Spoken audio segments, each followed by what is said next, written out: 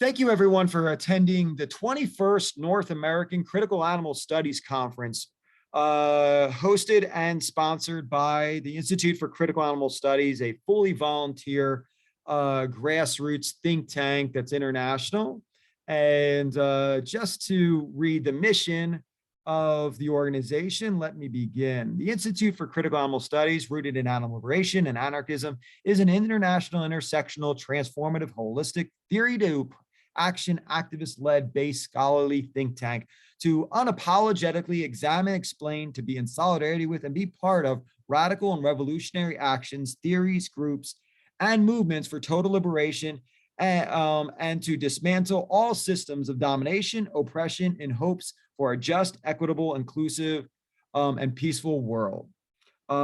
We have a budget of approximately a few $1,000s. We do not want to have employees, and we truly always want to be supportive of radical politics. Today, this conference is to remember as well as to center those that are in the underground, as well as Barry Horn, who Ronnie Lee will speak about. We are honored with all of the presenters and panelists that have voluntarily took their time out of their schedules and their activism and their scholarship and their research to present at this conference. And what's so beautiful about this conference is it's intersectional and promoting total liberation.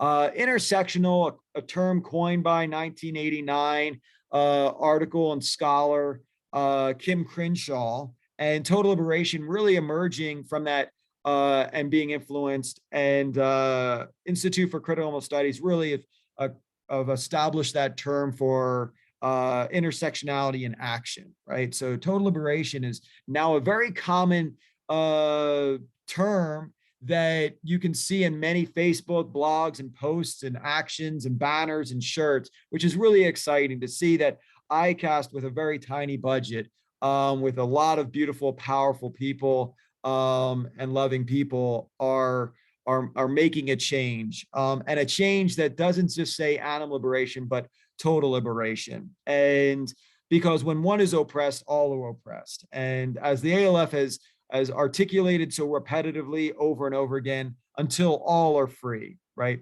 So thank you so much for all attending. Please share, please follow the website, and there's a Facebook event page. And my colleague, my co-chair, Lara will take over as the co-chair and introduce Ronnie Lee, the founder of the Animal Liberation Front, one of the most effective, profound organizations, nonviolent, peaceful organizations in the world, founded in 1976. So we're always excited to have Ronnie Lee involved in this conference, and he always kind of shows up and presents every so often when asked. So thank you so much, everyone. Thank you so much, all the presenters. We have a few presenters here already. If you do have a comment or question, please post it in question and answer. This this conference will be recorded and is being recorded and will be then uploaded on the ICAST website. If you are interested in publishing with ICAST, check out the Journal for Critical Animal Studies, the Green Theory and Praxis Journal, and the Peace Studies Journal, all hosted by ICAST. We also have a number of book series, and always are excited if you have a PhD or not, interested in publishing your voice, your words, etc. So we like to provide space and place for intersectional total liberation scholars. So again, I'll just talk a little bit about critical animal studies, which is what the mission of the Institute for Critical Animal Studies is very similar to. And let me define critical animal studies off our website. Critical animal studies is rooted in animal liberation and anarchism, is an intersectional, transformative, holistic theory to action, activist-led based movement and field of study to unapologetically examine, explain, be in solidarity with, and be part of radical and revolutionary actions, theories, groups, and movements for total liberation to dismantle all systems of domination, oppression, in hopes for just, equitable, inclusion, and peaceful world. And that was quoted by ICAST in 2016. Okay, if more people want to get involved or join, feel free to send us an email or contact us directly as board of directors, which are an international group of people. That being said, we are different than human animal studies or animal studies. Human animal studies were different then in that human animal studies, you don't have to necessarily promote animal liberation, animal advocacy, animal law, or animal rights, or be vegan. Where critical animal studies, we argue that you do have to promote veganism, animal liberation, animal rights, and liberation of all people, be it people that are incarcerated, people that are youth that are incarcerated, or we are against domestic violence, we are against sexism, racism, classism, anti-LGBTQIA, and we're a liberation for all people, for disability rights, and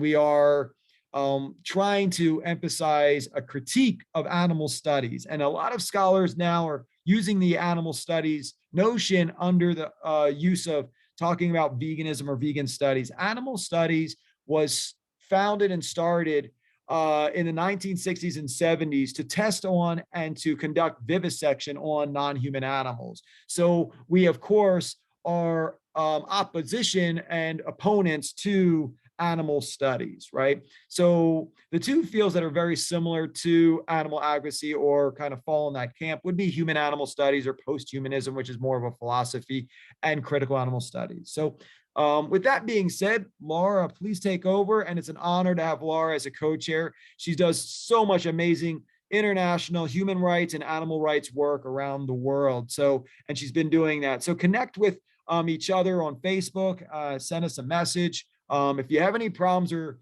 any more issues, please feel free to contact us through question or answer on this Zoom. I'll let Lara take over to introduce herself, and then introduce Ronnie Lee. Each panelist does have about 20 minutes for Q&A and about 5 minutes or 20 minutes for making a presentation, about 5 minutes for Q&A, and then about 5 minutes to transition. So thank you so much, y'all. Yes, thank you so much to everyone who is attending the 21st annual North American Critical Animal Studies Conference. And actually, our first speaker is a very important speaker who is going to be speaking about the theme and dedication of this year's conference. So we're going to be hearing from the legendary animal rights activist Ronnie Lee, and he's going to be speaking on remembering Barry Horn, the man who gave his life for animal liberation. So Ronnie Lee has been a vegan and campaigner for animal liberation for almost 50 years. In the early 1970s, he was one of the founders of the Animal Liberation Front and served 3 prison sentences, so a total of about 9 years in prison for animal liberation activism. Since his last release from prison in 1992, he has been involved in various animal protection campaigns and political activities. His main focus is now on vegan outreach and on the creation of a network of local activist groups to spread the vegan message. So we are very honored to have Ronnie with us today, and I am going to pass the mic over to him. Well, thank you so much, Laura. Thank you, Anthony. Thank you, everyone. It's an honor, as always, to be speaking at this conference. Although today is a very sad day for the animal liberation movement. It's been a very sad day since November the 5th, 2001, because that was the day that Barry Horn died on hunger strike, died after a series of hunger strikes while serving an 18-year sentence for animal liberation activities. And he was on hunger strike to try to force the government, in fact, 1 or 2 different governments, to bring an end to animal experimentation. And today is the 20th anniversary of Barry's death.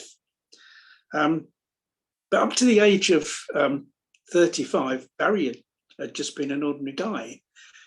He worked as a road sweeper and a dustman or refuse collector.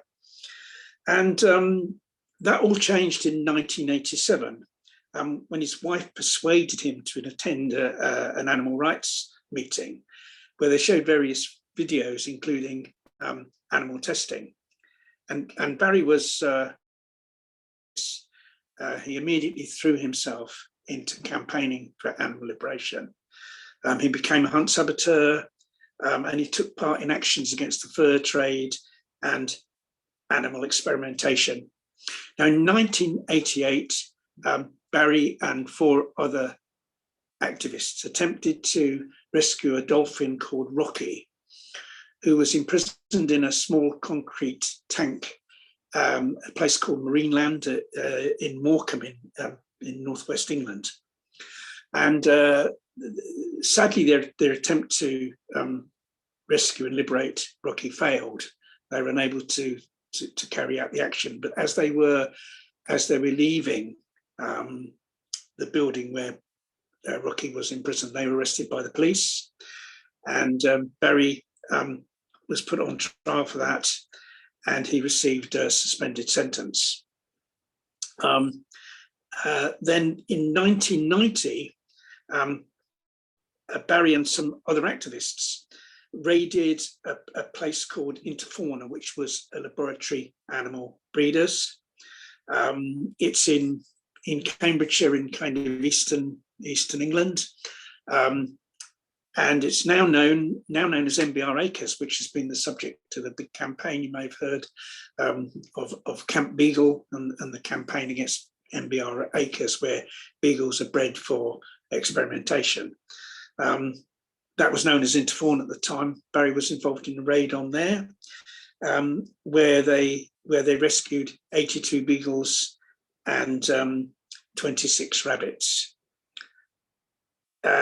In 1991, the following year, Barry received a 3-year prison sentence for possessing explosive devices, and these were going to be used as part of a campaign against the notorious laboratory Huntington Life Sciences, who have been the subject of campaigns throughout the years, including the very well-known Shack campaign.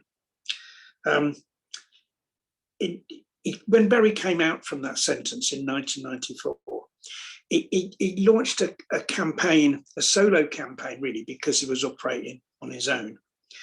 And it was mainly against high street stores that were involved in the animal experimentation industry. There's a company called Boots the Chemist here in the UK. At the time, they had a laboratory where they carried out experiments on animals, and there was a big campaign to get them to end those experiments. And Barry's actions were part of that campaign, and in fact were part of the reason that in the end Boots ended their animal experiments and they actually sold the laboratory.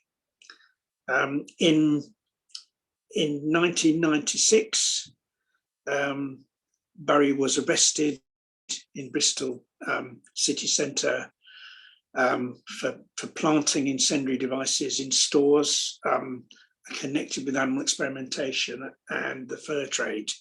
And he was also found in possession of other incendiary devices that he intended to use against similar targets. And this was after a campaign of police surveillance on Barry. The police had been following him and watching him, and that's how he was arrested. Now, while in prison on remand before his trial, in January of 1997, Barry carried out a 35-day hunger strike aimed at pressuring the government to end animal experimentation. And then in August of the same year, 1997, he carried out a 46-day hunger strike with the same purpose. You know, this was to put pressure on the government to force them to do something about experiments on animals. In the November of that year, he was sentenced to 18 years in prison, which was the longest that any animal liberation campaigner had been sentenced to, at least at that time. The following year, Barry launched another hunger strike against animal experimentation. And what had happened by this time, there was a new government in the UK. For many years, we'd had a Conservative government here. There was an election in May of 1987, and the Labour Party made a lot of pre-election promises regarding animal protection, and which caused basically the whole of the animal rights movement to kind of campaign for the Labour Party to be elected. One of those promises was to bring in a royal commission to investigate animal experimentation, which would have undoubtedly led to at least a reduction in the number of experiments that took place. But they didn't do it. That didn't happen. And so in 1998, Barry launched what ended up as a 68-day hunger strike to force the government to actually live up to their promise and to bring in the Royal Commission. There were some negotiations going on, and I think Barry thought that the hunger strike may have achieved something, and so he ended it. But unfortunately, nothing changed. And so in October of 2001, Barry went back on hunger strike again. And sadly, that only lasted 15 days because Barry had become so ill from his previous hunger strikes, particularly the 68-day hunger strike, that he died. He died after 15 days on his final hunger strike. He was aged 49, and he'd spent 14 years campaigning for animal liberation, whether that was inside or outside of prison. Even when Barry was in prison, he carried on campaigning. He edited a magazine for animal rights prisoners. He constantly urged people to be active. So he was an activist in prison, really, as well as outside, and obviously with the hunger strike, but in more other ways as well.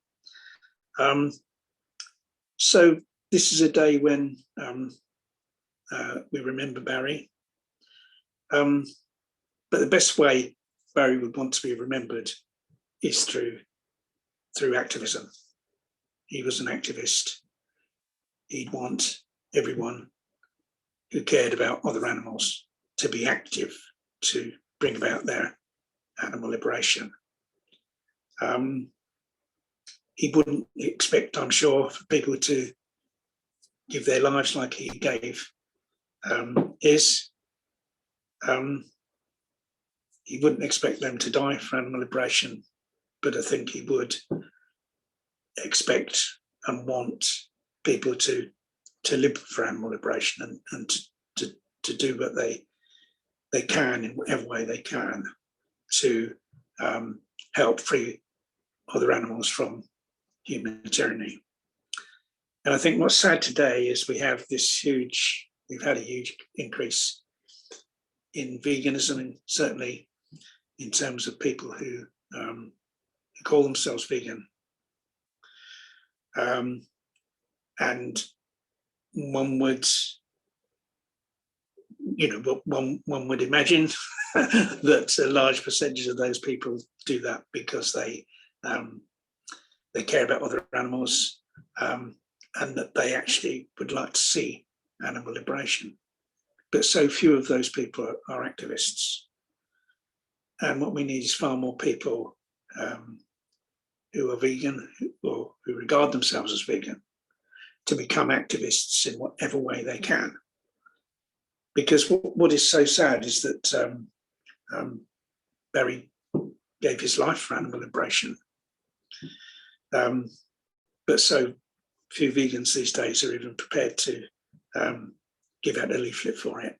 And that needs to change. We need a lot more people, a lot more vegans to become activists, a lot more vegans to spread the vegan message and campaign for animal liberation in other ways. And that would be the best way we can remember Barry, and the best way he would want to be remembered. Well, thank you. That's my presentation, and hopefully there'll be a few questions that I can answer.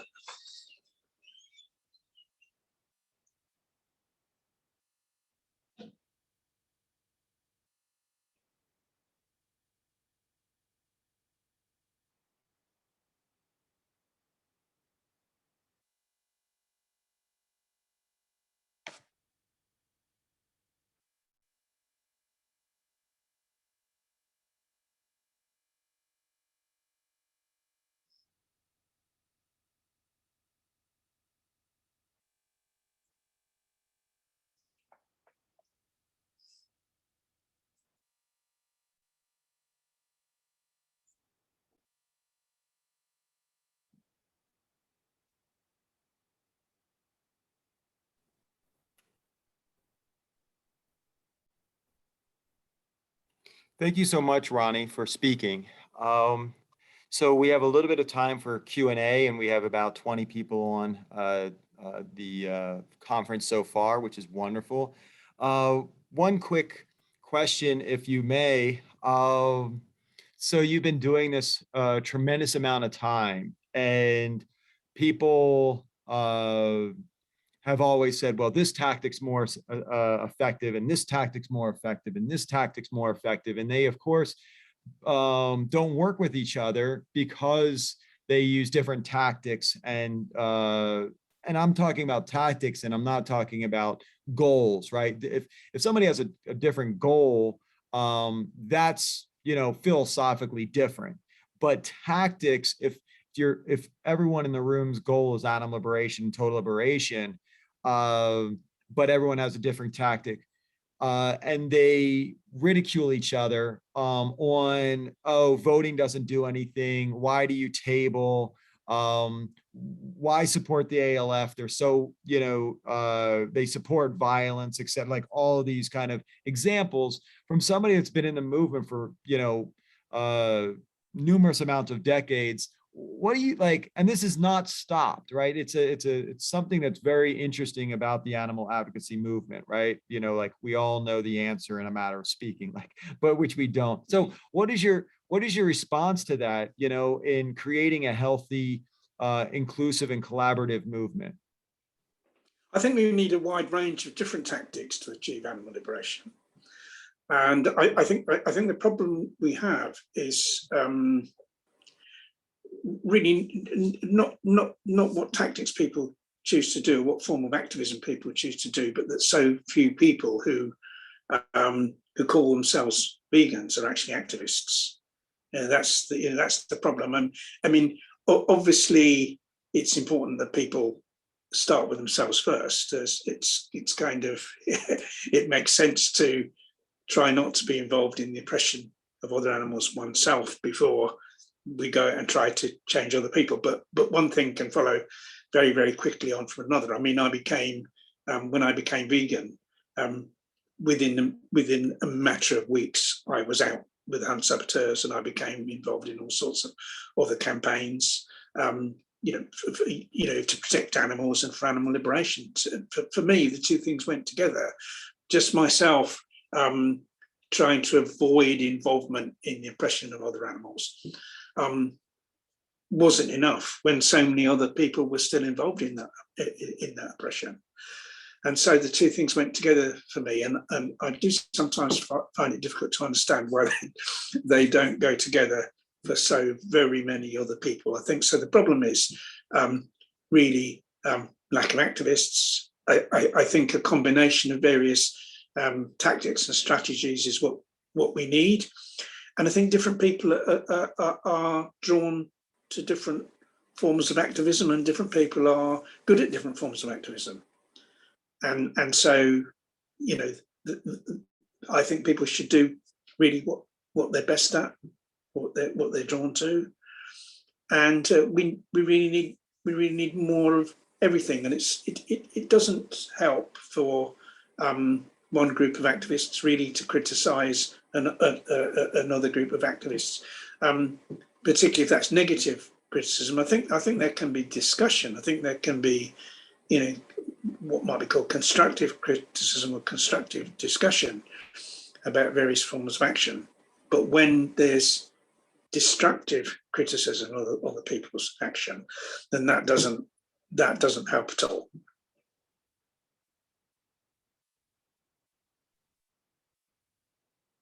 Thank you so much. 2 questions just came in.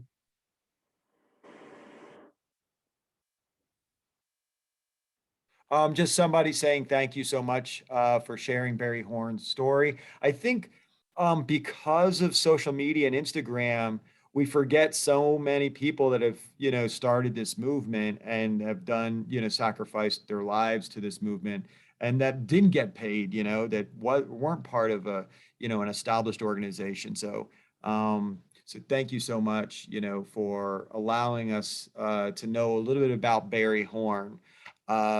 And one final question to you, Ronnie, if I may. So I think people, you know, and myself, and I do this now intentionally, and I think more and more people are doing it intentionally, is when I was younger and doing activism, I was doing a protest every single day, and I was tabling every single day, and people were like, oh, you're going to burn out, whatever that means, right? Like, yeah, like, and I was like, I'm still here, you know, after 25 years, and like, I'm not moving anywhere. But the emphasis is that now I do Utah vegan runners, and I run with people, and I go camping with people, and I go out to eat with people. Like a lot of people like yourself, they don't think Ronnie Lee sleeps or eats, and he just protests and he fights for animal rights. So the question is, I mean, if there's anybody in the movement, and you know, I respect you a great deal, and I write about you so much, you know, my literature, my work about the ALF and the ELF, is that what do you do for fun? And what do you suggest other people that are activists do for fun and joy, rather than just focusing on fighting oppression? Does that make sense? Oh, absolutely, yes. I mean, I like to go for walks. I enjoy nature. You know, I like to keep myself fit. I enjoy, you know, I enjoy good vegan food. It doesn't have to be something that's very complicated. I think it's good if what people do for fun is something that's kind of keep themselves healthy. You know, like the idea of running. You know, vegan runners, for instance, that kind of thing. And then I think the other thing that's important is that we kind of have a social element to our activism. In other words, that people may meet up and do an action. It may be vegan outreach, maybe a protest, any form of activism, really.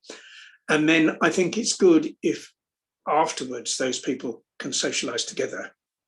You know, maybe go and we'll do actions locally. I mean, it's been more difficult, you know, because of the pandemic, but certainly before that, and hopefully again, we'll do some sort of action. It might be just, you know, delivering pamphlets through, you know, to people's homes, or it may be doing an information table. What you know, whatever we do afterwards, we'll go to a local vegan cafe and sit and chat and laugh and have a social event. So I think that activism can be combined with socializing together, and can be combined with kind of winding down and relaxing together afterwards. So I think that's kind of, rather than just go and do the activism and that's an end to it, it's good to have that kind of pleasurable aspect at the end, although I think activism itself can be enjoyable, but certainly something that's more relaxing afterwards, where where the activists can be together, enjoy food, and relax after they've kind of reward themselves for the action that they've carried out.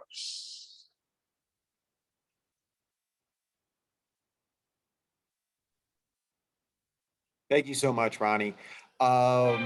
We will, if you have any last comments, Ronnie, we'll move on to our next speaker. What I'd like to say is, obviously for some people, what Barry did was very controversial. You know, they may not agree with the actions he carried out, but really that's, in a sense, that's not the important thing. The important thing, that there was a man who was prepared to give his life for animal liberation. That's the important thing about Barry. And we need to take that as an inspiration. You know, if he could die for animal liberation, then the least we can do is to live for it. And I'd say that whatever people think of Barry's actions, some may agree wholeheartedly, some may disagree wholeheartedly, some people might be somewhere in the middle. That isn't the important thing. The important thing is to take inspiration from him, you know, from his bravery and from his sacrifice, and let that inspire us, you know, to carry out our own actions, and to be persistent and determined in what we do to achieve animal liberation.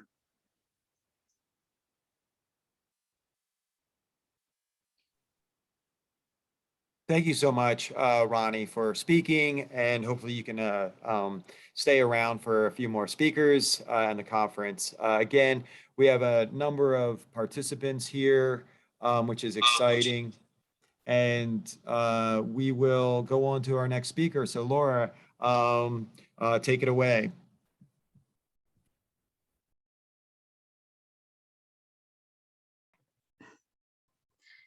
Yes, hello again.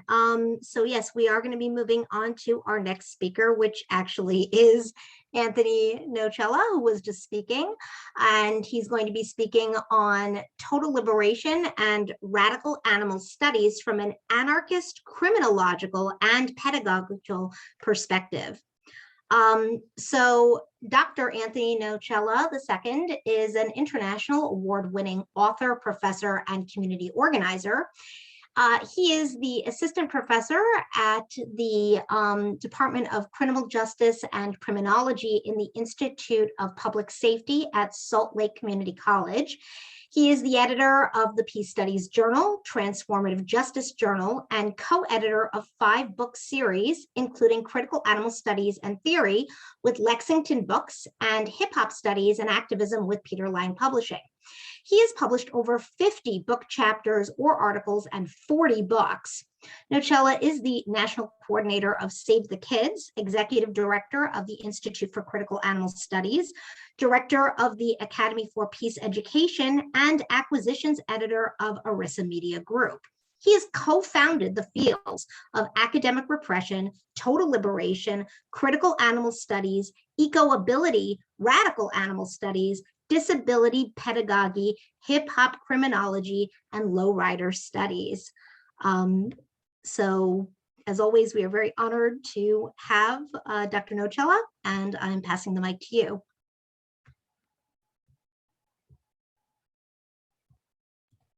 Thank you so much. So in the last year, during the COVID, I've been working on a number of books.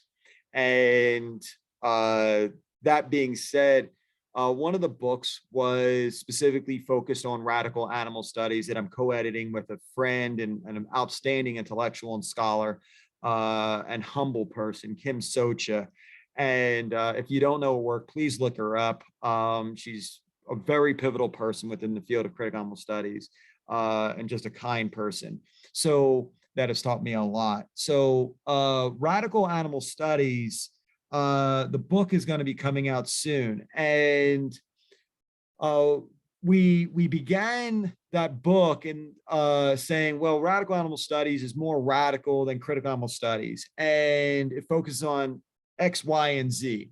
And then we said, like, what are we doing here? We're pitting people against each other, and we're, challenging it. And but we do say that critical animal studies, like many movements, do get hijacked or co-opted by people because of their ignorance of the topic, they're uneducated about the topic, or because they're careerists, right? And that goes with critical pedagogy, that goes with instead of we study on Black liberation, we focus on Black studies or Pan-African studies, or instead of focusing on disability liberation or justice, we say disability studies.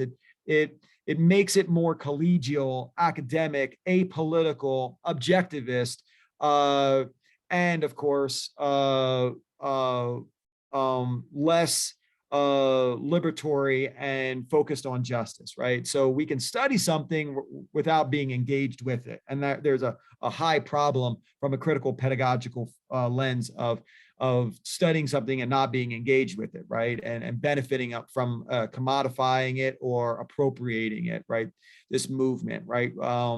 So that being said, radical animal studies, rather than saying creating a binary and an opposition, says that it complements and emerges out of critical animal studies to focus on two of the 10 principles of critical animal studies. And those two principles, right, of critical animal studies are one, and then I'll just kind of note this, it's in the critical animal studies website, but one is to focus on total liberation, and then two is to support or acknowledge the value of revolutionary activities and work, right? So that would be specifically to champion a politics of total liberation, number 7, where Martin Luther King notes injustice anywhere is a threat to justice everywhere. And then also the value of radical and revolutionary work. And I think that really kind of emphasizes that radical animal studies will always focus on groups like the Animal Liberation Front to see the value of, right? While we move into a nonprofit industrial complex kind of movement where most of the main actions of animal rights movements right now in the last 5-10 years have been conducted by people that are employed, right? And that's just a fact, right? Direct Action Everywhere, PETA, et cetera, right? We look at these Humane League are organizations that, can be argued as being effective in their goals, but we do need to see the value of fully volunteer individuals setting up tables and protesting, et cetera, right? We need a movement, as Insight has said, that's not funded, right? This revolution won't be funded. And Insight, an organization of women of color based in the United States, Chicago and the Bay Area, as well as Los Angeles, really emphasized a critique of nonprofits in the movement, right? So that being said, that's what radical animal studies focuses on. And total liberation, there's a lot of activists that say total animal liberation, and I don't understand why, right? If we can just emphasize total liberation, we see the importance of eliminating anti-LGBT QQ oppression, and we see promoting disability, and we promote Black liberation, and we build a stronger movement. Martin Luther King Jr. was assassinated by many people's opinions, including myself, when he started working for custodials and janitorial workers in Los Angeles, as well as fighting against the war and saying that we should be against the war because it's killing all people, including people in East Asia. Malcolm X was assassinated because he said he said and saw the same things. He says, I see white Muslims, I see black Muslims, I see brown Muslims. He sees all Muslims from all types of race and ethnicities. And he started building a bridge with all types of struggles. And Fred Hampton Jr. or Fred Hampton, the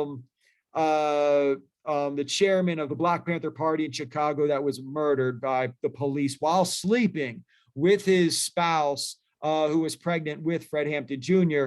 He said, black power for black people, brown power for brown people, yellow power for yellow power, all power to the people, right? So these profound intellectuals and radicals and scholars truly understood the power of intersectionality and total liberation. And if we truly value Fred Hampton and Malcolm X and Martin Luther King, Angela Davis, who is now vegan and promoting animal liberation at the same time of Black liberation, we see the value of uplifting all movements. And that when people say, I don't have enough time to support one movement, you do, in my opinion, and many other opinions, because it's one and the same. So when you buy a shirt and you get it silk screened for your organization, make sure it's not sweatshop. Make sure it's ethical, it's organic, so you're supporting environmental liberation and environmental justice.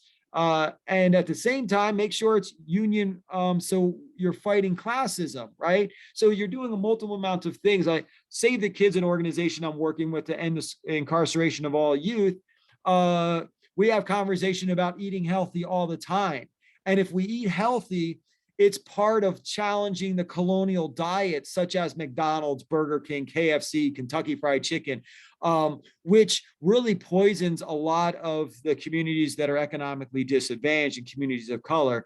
And as we know, a lot of slaughterhouse workers in the United States are people that are not citizens of the United States and that are being exploited. So there's racism and classism there. So we need to be aware of the classism and racism within slaughterhouses, as well as the workers at McDonald's and KFC that are not provided a living wage many of the times, right? As well as that food that is going on to the plates of economically disadvantaged communities and communities of color. Just like alcohol and just like drugs that are placed, and pawn shops that are placed in communities of color and communities that are economically disadvantaged. And so when we fight for the liberation of those that are economically disadvantaged, those that are incarcerated, we also liberate non-human animals, right? So we can see the intersectionalities. And I'm not saying that, and I challenge this numerous amounts of times in many books, as many presentations, that racism isn't the same as sexism, and sexism isn't the same as classism. Those experiences are the same, but there are similarities by the oppressor, right? But the oppressed are different types of people with different experiences. So to say that they are the same minimizes those experiences, which I'm not doing and we should not do. Just like the oppression and the experience of oppression towards chickens is very different than the experience of oppression and violence towards cows or pigs or whales or dolphins, right?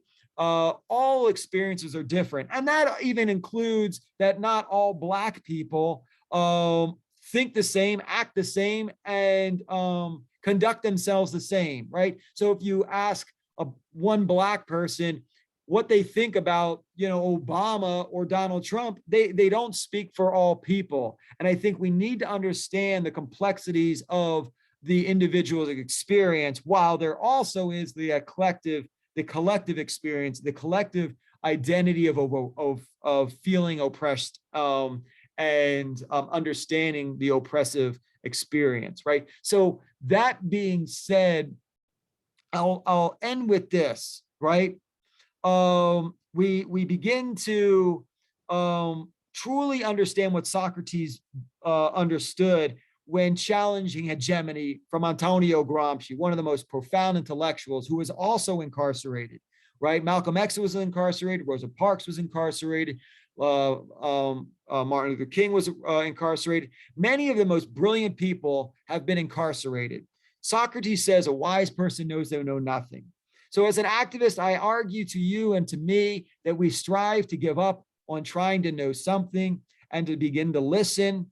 And that's when I began to really understand myself and reflect on becoming a better person. And I began to become more of a community organizer and less of a person behind the megaphone, right? Because I want to truly understand that many of us that are speaking today ate meat, wore leather, oppressed people, exploited people, said sexist, ableist things like crazy and idiot and moron, freak, and psycho, and used ableist words like that. And so we need to begin to listen more from this, but then we also, as transformative justice abolitionists and radicals and revolutionaries and intellectuals and scholars and activists and community organizers and teachers and students and family members and community members, we need to understand that we need to forgive and provide a space of education. There's very few spaces that we should provide a cancel culture attitude. And if we promote a cancel culture attitude, what we are doing is promoting prisons, mental prisons as well as physical prisons, because we isolate those people. Not to say that we should trust them to speak and to collaborate, but we should provide a space of education. And that's why I work in prisons is I might not trust everybody in prison, but I do provide spaces because I know that prisons don't work to create a democracy and a liberatory space and place for people to learn about themselves and at the same time take accountability and responsibility, right, for their actions, right? So for me to take responsibility for my sexism and my racism and my classism on a daily basis, and to not expect anybody to forgive me at the same time, right? So total liberation is also about providing space and place for accountability and responsibility, and to learn and to provide education, while at the same time not to be to fall into to being naive that everyone wants to learn and to take accountability. There are people that very much do not see anything wrong with exploiting animals for entertainment or in the zoo or for clothes like fur. And there are people that even if you educate them, they believe in racism and they believe that white people are superior, that people with disabilities should be tested on and executed, that women do not think rationally, and people do think that women are not as smart and powerful as men. There are sexists out there, and for them, let's not engage with them as much as engaging with so many other millions of people on this planet. And so there's a lot of work to be done, and there's a lot of bridges to be built. While the ALF burns them, the community organizers have to build them in two different aspects. And there's a purpose for burning bridges, and there's a purpose for building them. At times we need to build them, and sometimes we need to burn them. And so I just want to kind of conclude on that. Please look out for the book that Kim Sochi and I are putting out on radical animal studies in the near future. I was going to do a PowerPoint, but of course, sometimes, that's not always the best approach. And I wanted to kind of engage with you all just face to face. So as much as I possibly can via Zoom, via COVID. So be well to yourself, be well to others. Thank you so much. If there's Q&A, please let me know and I'll check that out. Thanks for your time. Any questions or comments?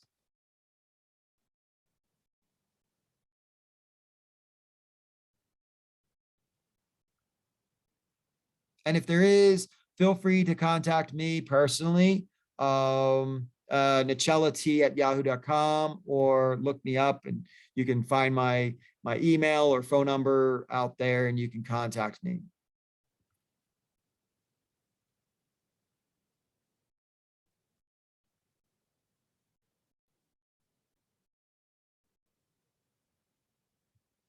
Okay. In conclusion, thank you, Laura. Thank you, everyone, for participating. Just want to say thank you, Cooper. Thank you so much, Carla. Thank you, everybody, for promoting total liberation and being here today for this fully volunteer thing. So, where Kente, one of the speakers, asked, where do we start as a community to challenge critical animal studies here at Salt Lake? There is at Salt Lake Community College, there is an organization, a student animal rights group, and we're trying to get more members. So just being members of that group would be phenomenal. But then also teaching people how to cook and grow vegetables is revolutionary. Monsanto, who owns seeds, that, is a very dangerous organization that bought Blackwater recently and a number of years ago. I could see there being a war in the future, not over oil and not, as Vandana Shiva said, over water, which I believe there will be, but over seeds and who owns food and who owns the right to grow. So grow vegetables and teach people how to grow vegetables in your local community, and then also how to cook and prepare food, as food is the central theme of many cultures and the liberation of people. So I would say let's have more cooking classes and gardens to grow more people. And the Black Panther Party knew that feeding people was essential. That's why they had the breakfast program for so many youth. So thank you so much, everybody. Laura, you can take over the mic. Thanks so much. And I'll just mute myself. Hi, yes, okay, great talk. So we are going to be moving on to our next speaker, which is Lucas Allen Ditch, and the topic is going to be on corvids, crows, and COVID healing. Corvids, crows, and COVID, healing, transformative, abolitionist response to late COVID capitalism. So Lucas is the editor-in-chief of Transformative Justice Journal, a graduate of the Criminology and Criminal Justice, and a member of the Division of Convict Criminology. He is also co-facilitator of the National U.S. Prisoner Reintegration Conference. He is an adjunct professor for print-based correspondence prison courses at Adams State University. He has many articles published on poetic inquiry, criminology, and carceral feminism. Currently living in Mankato, Minnesota, he has published works such as Word Out, Elba, Commies and Zombies, Since the Oregon Trail, Moods Are Like Wisconsin Weather, and Capshida. He has published poetry in Transformative Justice Journal, Ariel Anthology, Poetry Behind the Walls, and Namaji Review. He has a Patreon blog called Pilot of Oumuamua. Hope I pronounced that one correctly at the end. Okay, so we are going to be hearing on this fascinating topic from Lucas. Take it away, Lucas. Hey, everybody. I'm just pleased to be here. Great presentations about so many things going on in the world. It is true that we are intersectional, like movement with the Institute of Criminal or Critical Animal Studies. And so we're going to talk about something kind of very Halloween, but not really. I'm here to kind of implore you to love crows pretty much, and protect them and not think that they're evil or anything. So we're talking about COVIDs, crows, and COVID, a healing transformative response to late COVID capitalism. And so like this research is kind of comes up with a whole bunch of things going on today. We have the COVID, we have, huge deaths, we have, lockdown populations, we have, it's very, very full Scholdian almost. And so we're gonna have a kind of conversation on kind of connecting with our ecosystem, with our biosphere, with other persons and non-persons in the world.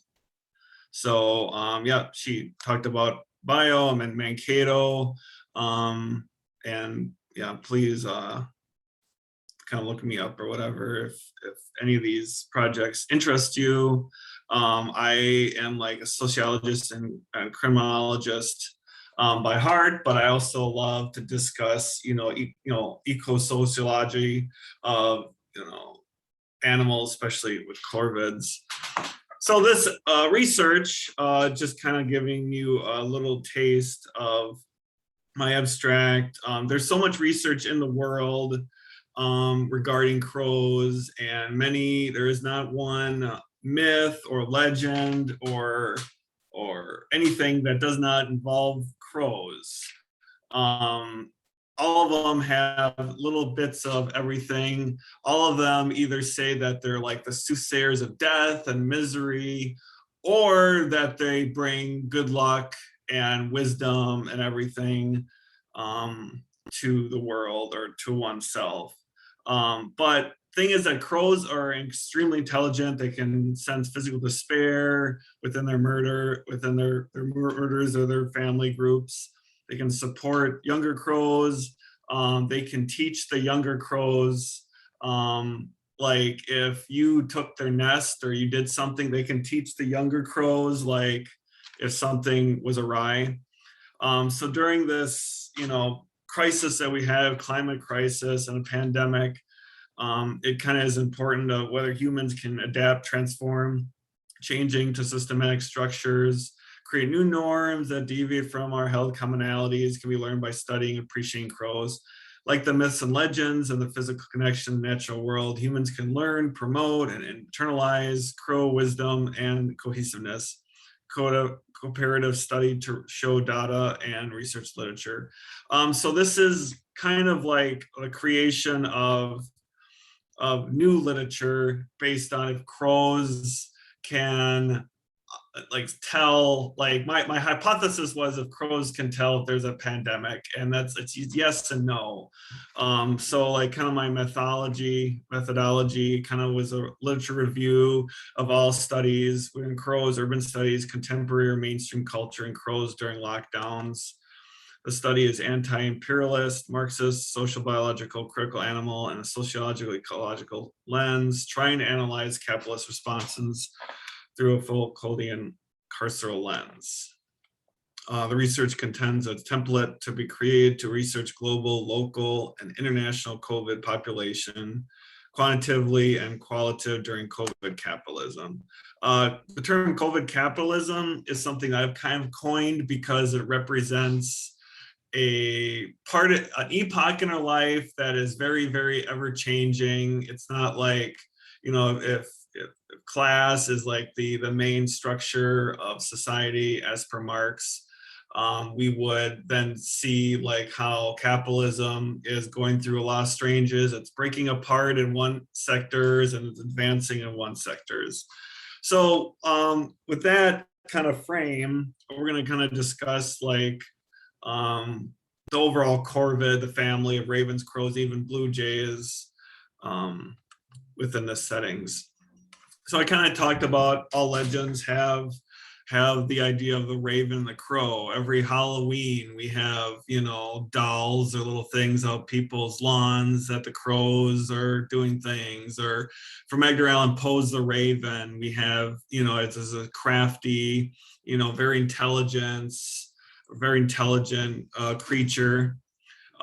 There is this awesome picture in feudal England that's like the twin source of knowledge is the raven and the book. And this is even more so with people from Roma culture even have it on tarot cards because it's a sense of importance and cognizance, ability and everything. Corvids really collaborate and is selective with their teamwork partners. They're prudent about their coalitions and alliances. And a lot of there's a lot of research saying well, if they drop a nut down to another crow, is the other crow going to get it, or are they doing it so they can break it apart? There's a lot of research that kind of puts a lot of capitalist, human, thoughts on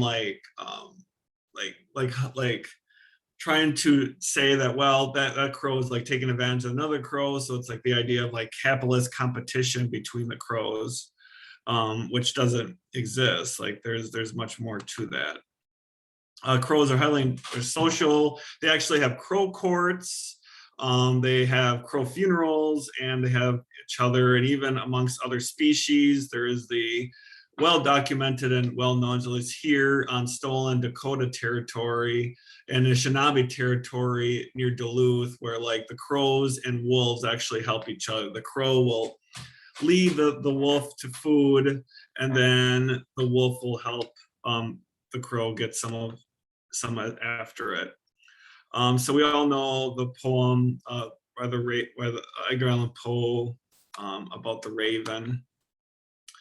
But there has been a lot of recent data collection from younger generations that show crows are still unfavorable with death and misery. Each morning there's crows outside, and it's just what are they up to? But when it gets colder, at least in Minnesota, they'll form mega murders and to keep each other warm and tell each other about food sources and everything. Mainstream bourgeois culture, movies, even a movie called The Crow, have created this continuous gaslight theme that crows are ragged, evil, dumpster divers, especially now with COVID. There's a lot of analogies and methodologies regarding crows and COVID. In other urban species, many places and people have tried to form places to dislodge craven and roes from green zones, put up spikes, just they're trying to get rid of the pigeons. And they've always been, vilified and nuisance criminal deviances and others. Crows, COVID and COVID. So COVID-19 continues to result in social distancing. We're all doing it. We're doing it right now because we are not in person. And with COVID comes a lot of actions and reactions. It's pretty much gravity going up, going down type of thing. During lockdowns last year, we saw fossil fuel use incredibly lowered. So it was almost the earth got to heal itself and close, and help the ecosystem and everything. And so when this happened, people were studying in Australia with the beaches and everything being lessened. There's actually a lot of finding out that ravens and crows actually were taking over places and finding more anthropomorphic food sources. The synthrophic species like crows definitely know how to react, adapt to different conditions, trying to find food sources and develop places for their young. So the question is, are crows canaries for the current crisis? Do they know something's going on? Yes, they do, because there's been a lot of data regarding crow, during plagues and fires, that they know there's more stuff to do. There's more, and they're not just gonna think like humans, eat it all up and not let everyone share. They're very, very cognizant on everything. And when there's no crows, what happens is that in natural disasters and wars, especially in a plague in the Han Dynasty, there was no crows. So the carrion just kind of left, the human left. So there is this vacuum of happenings without the crows. So ecosystems, it's very, human, very utilitarian of trying to, use the ecosystem for their own wants and everything. And so they've made it so, and science and everything has become very human-centric and not looking in a lens of through the data. Social ecosystem has to have application to serve non-human needs as well, habitat creation, and the support of diverse populations. So there was this, so Shakespeare said, I will make thee think thy swan a crow, kind of the idea of trying to create a human need with the needs of animals and everything, which just leave the animals alone. There's a whole bunch of data supporting research how crows operate in times of climate struggle and food shortages, like the plague in the Han Dynasty. And through this, they have been particularly derogatized as, like, you know, feeding on waste, feasting on bodies, and victims of plagues and epidemics. Crows are passerine birds that they have researched to be considered intelligent because of their flexible behavior to find food shortages. So through this, they've almost become like, you know, almost like the primates of the bird land. They've acted. They can mimic humans. They can mimic you know, a cat to try to open the door. They can. There's a huge bunch of anecdotes and tests with crows. There's this famous Simpsons episode that Homer killed the scarecrow, and the crows, you know, like kind of made him the alpha crow because they saw the evil that was trying to keep them away from the food shortage. And then but then when Homer, you know, turned his back on them, they turned, so like they're very, they're very non-forgiving. I love that episode. I just saw it the other day. So when it comes to speaking of essential workers, all workers are essential. Cops and guards are not workers, so they don't count. But crows are people that are doing the heavy lifting. They're, you know, all over the place, taking care of things. Like the plague quarantine in the 17th century, Paris confined in most of their homes, and people, you know, emerging lumpen proletariat or, you know, off laws and everything were actually called the crows because of their need of the necessary work to carrying the dead, burying the dead, cleaning, and performing other, quote, vile and object offices. Only guards and attendants were going to the corpse, take care of the corpse, and these crows who also were left to die. Faucheux documents this extremely well on his discussion of working class and many plagues. In feudal times, quote, a murder is called a collection of crow just because it stemmed from the Anglo-American like curses and ideology that crows are associated with death. So don't eat crow. Capitalist language and culture stemming from class crisis, bringing up these things again from the plague and everything. Actually, last year, Romanian intellectuals were labeling people and sending pictures to people that regarding Roma that were locked down in their houses during the lockdowns were actually called crows because of their association with like very lower class. Even at prisoners at Rikers, when the first lockdowns were happening, they were called crows as well because they were going to be planned to be used to dig the mass graves if COVID, you know, reaches plague proportions. Ergo, crows are anthropomorphized negatively as the cast-offs. Actually, pretty much the lumpen proletariat. Marx describes the lumpen as like, you know, the criminals, the ex-army officers, like the chronically unemployed, like the lower class of the lower class under proletariat. But, you know, thinking about that, you can almost describe that everyone now are the crows. Like we're, you know, we should take back that word. Like, you know, we are like the essential, you know, workers are essential.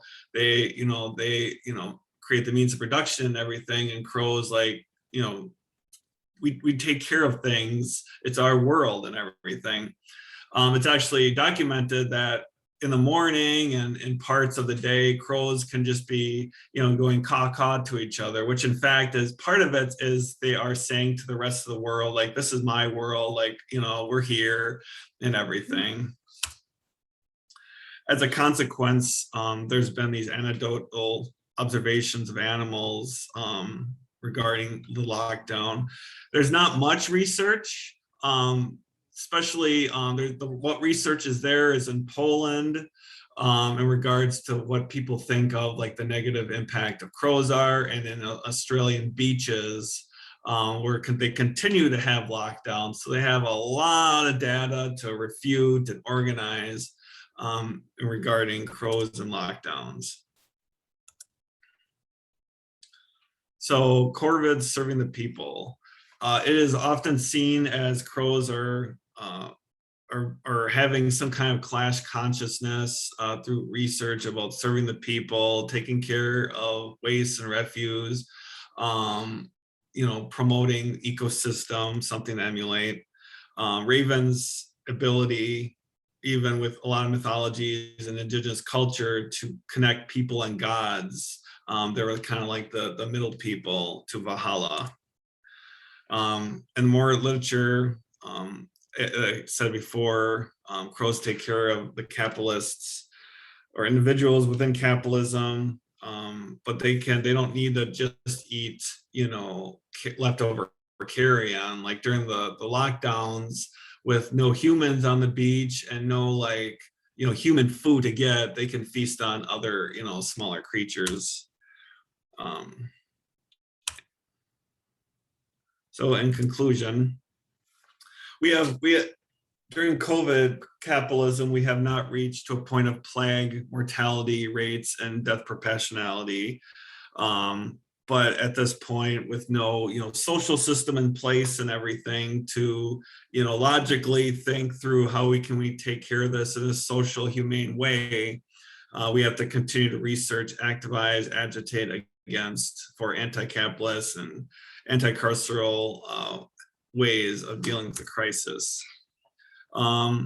As the apex of history regarding climate, gender, race, sexuality, and class, all the intersectionalities that Dr. Noshella talked about, the alternatives are available, and we have to kind of learn from crows and kind of, consuming on what we produce. And if we see or hear crows, think of that friend, calling this is your world, and we take care of each other. And finally, if we reach a point of dramatically reduced ecosystem and diverse biospheres, aka counting crows, it will definitely be a long December. And that's all this we're excited that I have. So I am open to questions, comments.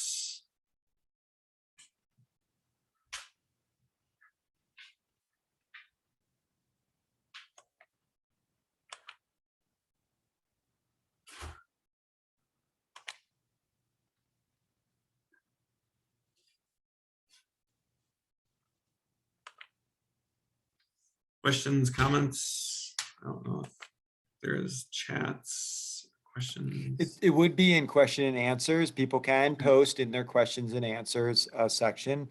Feel free to do so. Their chat is not open, just out of security and posting this on the YouTube.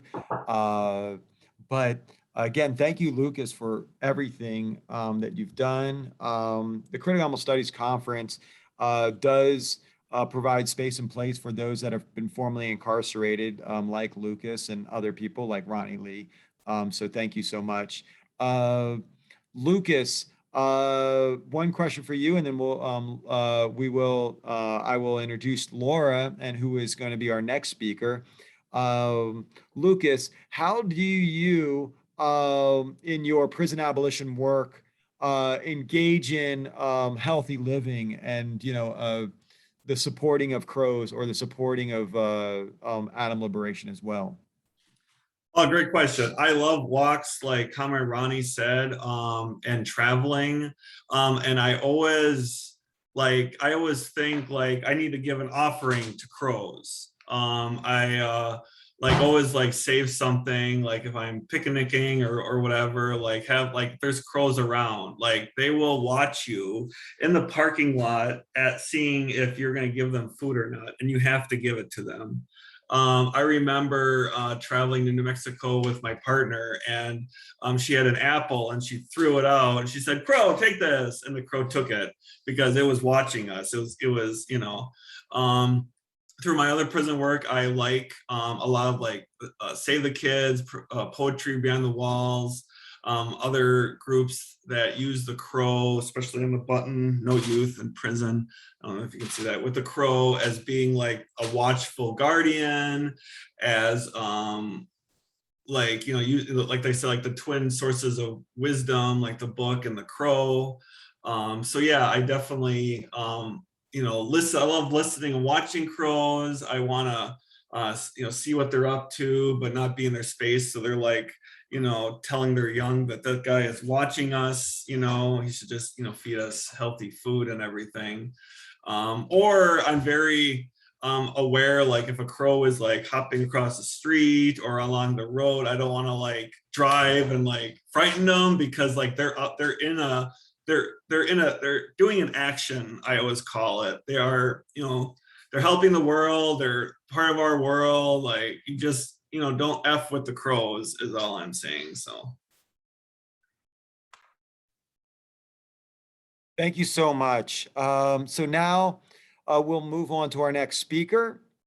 And thank you so much, Lucas. And let me introduce Laura.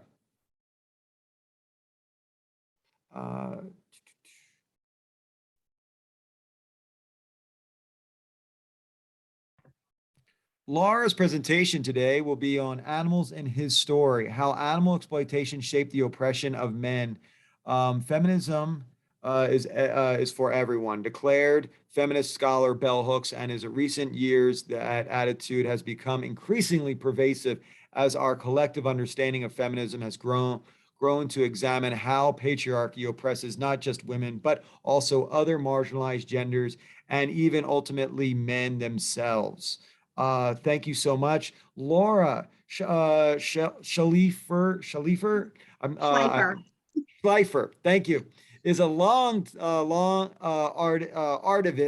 lifelong artivist, art activist, an NYU Tisch graduate of MFA drama. She's toured the Middle East, performed for Palestinian, Iraqi refugee children with the Boomshukka Theater Circus Troupe, taught in China, Nicaragua, and at Wesleyan University's Green Street Art Center. Performed off Broadway and arts mentored homeless targeted youth.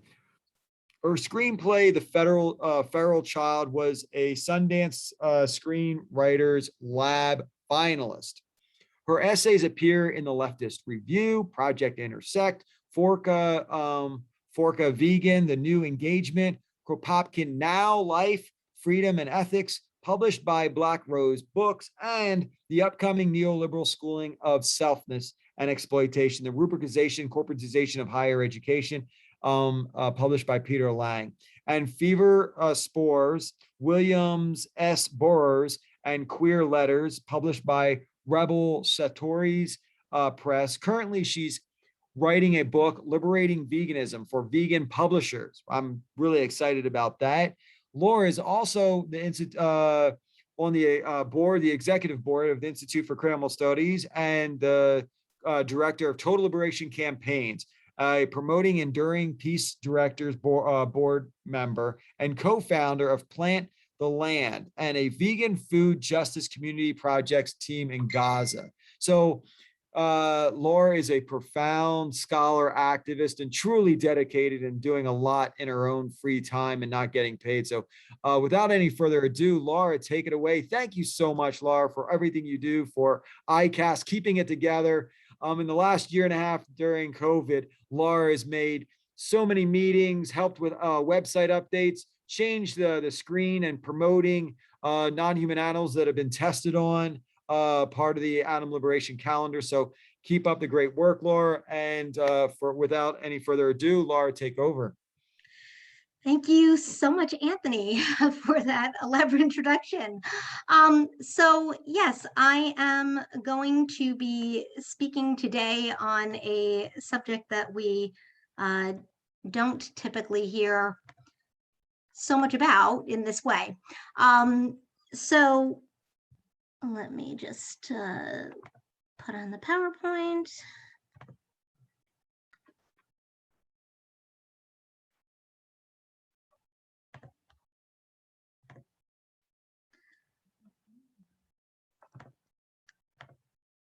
And are you all able to see the screen? No, it's not coming up. Hold on a second.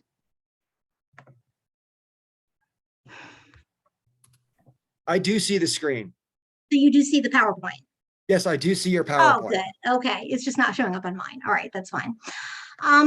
Okay, so make sure this is working. So what does the oppression, so this is going to be actually looking at how the oppression of other animals shaped the ways that men are oppressed in gender specific ways. And I will also say people that are interpreted as men or male, even if they're not. So what does the oppression of men mean? Aren't women and other genders the ones who are oppressed by patriarchy?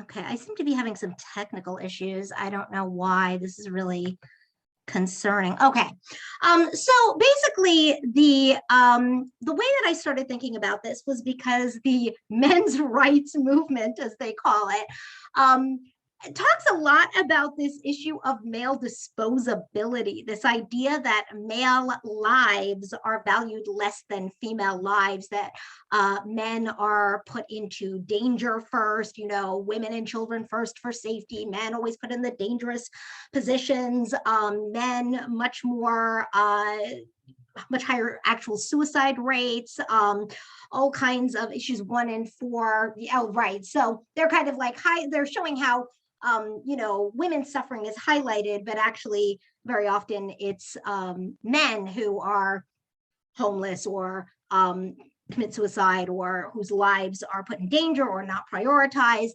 etc. And you know, actually a lot of feminists don't take this very seriously as a criticism, but as I was delving into literature on the oppression of animals and the way that that takes gendered forms, I started noticing some connections and parallels between this issue that they speak of and the ways that men are oppressed and the ways that male animals are oppressed on the basis of gender and sexuality. So this question of the myth of male power. So this is the men's rights activists, right? They're saying that, you know, oh, you know, you claim that men or males have privilege, but, you know, higher rates of suicide, homelessness, prison incarceration, murder victims, military, of course, and workplace fatalities, higher rates of men going through these things. So what's up with this idea that men are the privileged gender? And I thought it was very interesting to look at this from the perspective of Bell Hooks's idea of feminism is for everybody, that you know, patriarchy basically oppresses all genders, and that this is something that everyone needs liberation from. So types of men and those who were assigned male at birth, who are perceived to be men, even though they're not, who are oppressed and subjugated in ways that are specific to their gender or their sex or their perceived gender. Really long list. Obviously, colonized men, men of color, male prisoners, working class men, poor, homeless men, enslaved, effeminate, or men perceived to be unmasculine, even though they are men, gay men, even if they are masculine, or men who are attracted to other men, or men who are asexual or don't want to or can't have sex with women, trans men, and trans people who are not actually male, but perceived to be male based on the anatomy or physicality. Boys, because children as a general rule lack power over their circumstances. Disabled men, neurodiverse men, men of all sorts in war zones, because obviously the rich and powerful men are not the ones fighting the wars. So it's the invaded population, but it is also the soldiers themselves on some level. Mentally ill men, men struggling with addiction issues, et cetera, et cetera, et cetera. These are all some of the groups that could fall into this category, but really anyone who's not in power, who's not the ruling class, is going to be oppressed on some level. So some questions to consider about this idea of toxic masculinity. Where does this come from? Why are men pressured to hide or disconnect from their feelings? Where did these oppressive cultural notions of masculinity originate? Are men really viewed and treated as disposable or more disposable? Why are men, males, or those perceived to be male, automatically perceived as being threatening, especially, of course, if they are Black, Indigenous, or men of color? So if we look at some of the traits that are associated with toxic masculinity, the stalker, the predator, emotionally closed off, competitive, dominance-seeking, mental and physical toughness, aggression, stoicism, not displaying emotion, heterosexism or discrimination against people who are not heterosexual, this pressure to be self-sufficient, this pressure to be the provider, the pressure to be the one man, lone cowboy, self-sufficient, or the warrior, emotional insensitivity, territorial, paranoid, and looks at women like potential sexual conquests or property. These are very oppressive traits to others, but of course they are also oppressive to the men who are expected to be this. If you look at it, a lot of it actually lines up with hunting. Traits of a hunter, right? They have to be silent, stoic. They have to have a one-track mind, strong, fast, emotionally disconnected. They have to be able to focus on and kill an animal without being emotionally distraught. They have to have a killer instinct. Thrill-seeking, right? A lot of men say, oh, I go out and I hunt because it's, connecting me to nature, and it's thrilling and it's exciting and it makes me feel alive, but it's killing. And the words themselves, a stalker, a predator, stalking and predation comes straight out of hunting. This has very ancient roots because going all the way back, of course, this sort of hunting cult of masculinity grew up in prehistoric times. It's believed that's because men were not the ones who visibly produced children, at least not the cis males. And so because of that, they had to kind of have their own thing. Out of that, a very important idea was born, which is this idea that the more powerful and masculine the animal that was killed was a symbolic of the hunter's own masculine dominance. And as you'll see as we go along, that becomes very significant throughout history, and especially colonial history.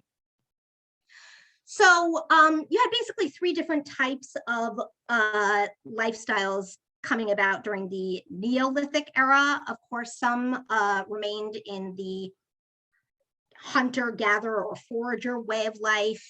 You had some that were planter societies that were agrarian and settled. And then you had the herders who were really kind of a combination of both. And the herders actually became the warlord kings. When you hear these notorious names, Genghis Khan or Attila the Hun, from ancient history, they came out of this culture because these were the ones that became the invaders of the planter societies. So the herder societies had a lot of the traits that kind of set the foundation for this. They developed ownership attitudes towards the herds of animals that they attached themselves to and eventually controlled. They were warlike. They were constantly on the move. They were constantly needing new land because of grazing and watering large animals.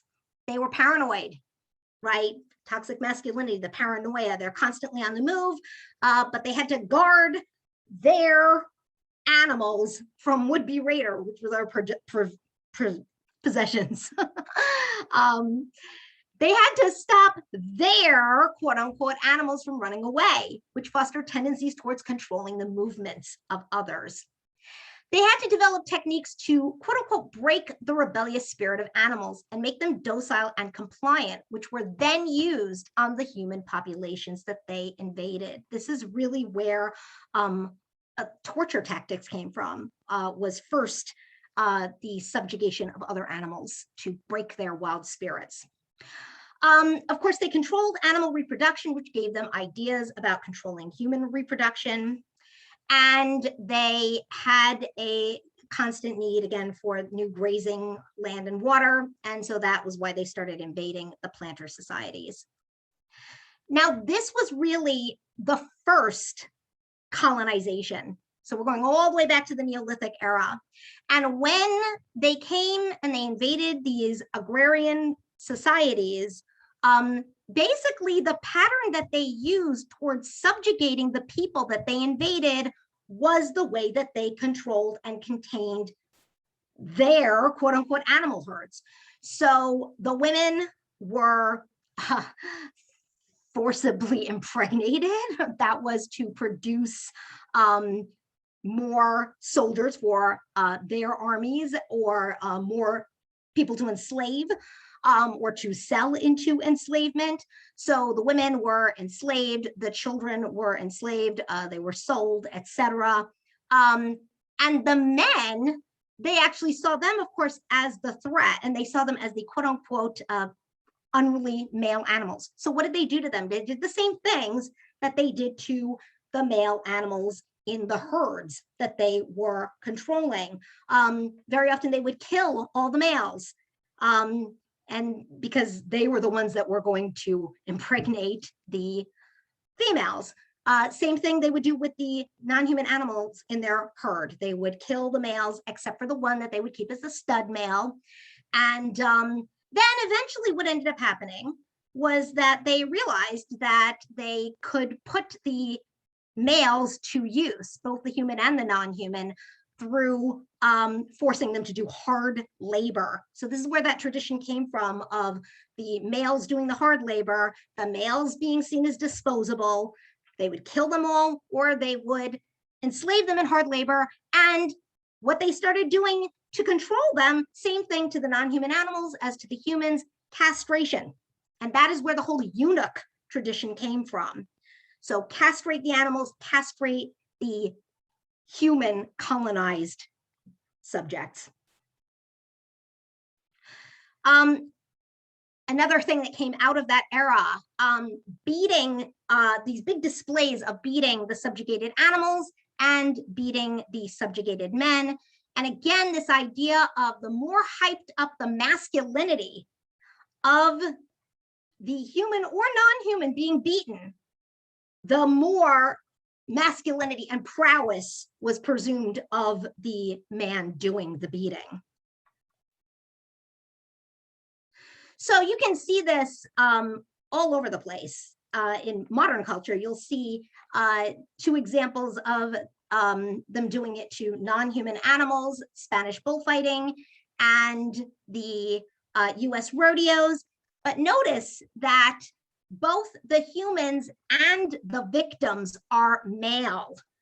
So this idea of the male colonizer coming and subjugating the male brute of the colonized subject or the non-human animal.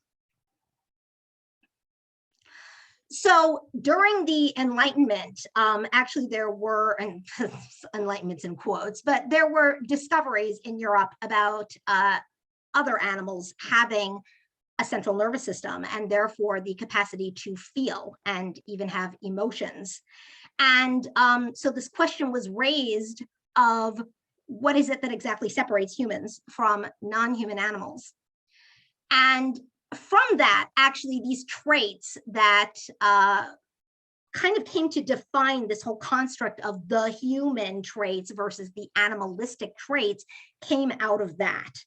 So you had this idea of the human as rational, or having the ability to reason, self-controlled, emotionally contained, walking upright, modest or well-mannered. They have quote unquote morals and ethics, which is really ironic considering that these were people who were enslaving and genociding, but their version of morals and ethics. Create and use technology, access powers through rules and laws, not brute strength, have written and spoken language, are future-oriented and conscious of time, and supposedly their lives are worth more than animals. But this is where this idea of this man, again, very emotionally cut off and repressed, comes from. So you have first the hunter and slaughterer that has to be emotionally cut off in order to do those things. And now you have the man that has to be emotionally cut off, because if he shows his emotions, that is perceived to be beastly and uncivilized and animalistic. So then you get the other side of that, right, which is the animals, ruled by instinct, savage, quote unquote, irrational, emotional, no self-control. They can't control their urges. They can't think about the future. They just live for the moment. They're illiterate or unable to communicate verbally. Bad posture, immodest supposedly, lack technology, and excess power through brute strength.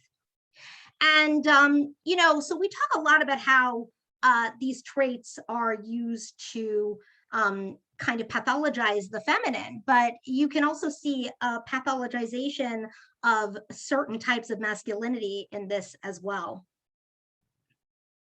So out of this, we have the eugenics movement and this idea of selective breeding of human livestock for the traits that were the best traits. And again, this comes directly out of this idea of breeding non-human animals. And so you have this idea of the masculine with his healthy seed that he's going to plant. You have children here, little boys being measured, you know, just like livestock animals. So when you have fascism, which grew out of the eugenics movement, basically that was really in some ways, and still is in some ways, kind of a rebellion against this Enlightenment concept of the male as being emotionally contained and disconnected, you know, and this whole civilized man. So this kind of like reclaiming of the wild beast of masculinity. So really, in some ways, these are both like oppressive constructs. And you'll see also a contrast in fascism of the different types of animalization of male identity. So you have the wild predator male that is the dominant.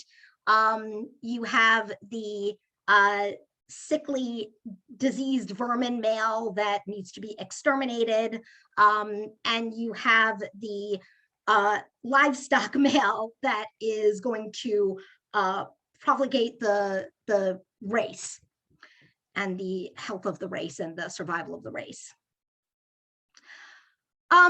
So something very interesting is this whole concept of the so-called stud male, which, you know, a lot of times, if you don't really think that deeply about it, it seems like this is a sign of male dominance. And in some ways, you could look at it that way. But you could also look at it through the lens of subjugation, because, of course, the male, the stud male, is used for breeding by someone more powerful than him. And of course, that comes all the way back to the ancient herder societies and to animal agriculture of the male that is used for breeding by the more powerful human, who of course is usually a man himself.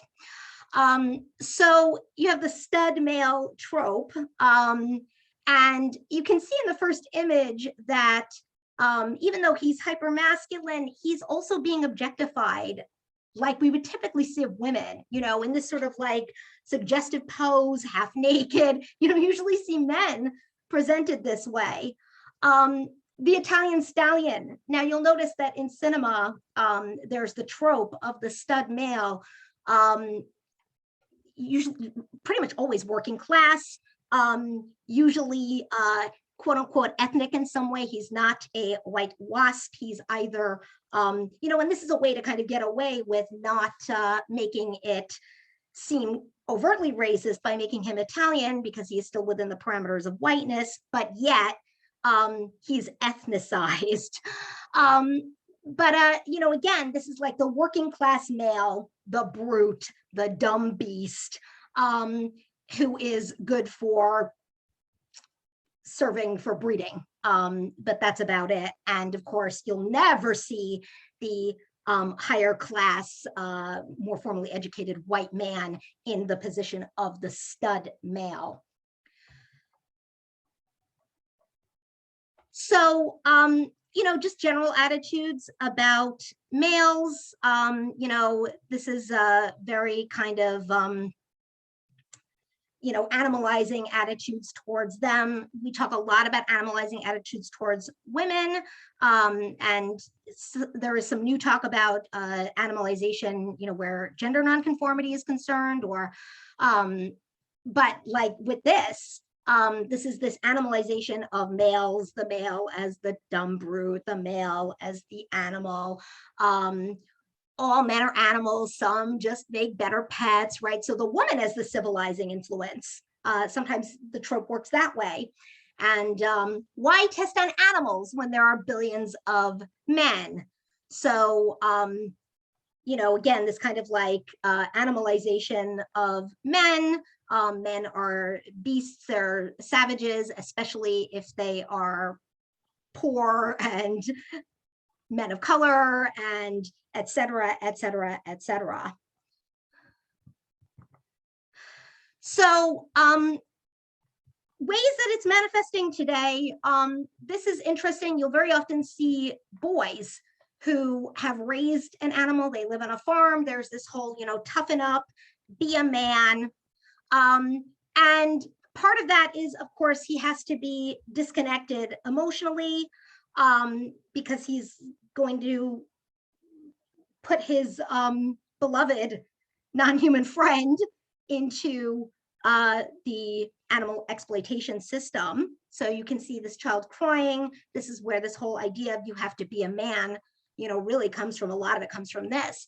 But at the same time, very often, they're selling the animal to another man or male to slaughter. And the ones who do the slaughter work are the subjugated and animalized men themselves. So they're forced to do the dirty work, the actual acts of brutality that are quote unquote animalistic, and then they get vilified for it.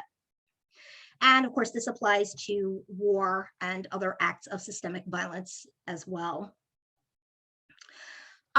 So the colonial attitudes about men that are colonized, subjugated, and enslaved, we see this all over the place, right? Black men saying it's like we're seen as animals.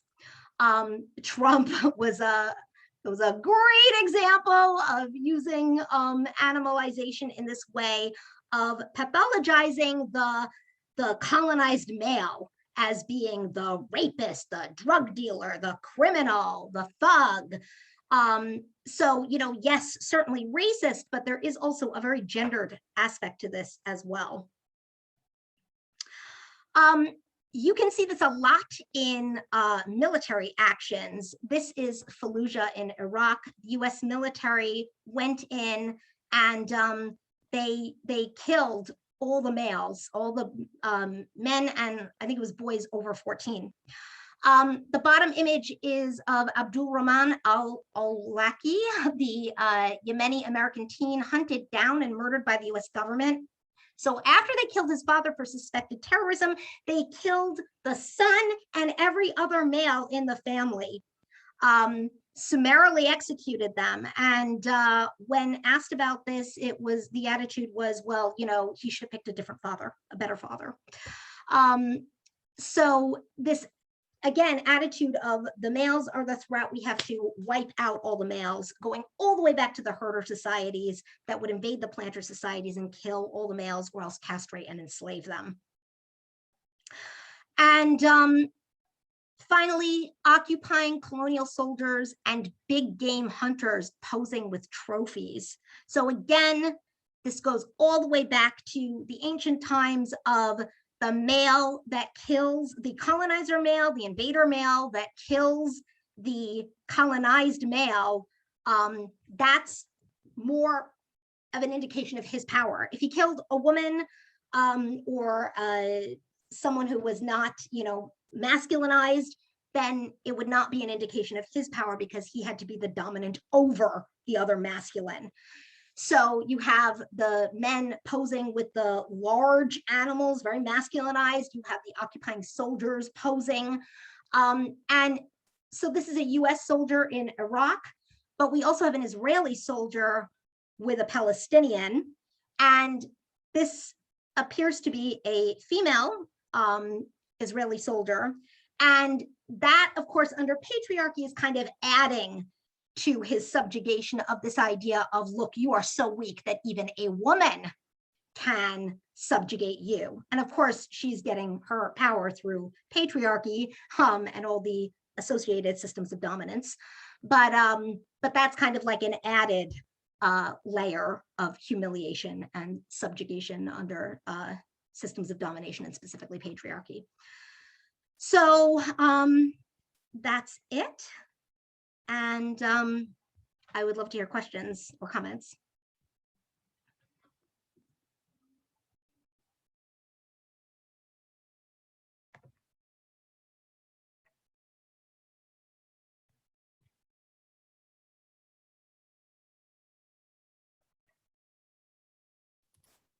Thank you so much, Lauren. And we'll go on to questions if you can facilitate those, Lauren.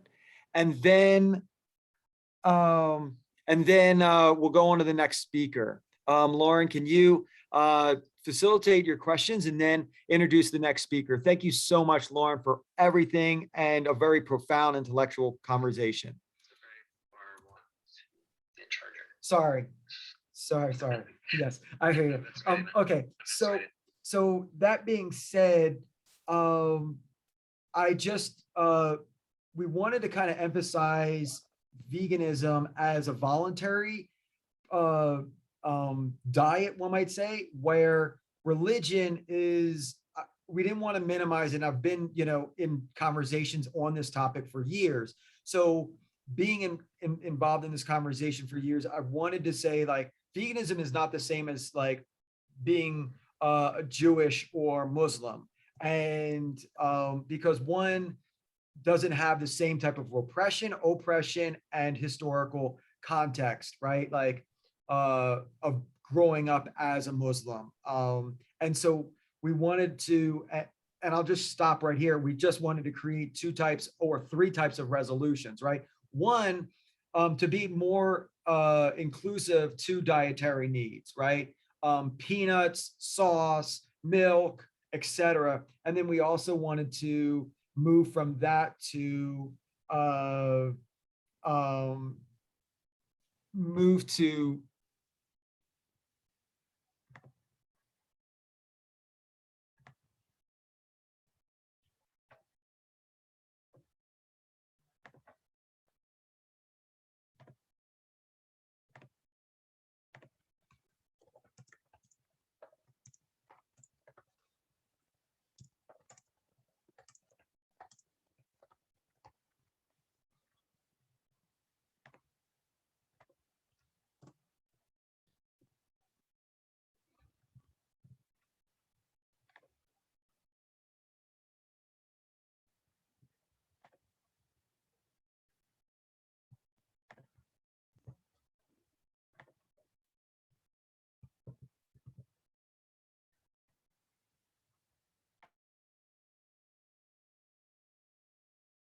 So with that, is that okay? Lauren, if you have any questions, we can move on, or are you ready to introduce the next speaker?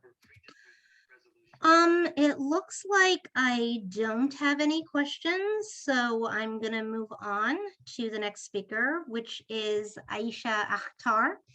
And Aisha is going to be speaking on the topic of how we can end animal testing and better human health.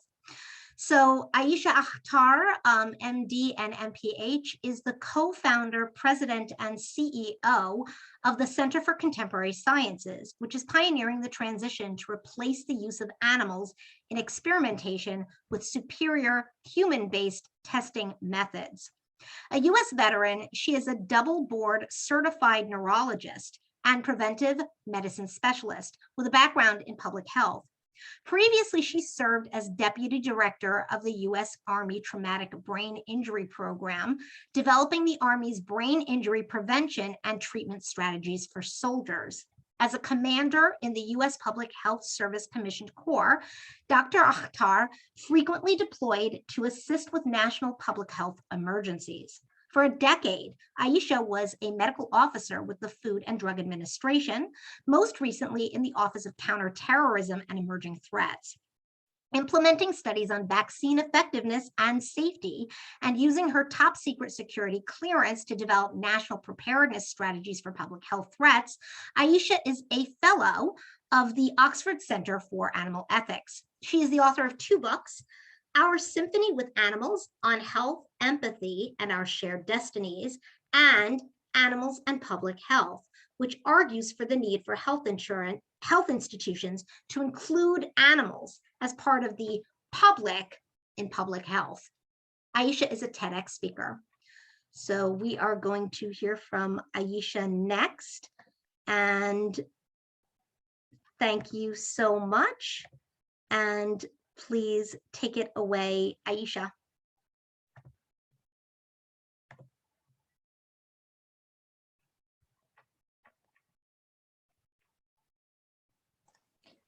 Okay, thank you so much, Laura.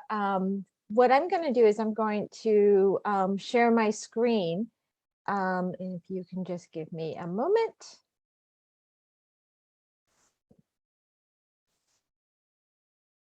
And then,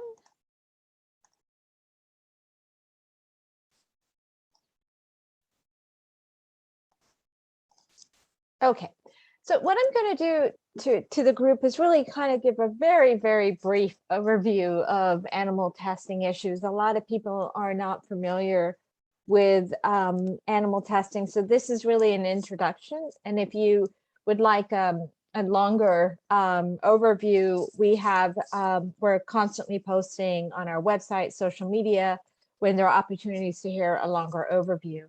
So the title of my presentation is how can we end animal experimentation or testing and better human health? So if we think about why animal testing is conducted, the best we can do is make estimates based on what's happening in other countries. And the reason why is because the US has very little transparency about the use of animals in experimentation. We don't know exactly how many animals are used. We don't know how exactly they are used. And we don't know how much of our governmental funding actually goes towards animal experimentation, despite the fact that our government, our tax dollars, largely funds animal experimentation. But based on the UK figures in 2018, what we can do is extrapolate from that. And although the totality of animals used in the United States is far greater than in the UK, percentage-wise, there's probably a great deal of consistency as far as how animals are used in regards to basic categories. So when most people think of animal testing, they usually think of drug development, that it's used because drug regulatory agencies like the Food and Drug Administration require animal testing. And that's actually a small part of the use of animals in experimentation. So that's where we would call regulatory testing. And that's really for testing that companies like chemical companies, drug companies, vaccine companies, and so on, testing they have to do to meet the regulatory agencies' requirements. So most regulatory agencies throughout the world require animal experimentation for chemical toxicity testing, and most do also for vaccine and drug development. But that's probably about 25% of the overall use of animals in experimentation, not the majority at all. In this figure, they also have applied, which is 17%, meaning that that is research that's done to specifically look at certain diseases, try to understand how they occur and how to prevent those diseases or come up with treatments for the diseases. Now, treatments also fall into the category of regulatory testing, but the needed research that's the regulatory agency's requirements for animal testing for the approval of drugs and vaccine is at the end stage of research for a drug. A lot of companies, most companies actually will do a lot of animal testing well before they get to the point where it's required for regulatory reasons. So that could fit into this applied category. But in fact, most animal experimentation doesn't even happen with any practical application in mind, or because there is a regulatory or legal requirement for animal testing. Most animal experimentation is lumped into what we'd call the basic category. This is curiosity-driven experimentation. This largely happens at academic centers, largely funded by our tax dollars. And at this level, there are no legal requirements, no regulatory requirements to do animal experimentation. Researchers, experimenters choose to use animals because that is what they are used to doing, it's what they've been trained in, and is what they choose to continue. So if we were to look at the numbers of animal testing worldwide, let me just see. Okay, if we were to look at the numbers of animal testing worldwide, we can estimate, again, which is the best we can do because, again, there's so little transparency. But we can guess that about more than 200 million animals are used worldwide every year in experimentation. And about a half of those, 100 million, are used in the US alone.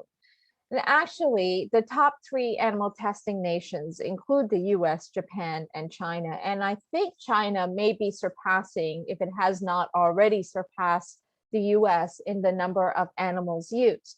But as you can imagine, as poor transparency as we have here in the United States, there is even less in China in regards to animal experimentation.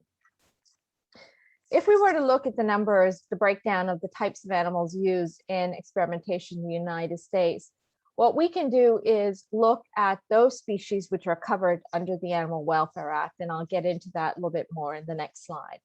Of those species which are covered under the Animal Welfare Act, in 2018, there were about 60,000 dogs used, about 50,000, I think that's, 50,000 pigs used, about 70,000 non-human primates, and you get the idea. Actually, pigs are being used more and more. In large part, they're being used to replace dogs because there is not as much of a PR issue with using pigs. So unfortunately, when there are campaigns specifically around getting dogs out of labs, I'm not sure how effective that is because the totality in numbers overall in animal experimentation continue to increase. And there is a good deal of information to suspect that dogs and other animals just get replaced with pigs and other animals, which the public is less concerned about. Now, in 2018, under the Animal Welfare Act, laboratories which use animals that are covered under the Animal Welfare Act must test off if they believe those animals and count how many animals they believe were involved in procedures that involve pain.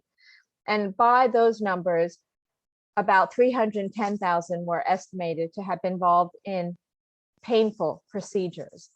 And out of those, about 60,000 were given no pain alleviation whatsoever. Now, there's a couple points I want to make out about these. These are only the animals covered under the Animal Welfare Act. And even for these animals are large. The number of animals being involved in painful procedures and so on is likely being underestimated. There is a lot of reason to believe that animals are being undertreated for their pain. Now, the Animal Welfare Act is the only federal statute that regulates the treatment of animals used in experimentation. But a couple of key points: it excludes the majority of animals used in experimentation, and it excludes at least 95% of animals used. It does not cover mice, rats, birds, any invertebrate, or any non-mammal used in experimentation. It does not cover animals used in agricultural research as well. And this exclusion was done on purpose. There's a heavy lobbying industry that did not want to include animals like the majority of the animals used in experimentation under the Animal Welfare Act. Now, even for those species which are covered, the act is pretty dismal. It really is basically just provides like a checklist approach to animal care. So if I'm a lab and I have beagles in my lab, I have to say things like, yes, I provided, food for the beagles, or yes, non-human primates are given, quote, enrichment in their lab, which is pretty pitiful. Yes, the cage size is a certain size, and so on. That's about it. An important note to make is that under no circumstance does the Animal Welfare Act provide any limit on what can be done to animals, no matter the degree of pain and suffering. In other words, if I'm an experimenter, can do just about anything I want, and arguably just about anything you can imagine has been done to animals in the name of research, no matter how much suffering it causes those animals. So if I'm an experimenter, and even though the Animal Welfare Act says I'm supposed to provide food for the dogs used in experiments, if I state that providing food is going to interfere with my study outcomes, I can actually starve those dogs. I can withhold water. I can limit their cage size. So even for the few species which are covered under the Animal Welfare Act, it's really pretty dismal. And so unfortunately, the reality is that estimates suggest that numbers of animals used worldwide is increasing. And this is despite very, worthy efforts to highlight the animal suffering in laboratories. And so because of that increasing number of animals used, despite the predominantly historically animal protection-based approach, it has really caused me to reframe the ethics. And so there's a picture of my dad, and my dad is a diabetic, and as a result, he frequently suffers from neuropathy, which is a type of nerve pain. If anyone who's ever had neuropathy, you will know it's a very, very uncomfortable pain. It's a very different kind of pain from the traditional, the normal pain most of us have experienced. This is a pain that's very difficult to treat. And I've seen my dad suffer again and again from bouts of neuropathy without being able to offer him anything that will really treat his pain. I worked for 10 years at the Food and Drug Administration, and I saw so many drugs and vaccines that everyone was excited about. We thought this was going to be a game changer. It worked in animals. People think it's going to expect that it will work in humans, only to see most of them fail again and again. And so my professional as well as my personal experience has really caused me to ask, not only is animal experimentation ethical for animals, which of course it is not, but also is it even ethical for humans? And so to answer that question, we have to ask, is it an effective use of resources? And does it reliably inform human health? Some of you may have seen this figure. So the best estimate we have on whether animal testing is reliable in informing human health are the figures that come out from drug and vaccine development and testing. So the FDA, the Food and Drug Administration in the US, requires, with rare exception, all new drugs and vaccines to be tested on at least 2 different species before they can move into human clinical trials. So they're tested on animals for safety and effectiveness. What happens though is that between 90 to 95% of them, when they are tried in humans, end up failing. So what that means is that 90 to 95% of the drugs and vaccines that are shown to be safe and effective in the animal tests end up failing in humans. And most of them fail because they are unsafe or ineffective in humans. Now think about that. That is a huge failure rate in drug development. Now, animal testing isn't the only cause for that huge failure rate, but it is a significant contributor to that failure rate. And the reason why is whatever role animal testing may have had in informing human health in the past, we're now at a point in medicine where we're looking at the subtle nuances in physiology, in genetic expression, in molecular biology. And what we are seeing is that the results from other species are just too unreliable in informing what the results will be in humans. And so if we were to just break down some specific examples, if I were to give some stroke examples, for example, there's been more than 700 treatments that were shown to be effective in animal experiments for stroke. And for these stroke experiments, what experimenters do is that they artificially induce stroke in these animals. Stroke is usually caused in humans by an obstruction of blood flow to the brain. So this is artificially induced in animals in the laboratory. Now, out of these treatments, about 150 have been tested in human clinical trials, and not one ended up showing effectiveness in humans. If we were to look at HIV vaccines, there's decades of effort have gone into trying to develop a vaccine that will prevent HIV.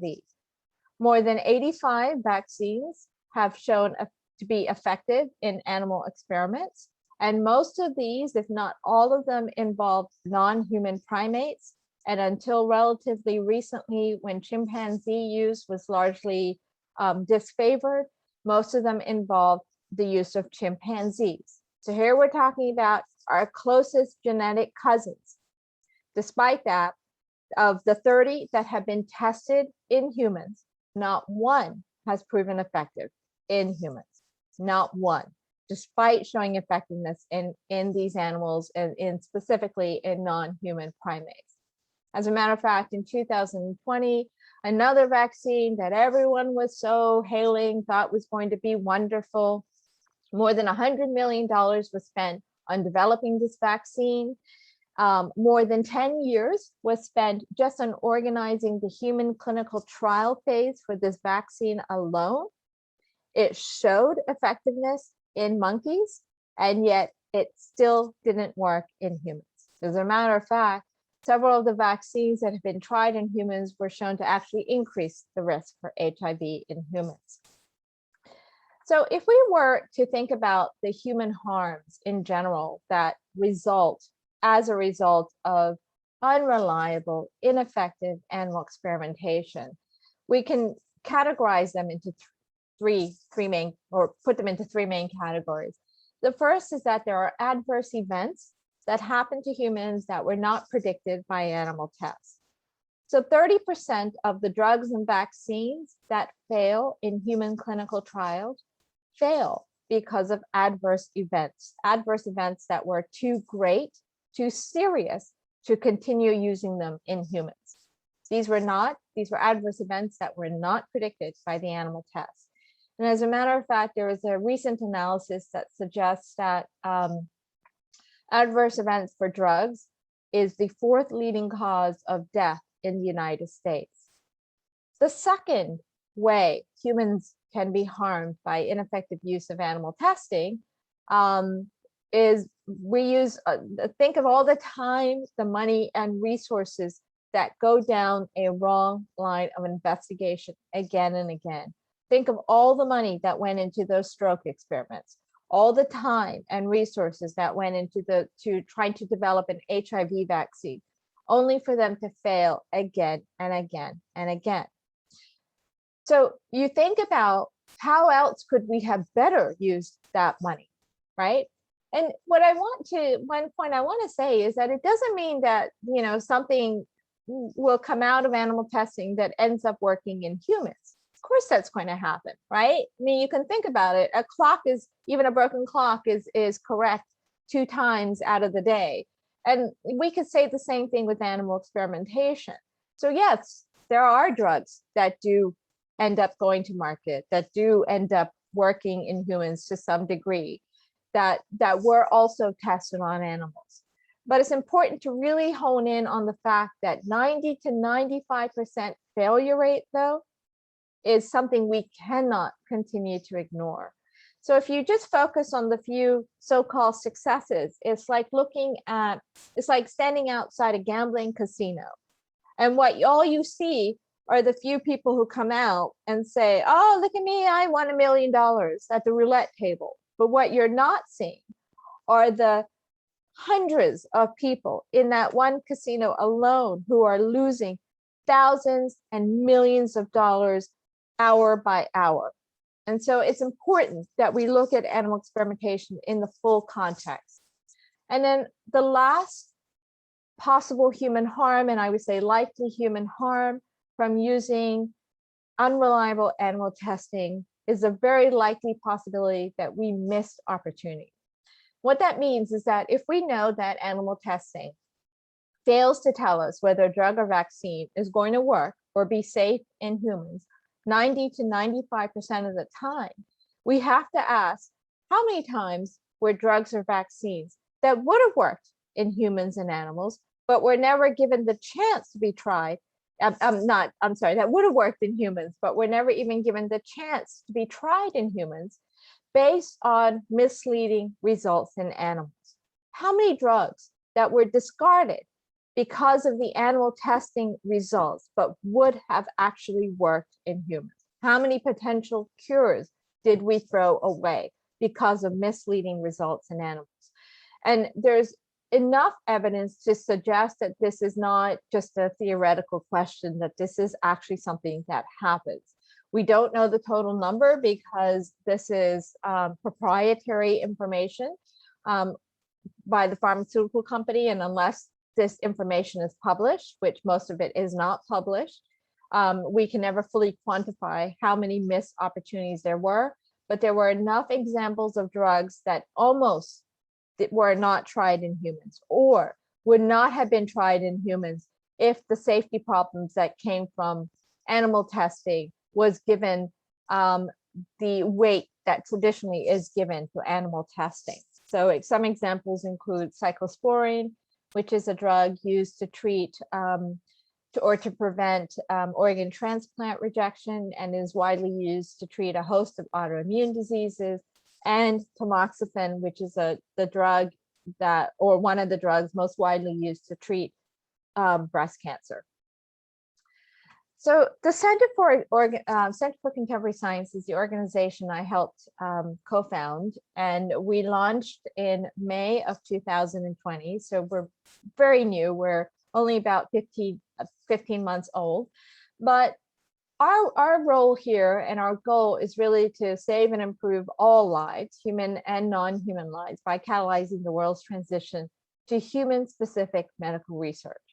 And what that means is that we work towards creating an ecosystem in the biomedical sciences that moves away from animal testing and instead embraces more innovative medical research methods that are based on human biology.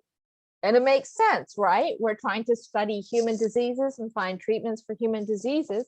We should be studying human biology, not the biology of a rat, not the biology of a dog or a monkey or a cat, but we need to be focusing on human biology.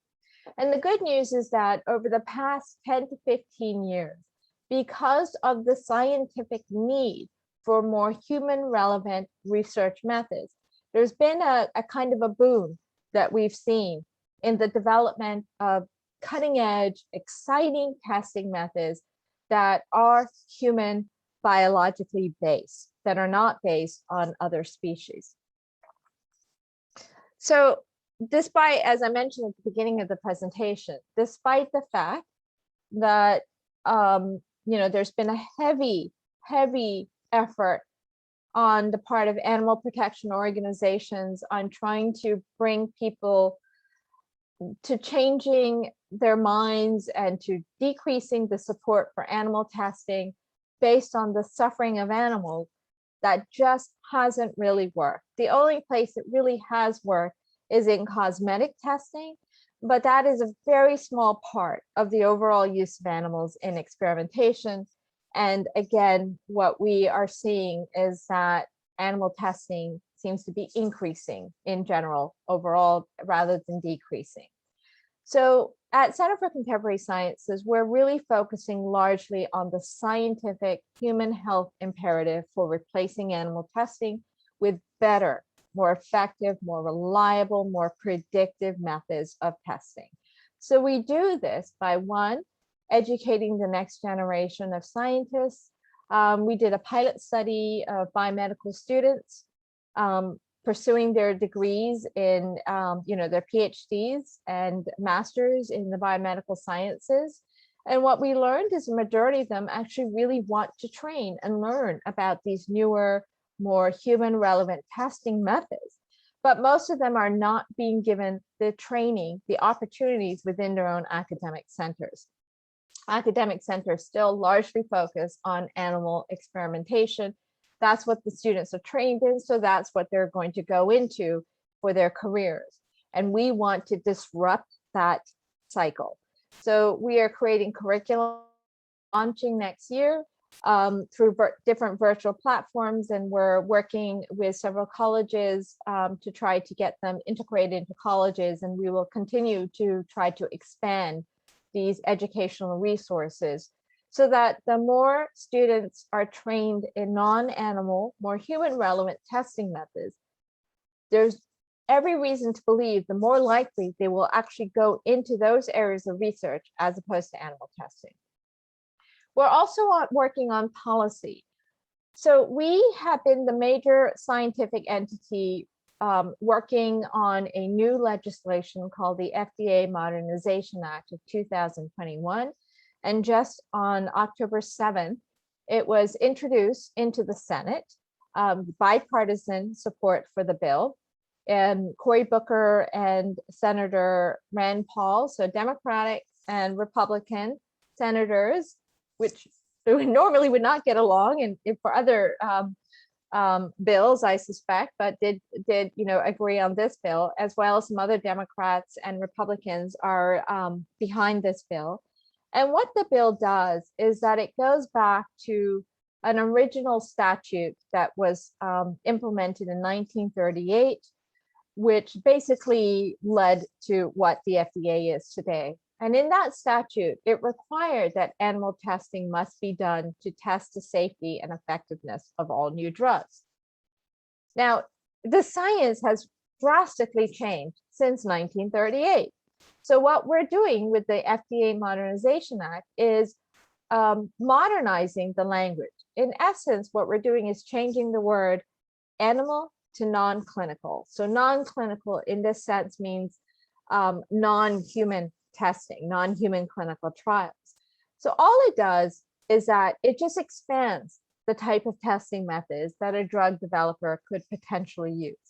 It doesn't eliminate animal testing, because if we were going to try to do that right now, the bill would never, ever pass. But this new bill, if passed, would expand and allow for these other testing methods to be used in place of animal testing. And we suspect that if this bill is passed, more and more of the more human relevant testing methods will be used and less animal testing will be used to one day get to a point where we can eliminate animal testing altogether. The other way that we are trying to address animal testing is by changing the narrative. And as I mentioned, the narrative about animal protection and animal suffering just hasn't really worked. And that is because the narrative in most people's minds that has been propagated by the industries that want to hold on to animal experimentation is that you have to choose between your child's health or the welfare of a rat or a mouse. So people are told they have to choose between their child or a rat, and you can imagine what they're going to choose. But not only is that narrative wrong, and it can be changed, it has to be changed. And so we are working on changing that narrative to showcase and to really demonstrate that no, actually, if you want to protect your child, we have to move away from animal testing. Animal testing is actually ineffective, and that by moving away from animal testing and moving towards more human relevant testing methods, it's a win-win, a win not only for humans, but also for animals. And lastly, we work on trying to increase investment into the companies that are creating alternatives to animal testing. And at some point, we hope to work on policy initiatives that kind of push our funding agencies like the National Institutes of Health, which still largely prioritizes animal testing in its funding, to push them to start putting more and more funding towards these human relevant testing methods. So with that, I'll just stop and I'll stop sharing the slides and just see if anyone has any questions for me.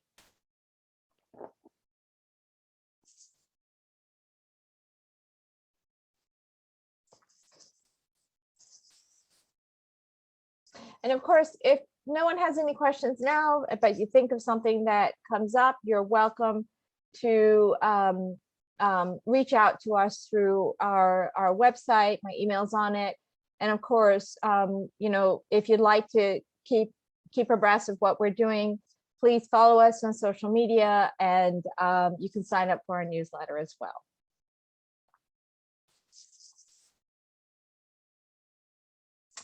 Okay, I think my time is up, so I'll just turn it back over to Laura if you'd like to introduce the next panelist, Laura.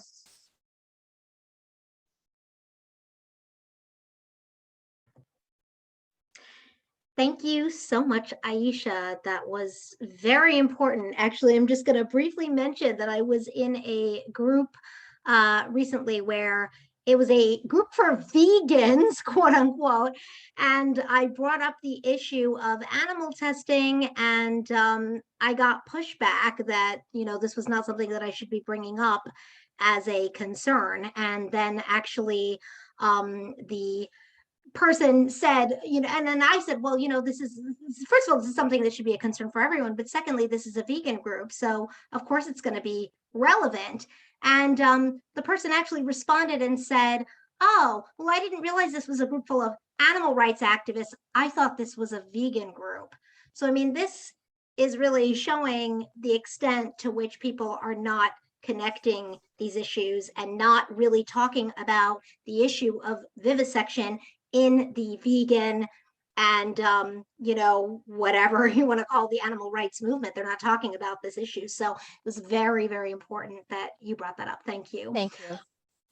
Okay, so we are going to now move on to the next presentation. And unfortunately, we had a cancellation, so we do not have Amber George speaking on ableism, speciesism, and sexism in the Rudolph the Red-Nosed Reindeer narrative, which is a shame because I was super looking forward to that one. But we are going to hear from another really important speaker with an important message, and that is Andrew Earley. And Andrew is going to be speaking on the importance of brick and mortar community spaces in social justice movements. So Andrew grew up in Utah and has been vegan for about 15 years. He was exposed to the animal rights movement through Salt Lake's hardcore and punk scene, becoming active in local protests and anarchist community organizing efforts. Andrew currently runs a vegan restaurant and music venue / community space called Mark of the Bistro / the Beehive in Salt Lake City. So Andrew is living the message of his talk. because he is actually providing a brick and mortar space for organizing and activism. And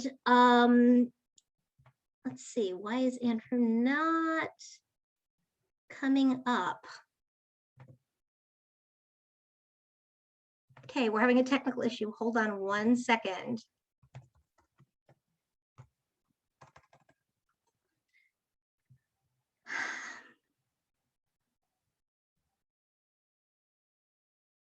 Andrew is not coming up on the speakers that are present for some reason. I don't know why. So I guess we are going to have to move to the next speaker. And I will put Andrew on later. So we're going to have to move on to Ash Merchant. So Ash is going to be speaking on activism related to spiritual and emotional bypassing. And Ash, or Ashley Merchant, grew up in Atlanta, Georgia. She has also lived in Louisiana, Hawaii, Colorado, Oregon, and currently resides in Asheville, North Carolina. She graduated from the University of Denver with a master's in social work, studying human-animal connection and sustainability in Kenya and in South Africa, working with at-risk youth in wilderness therapy. She has worked in the nonprofit field and was on the Southwest Colorado NAMI board for 5 years. She has worked in the mental health field for over 10 years, including inpatient units, an ER crisis team, and in hospice. Ashley is passionate about animal and environmental rights, as well as addressing socioeconomic injustices. And during her free time, she enjoys the outdoors, writing, health, traveling, photography, gardening, and spending time with the 2 dogs she rescued. So I'm going to pass it along now to Ash Merchant.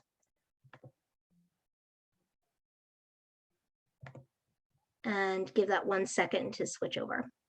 And Ashley, the floor is yours.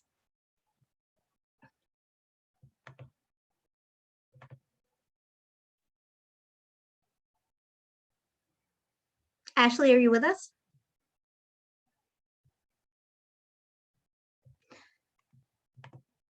Oh,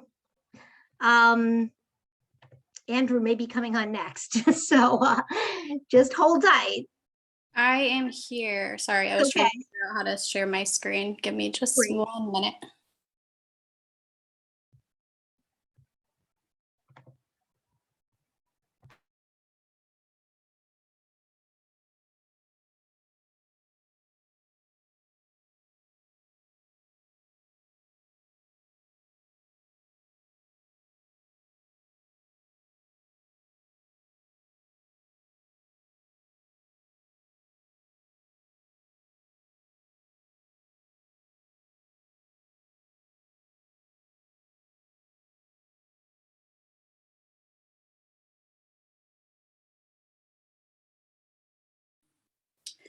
Oh, can you hear me?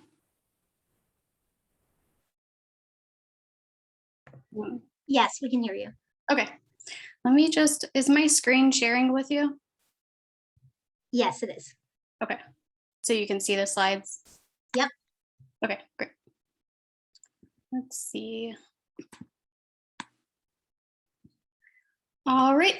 Yeah, thanks for having me here. And I'm kind of going to be talking about an offbeat topic. Not sure if it's something that's usually spoken about much in environmental or animal rights communities or activism in general, but I wanted to bring it up just because I've been noticing this growing, especially during 2020 with a lot of the Black Lives Matters movements and the growing wellness industry. So the wellness industry is continuing to grow a lot. And so this includes wellness activities outside the mainstream mental health system. So that's like coaching, meditation, tarot, and yoga. Social media is also continuing to grow with many influencers in this area, reaching large amounts of people.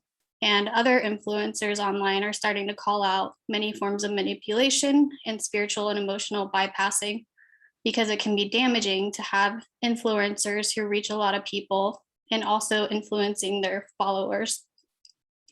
So you might be wondering what spiritual and emotional bypassing is.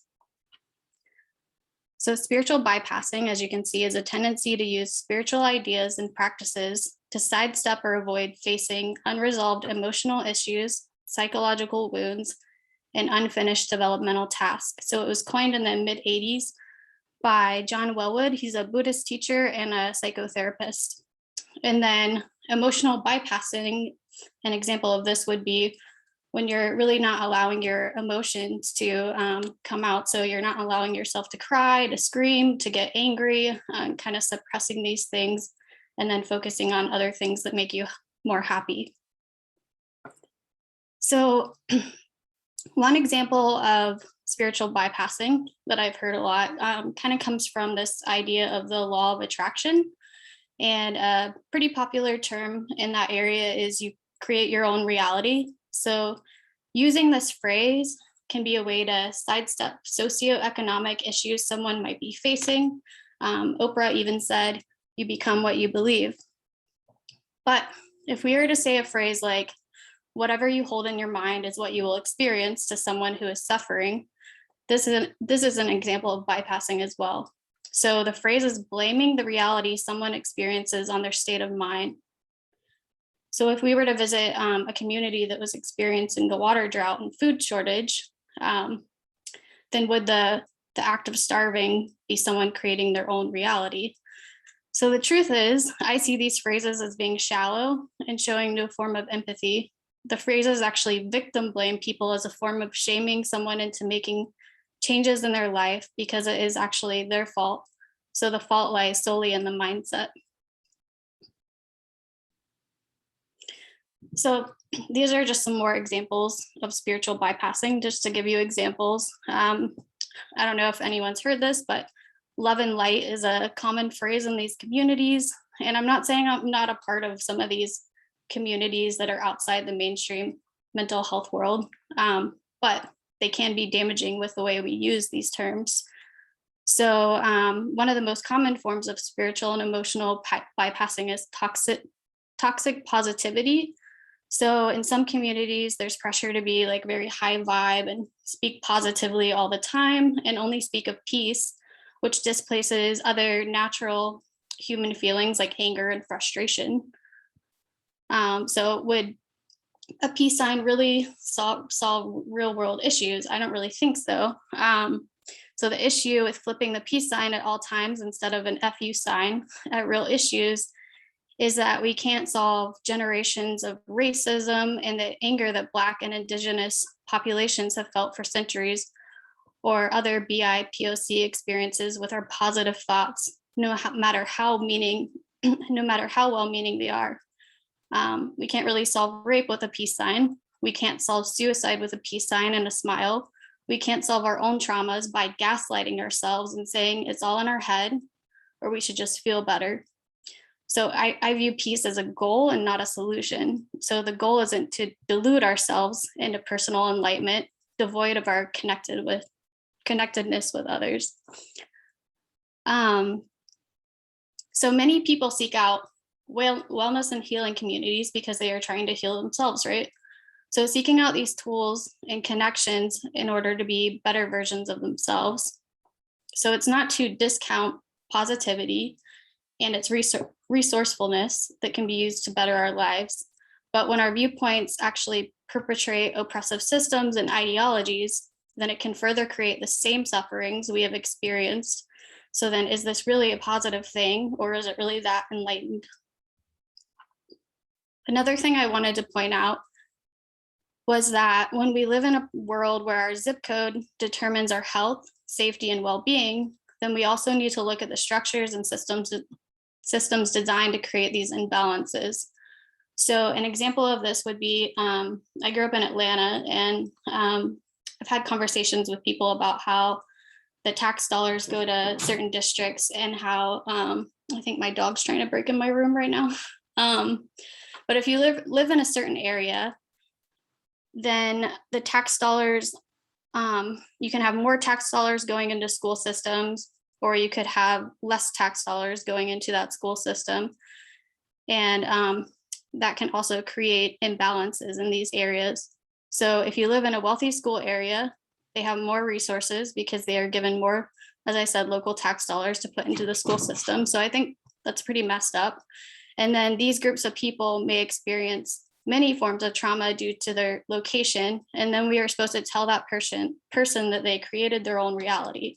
I've actually brought this up in coaching groups with people, and been almost gaslighted in a way when mentioning things like this.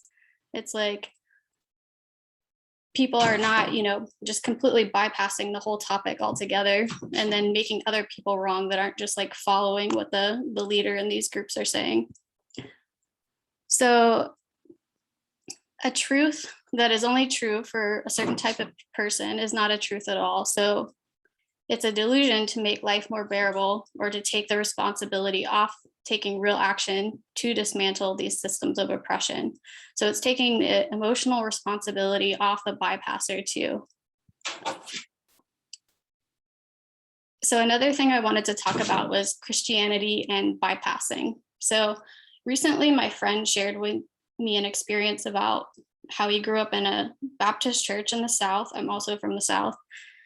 And he was talking about how people are so focused on heaven being our, true home, and that the earth isn't really our true home. So it kind of creates this cognitive dissonance, or it's a disconnect between spirituality and reality. So if the world we live in isn't our true home, then why care about things like global warming, recycling, and environmental issues? Besides, the Bible says it's not an issue anyways if people are taking that literally. So it creates this kind of delusional reality to avoid feeling the pains of reality and creating a more humane world. I also wanted to talk about the civil rights movement in Black churches. So in the years leading up to the Civil War, the Black church found its political voice in the abolition. So Black ministers, they took to the pulpits and they spoke up out against slavery. And then they also warned that any nation that condoned slavery would suffer divine punishment. So in the North, Black ministers and members of the Black community joined the white abolitionists in organizing the Underground Railroad, and they helped slaves to freedom. So Harriet Tubman is a popular figure, and also Martin Luther King Jr. during this time period. He also came out of the Baptist church. He said, "We are not wrong in what we are doing. If we are wrong, then the Supreme Court of this nation is wrong. If we are wrong, the Constitution of the United States is wrong. If we are wrong, God Almighty is wrong." So churches really did play a pivotal roles during the protests, but not all churches, and many were reluctant to go against the status quo. So this is also a form of cognitive dissonance by bypassing in the churches. So when a religion teaches a certain set of ethics and values, and their actions aren't really aligning in order to stay comfortable and keep with the status quo. And let me give you just a definition of cognitive dissonance. So it refers to a situation involving conflicting attitudes, beliefs, or behaviors, and this produces a feeling of mental discomfort leading to an alteration in one of the attitudes, beliefs, or behaviors to reduce the discomfort and restore balance.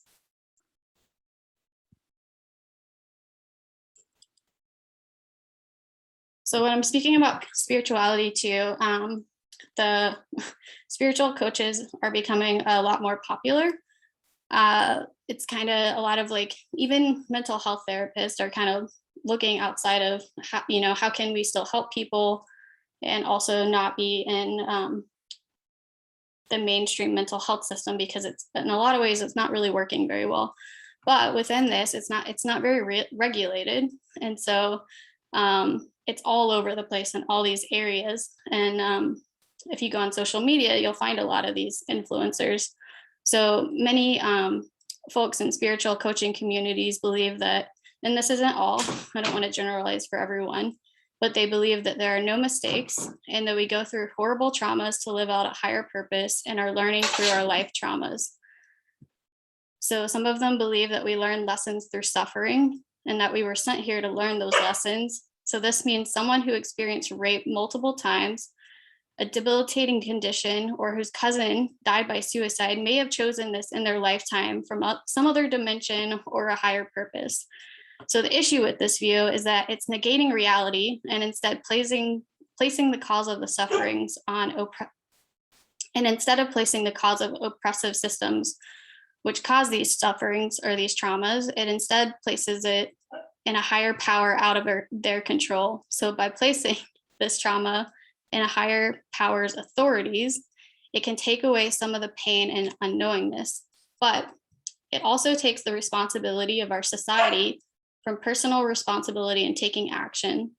So this viewpoint also gives us more power and autonomy over our lives, because if somewhere out there in the universe, we each chose our sufferings in life, then there also has to be some reason for it happening.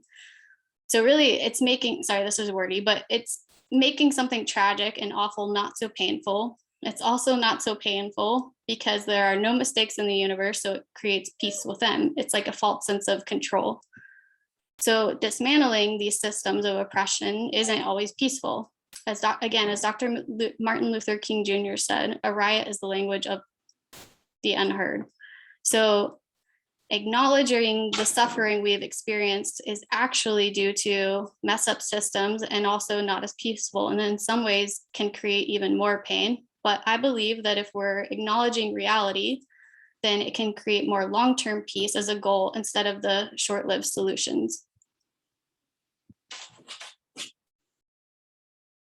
I also wanted to talk about empowerment and influencers too. So we can become more empowered also by leveraging leaders to take strong stances for well-being and action. So one example would be the Black Olympian Simone Biles, who spoke up about her own mental health.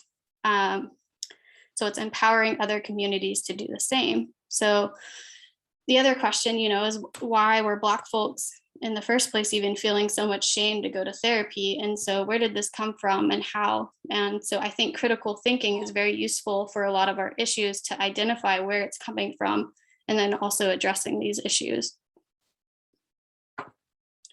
So the next topic is around meditation and some areas with toxic positivity. And 1 second, I'm just going to let my dog in because she keeps like knocking on the door.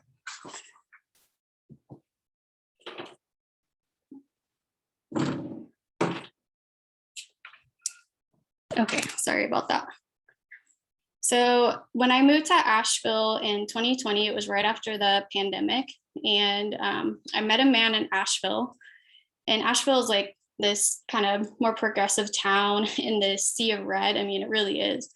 So I met this man. He was really into meditation, and he used meditation to also bypass his own suffering and pain. He had served in the military for a while and experienced like a lot of trauma from that, but he wasn't actually dealing with those pains. He used a lot of like positive statements all the time and never was really open to speaking about anger. So I remember one time he flipped a peace sign at me and told me to smile more. He also believed he was more enlightened because he was trying to keep this high vibe, positive vibe.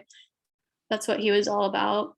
I also had an experience with a male roommate when I moved to Asheville. I placed a Black Lives Matter sign up outside of my house in the yard, so it could be seen on the street. And then no one else was doing that at the time. And he actually asked if I would take the sign down, and because he said it would attract negative energy. And so if you could maybe guess what kind of groups he's a part of, well, it was yoga and meditation communities. And I'm not here to blame yoga and meditation. These are things that I also engage in for self-care, but I think that many people also can manipulate resources like this, like spirituality and mindset practices, to bypass real issues. So I didn't take down the sign, and we had a really great conversation. I could have shamed him and said he was wrong, but instead I chose to listen to, where did that come from and why? And in the end, we ended up agreeing to leave the sign up and that it was overall a good thing to do. So instead of shaming him, I offered some empathy by listening. And then, even though I completely disagreed with him, and then we were both able to take a more compassionate stance together. So as activists, I'm asking if we're shaming people into action, or are we holding compassionate conversations with those we disagree with? And I will acknowledge also that some people will never be able to experience empathy. So I'm kind of calling out someone here, an influencer. I don't know if anyone's heard of JP Sears.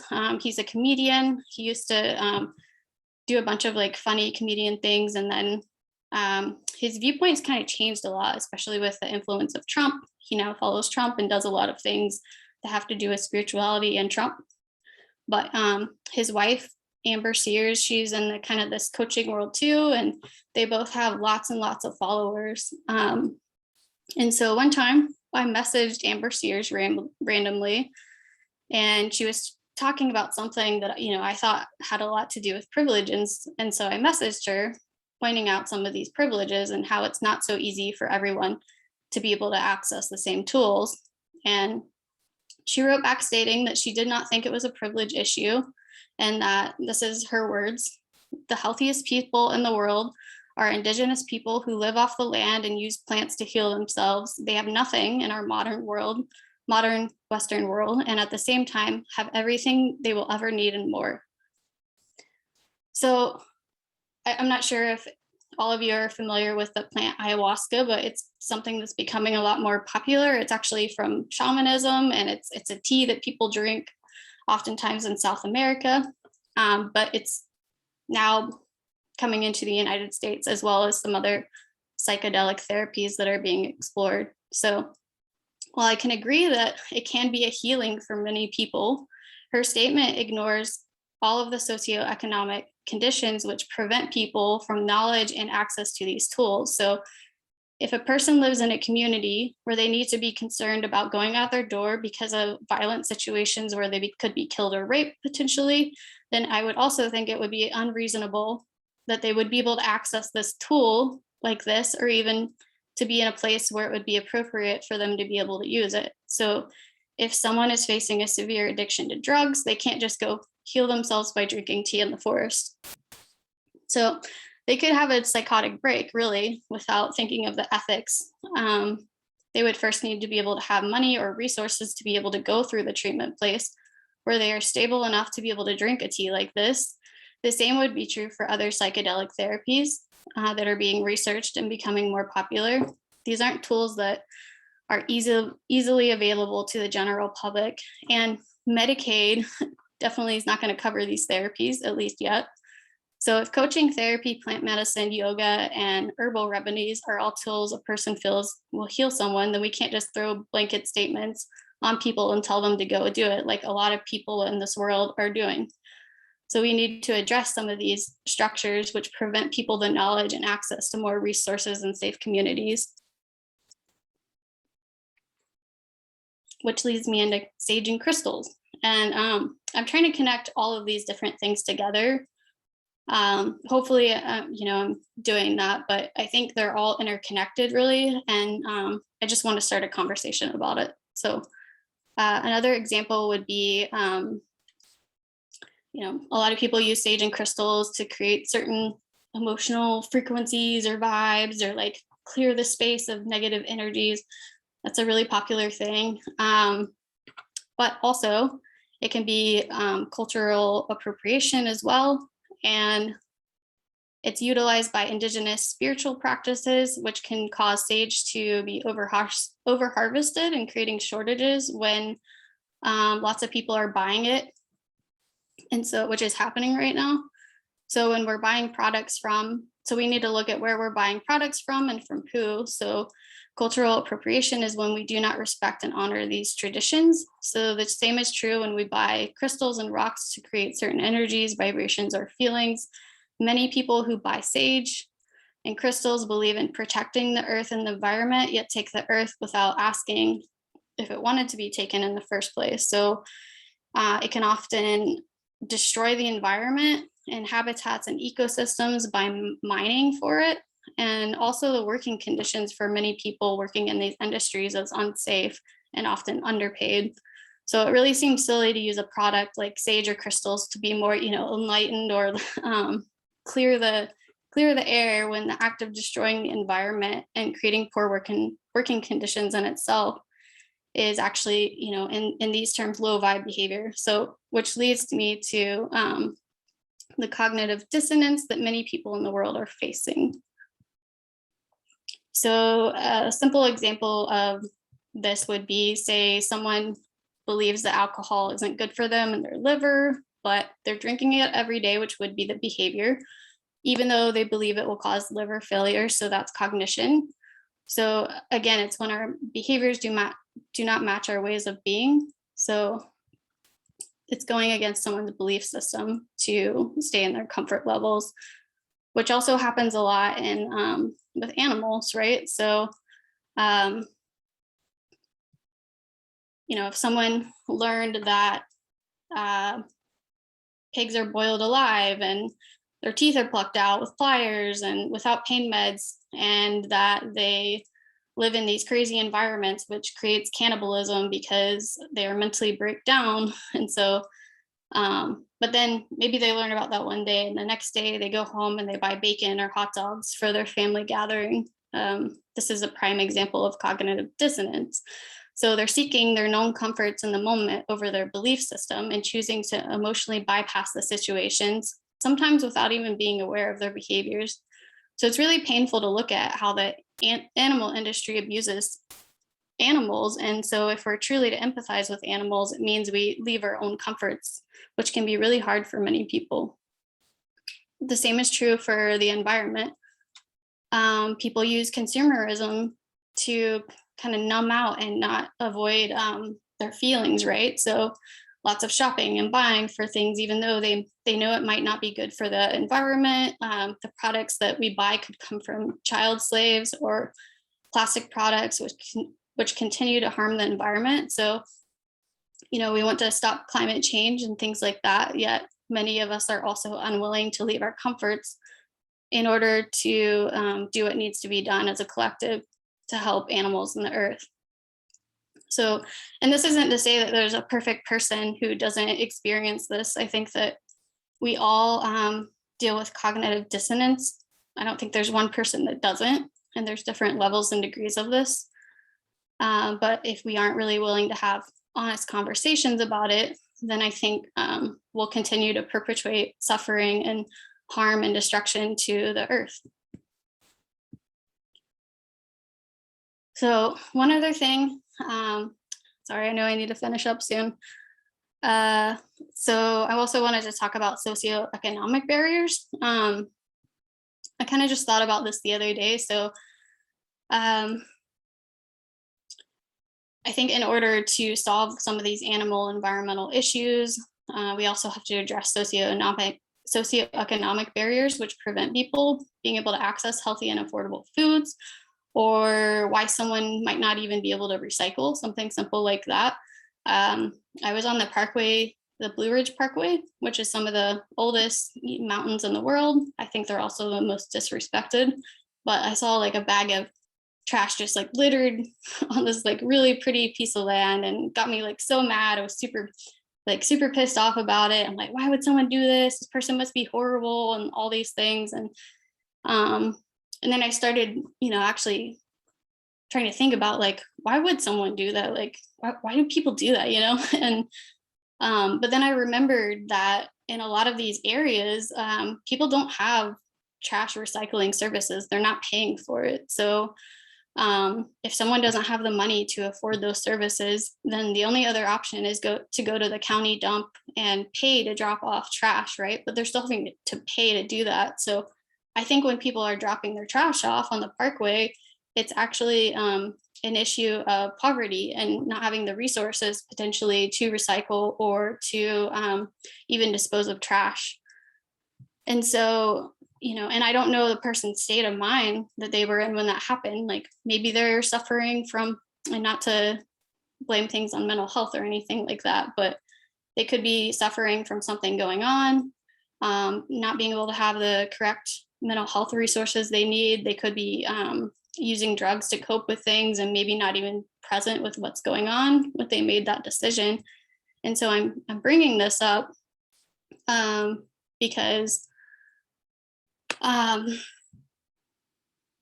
think it's easy to look at things without having the full lens of everything. And I think it's important to also empathize with people that seem horrible at times.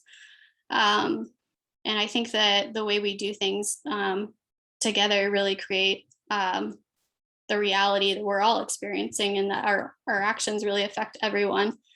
And so, you know, someone rich might be driving down that same road and they're driving to their $1 million home on the parkway, and maybe they're pissed off that the garbage was there. And then someone 2 miles down the road, they're wondering how they're going to make it through the day. That's the same person that maybe dumped that on the parkway.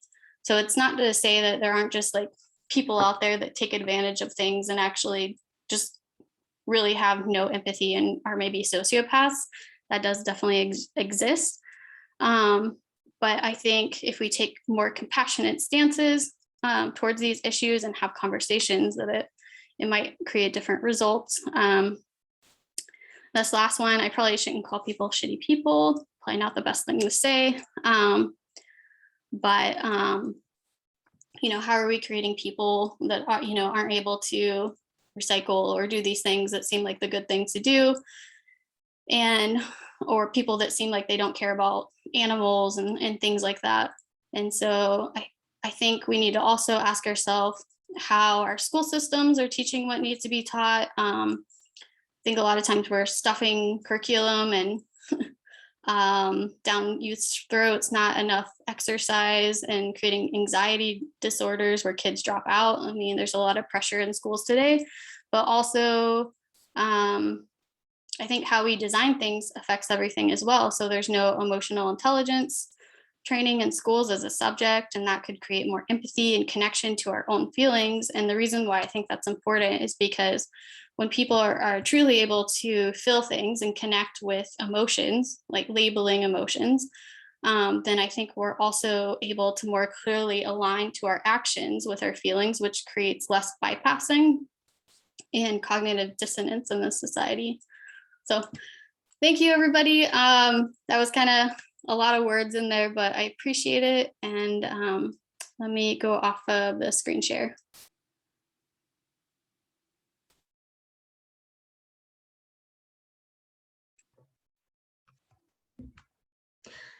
Thank you so much, Ashley. So do we have any questions? No questions. Okay. Yeah, so thank you so much. That was a really, really good talk. And actually, I really loved the way that you ended it. I don't have a problem with you saying shitty people, but what I liked about it was the fact that you focused on this idea of systems creating shitty people. So it's not, you know, that there are good people and shitty people, you know, inherently, but this idea that systems influence people's ways of thinking and being, that I feel really gets lost a lot of the time in the way that we perceive everything that's wrong with the world. So, so yeah, it was great. Thank you so much, Ashley.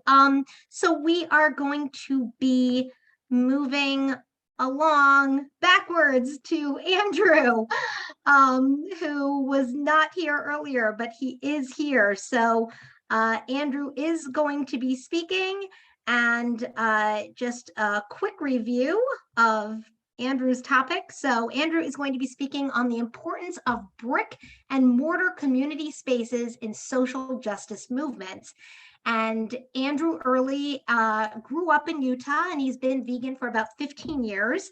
And he was exposed to the animal rights movement through Salt Lake's hardcore and punk scene, becoming active in local protests and anarchist community organizing efforts. And Andrew currently runs a vegan restaurant and music venue / community space called Mark of the Bistro, the Beehive in Salt Lake City. So Andrew is practicing what he preaches. And we're going to hear all about that. Thank you for joining us, Andrew. The stage is yours. All right, thank you. Hi, everybody. I'm Andrew. That was basically the first paragraph of what I wrote down. I'm just kidding. This is the first time I've done anything like this, so I'm really excited to be here. I'm really excited. We're able to catch a lot of Ash's talk, and that was really great. So I'm just going to jump right into it. I don't have PowerPoint, so I'm just going to be talking a lot, but that's okay too. So, all right. So like Lara said, I am Andrew. I've been vegan for 15, 16 years, something along those lines. I've been involved in animal rights and other political protesting for about 20 years. I currently own a vegan restaurant and a community space in downtown Salt Lake City. It's called Mark of the Bistro and the Beehive, respectively. So the Mark of the Bistro is the restaurant, and the venue and community space is the Beehive. They are in the same building, so it's a lot of both spaces. The Beehive's been around for just about 5.5 years. We've been doing organizing and having community events and concerts there about that long. And then the restaurant's been going 2.5, going on 3, going on 20 after last year. So it was a crazy time, but we've been home to banner making parties. We've had protests. We've been a safe zone to retreat after protests, especially last year when they got pretty heated. We've hosted Skillshare workshops. We've done lots of other community organizing, as well as held hundreds of concerts. We've had art shows, dance parties, burlesque shows, comedy nights, pop-up markets, pretty much anything you can think of. Before opening Mark the Bistro and the Beehive, I lived and helped run a squat house that was both a artist space or activist community space regularly. It just kind of depended on the goals of the people who were living there with me. It was a safe space for people who couldn't afford housing elsewhere, or it was a cheap alternative that we allowed people to focus on their activism, their art, their music. We had a magician that lived with us for a while, kind of whatever. So that house I was first exposed to through animal rights. We were doing a home demo at a local vivisector, and cops showed up and they ended up arresting one of the protesters. We ended up all retreating back to, the place was called Bike House. 2 of the other protesters, which one of them was the magician, but 2 of the other protesters were living there at the time. So we went back there to decompress. We addressed getting the activist who was arrested help. We made sure to go over what happened during the protest that led to the arrest, and it became this quick introduction to the importance of having somewhere that you can retreat to, somewhere that is safe to go home to, as well as like a crash course in security culture. It was a super important and meaningful night of my life, yeah, and kind of shaped a lot of what, led me to the decisions that I made. Before I moved into Bike House, but after this protest, I worked at a coffee shop as a manager. I was able to leverage my boring manager job at this coffee shop into letting them use the space for slam poetry nights, for hardcore and punk shows. We had a couple of different political organizations that would meet there regularly. We had art gallery stuff, and all of this happened within arm's reach of coffee and vegan lunch. It was really, really great. The coffee shop was called Baxter's, and it was my first real experience with like deep community organizing. It was the first time I felt like I'd been a part of something people were able to call home. And that was like really driven home to me in a big way. I went to a concert up in Seattle. I went to see Trial and 108 play for their reunion show. And while I was there, between some of the opening bands, I heard some kids talking with one of my friends who was there with me from Salt Lake. And he asked them, this kid lived in Seattle and had driven through Salt Lake on tour, and he asked him if he knew about Baxter's, this coffee shop that they did shows at, and it was really cool, and it just resonated with me. I created something that, kids from across the country were coming together over. And it was meaningful to them in ways that I absolutely hadn't planned for. I just wanted to have concerts and these, poetry things with my friends. I didn't expect to like have an impact on anybody, and it was a big awakening for me. Anyway, I guess this is a weird history of me, and it doesn't have a whole lot to do with animal rights and inclusivity, but I'm here to talk about like why in the days of Zoom meetings and animal rights conferences that all happen digitally, is it important to create these kind of spaces? What exactly does public brick and mortar space do that private space and online spaces can't? And I guess before I talk about that, I wanted to just address some of these terms. So obviously, if you think about it, none of these spaces that I'm talking about are actually public spaces. Bike House was a private residence. We had squatters' rights, which declared the space legally ours. We could kick people out. We could have parties, lived there. All of those things legally we were allowed to do. It was private. Both Baxter's and Mark of the Bistro and the Beehive are private businesses. The same laws apply. We can, exclude people at will, whatever. But I keep referring to them as public spaces. And that is because I am an anarchist, so laws don't apply to me. No, that's a joke. And really it's because we took these spaces and we made them public by, opening them to the public. We actively promoted their use and still do promote their use to engage with the public sphere, to celebrate community, to do other things that fight back against the privatization of public space as it's happening across the country. You look at a place like Times Square that's famous for gathering place of political unrest, and it's now been turned into probably the largest privatized ad space in the US. You look back at the history of activists and community spaces, and one of these reoccurring themes that you see over and over is coffee shops. They were notoriously outlawed by kings and lords over and over throughout history. They were worried that the caffeinated masses would sow the seeds of discourse and discontent, and it would lead to revolution. But now you think of a coffee shop and it's hard to not think of the muted palette of a Starbucks on every corner. Starbucks is a private space in the purest sense. It's not only stale and redundant, but they're exclusive, they're classist. A lot of times, there's, you can Google videos of them being outright racist. Lots of these situations where, Starbucks is very exclusive. Not only that, but if you attempt to speak out in Starbucks, the workers have all gone through training. They all have the same response. That response is, to calm you down, or if that's futile, they'll ask you to leave. The opportunity for discourse isn't there. It just doesn't exist. So you have what was once this, the elixir of speaking truth to power, it's now sees its controversy reduced to being the face of the war on Christmas. Private, exclusive spaces consistently are at war with diverse and inclusive ones. They're doing that with a lot of funding. They're doing that with the funding and expertise of generations of people in power, because people in power know that public space, public speaking, and diversity threaten, their normal status quo. Let's see, I lost my spot, sorry.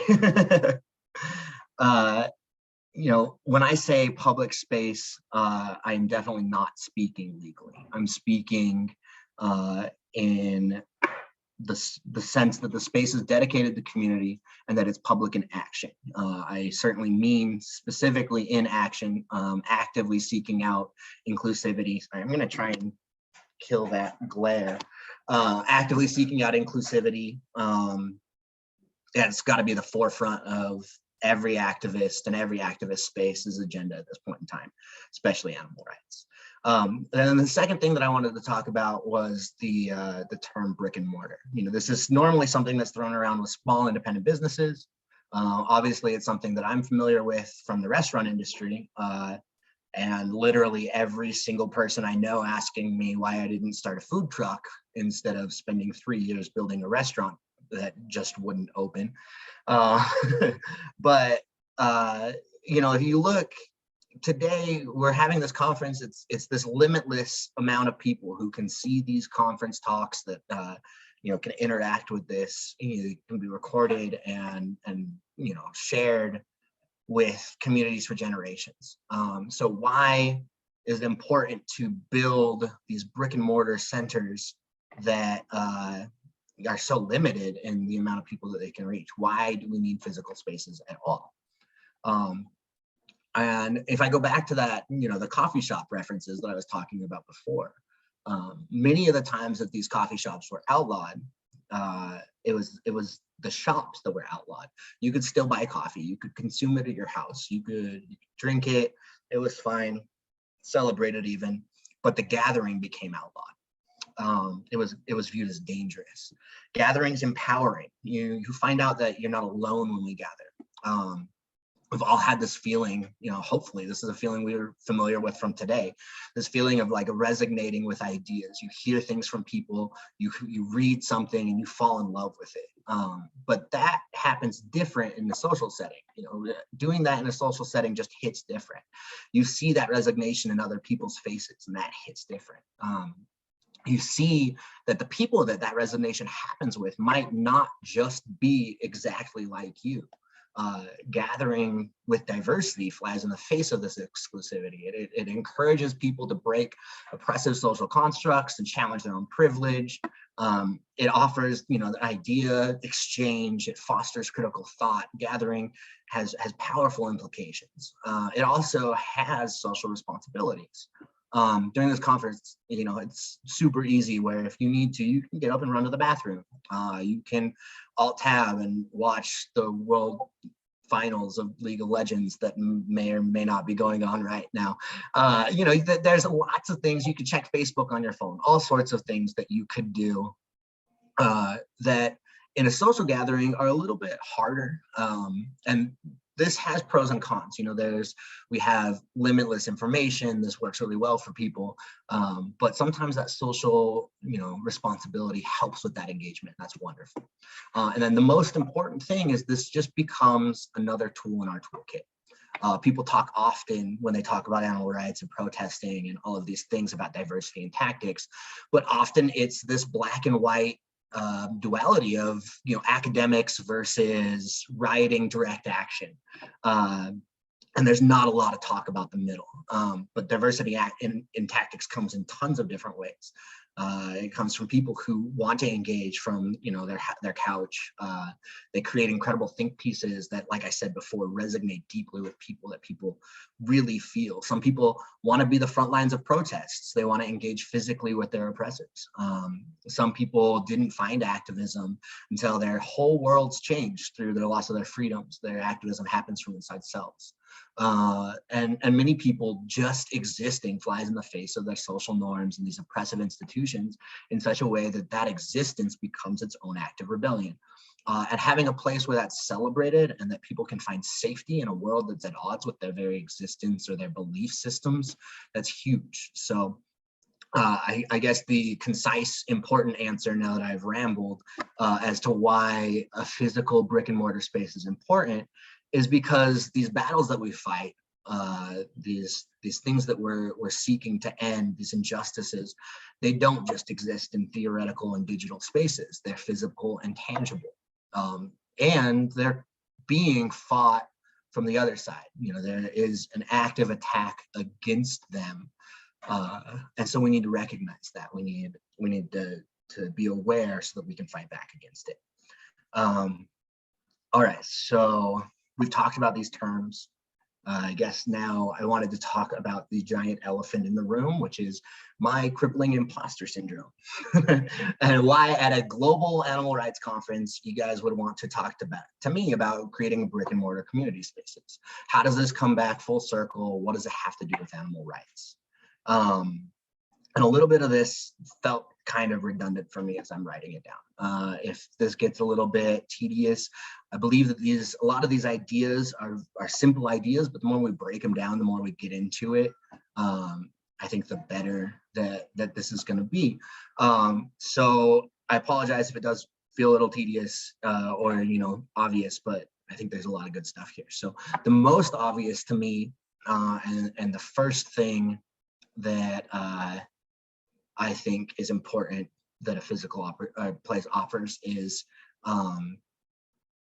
that we have the opportunity for intense outreach. You can have flyers, you can have literature, leaflets, whatever to hand out to people. This is very obvious. You have a physical place, there can be physical things there. Okay.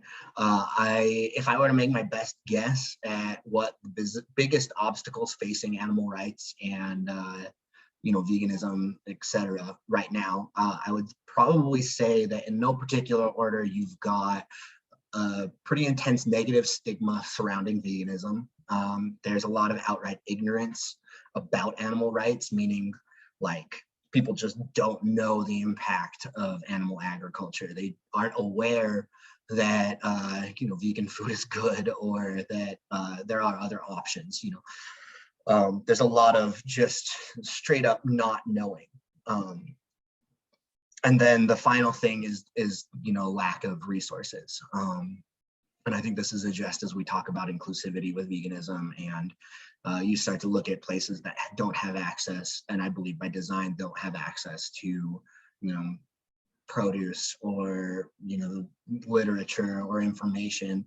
Those resources are kind of held back, so it makes them very difficult for people to learn or have access to vegan diets, animal rights, whatever it is. So the first two on that list, the ignorance and the negative stigma, are both easily addressed by education. That's the most direct and appropriate tool for fighting against those things. Obviously, there's a lot of the stigma is kind of hard-coded into some people at this point, but I believe those people to just be the vocal minority. I think that most people are really just unaware that it's healthy to be vegan most of the time. Obviously, we're not going to say 100% of the time, but that a vegan diet can be healthy, that it's accessible, that it's easy, and that there's diverse food and vegan goods, most anything you can want.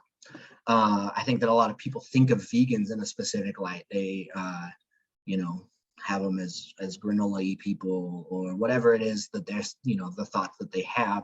So having a brick and mortar place obviously confronts that. You walk into a place and you just see a sea of people that are all very diverse and different. Is breaking down these preconceptions of who vegan or just even conscientious, informed, activist type people are. I am lucky that I have a brick and mortar location that actually has direct access to vegan food.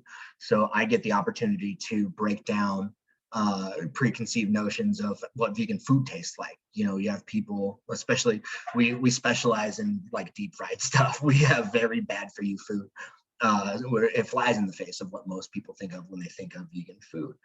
And it's very important too, having that access, that you have a place where people go for other reasons. Having a community space that brings in customers for a show, their friend wanted to go get lunch and they brought them along. They're there for their friend's art show, or they're interested in the Black Lives Matter protest that's organizing through the community space or whatever it is, and they happen to be there and eat food or confronted with vegan literature.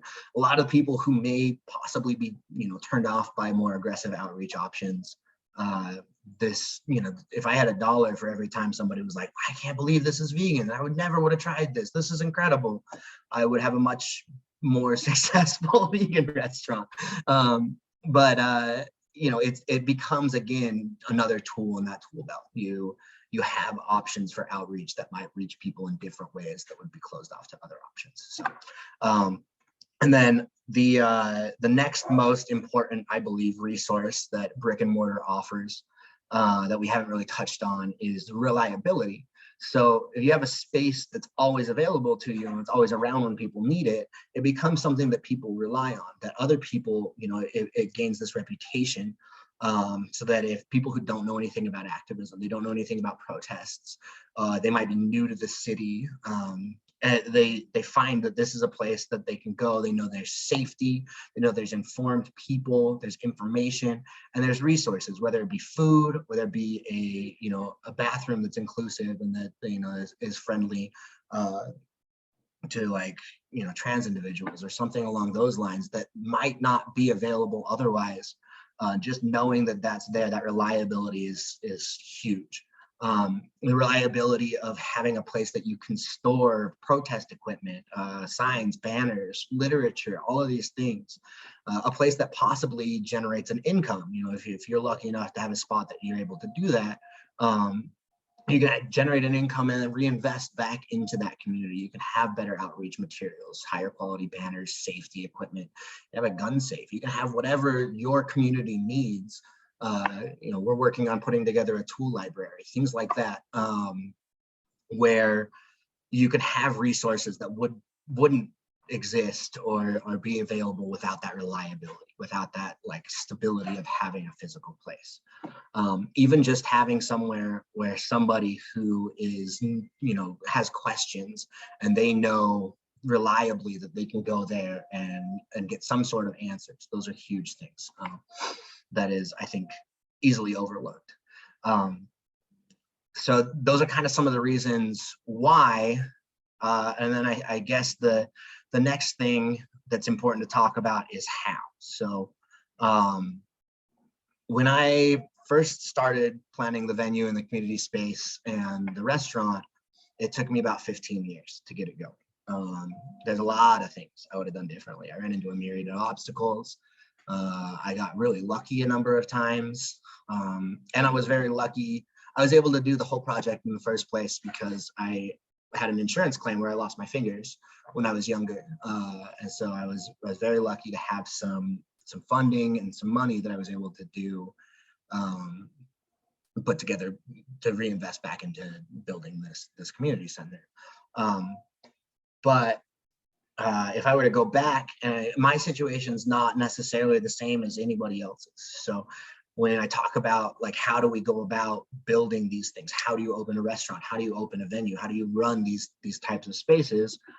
It's going to be a different answer for every community, every person. Everybody has different resources. So the first most important question that I would say that needs to be asked is, what are those resources? I know this is something that me and Anthony have talked about a number of times, that creating these lists and actually making physical lists of what your resources are, your social network, all of these things is an incredible tool. Ask, do you have a location? Do you have funding? Are there other people who are interested in investing the time and energy into the project? There's no wrong answers. You want to make charts, you want to make lists, you want to network as much as you can. Write down everything available to you. It's going to be important. This is probably the most important part of your project if you want it to go smoothly and not take 15 years. This is both something that you can't really overdo, as well as something that I deeply wish that I had done better. This is something that's huge. Then I think the second most important question that you ask is, what are the needs? Sorry, I'm getting like a ton of notifications. Okay, we're good. I was worried it was, you know, Anthony saying like, hey, your mic's been muted this entire time or something horrible like that. That'd be great. Anyway, so second most important question is what resources you have available to you. That was the first important. I got lost again. Okay, second most is, what are the needs of your community? There we go. All right, so are there already places that people are gathering? Do you have DIY venues that people go for, you know, events, concerts, you know, organizing, whatever it is? Are there a ton of vegan restaurants that happen to serve the one thing you're good at cooking? So that's probably not an option. What are these niches that your community needs that you specifically can fill? If you make these lists, if you write these questions down and answer these questions, if you're solution oriented about your space and your community building, you end up with the field of dreams scenario, the if you build it, they will come scenario. If you start to fill those niches or address those issues, other people will be on board. They're going to be there. They're going to help you. And then the last most important thing, all of these are the most important, all three, is the act of just getting started. Every case, something's better than nothing. You know, when I talked about the punk house that I lived in, it was very much a punk house in all of the ways that you can imagine. You know, you got punks living there, sharing a bathroom that's, you know, toilet flushed with gray water. it was not necessarily dirty or uninhabitable, but it was, you know, chaotic and lived in, very much so in every sense of the word. But the amount of, you know, organizing, the amount of protesting, and the things, like the wonderful things we were able to put out through that house, you know, it's not dependent on having everything that you need, I guess is where I'm going with this. The important part is just getting active and getting after it. There's going to be people who will rise to the occasion. If you start to, you know, to fill these niches and do these things and ask these questions and do the work, other people are going to jump in, getting the ball rolling, and it snowballs quickly.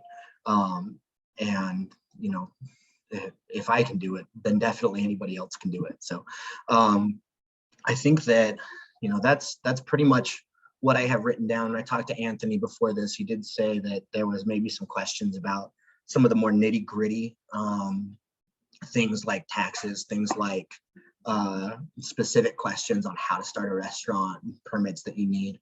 I can definitely address those. I don't know if there's any, if people have those questions. Let me see, I guess there's a Q&A. If you guys want, I'm happy to talk about those. So I guess at this point I would just open them up to those, or I don't know, I can keep talking, but.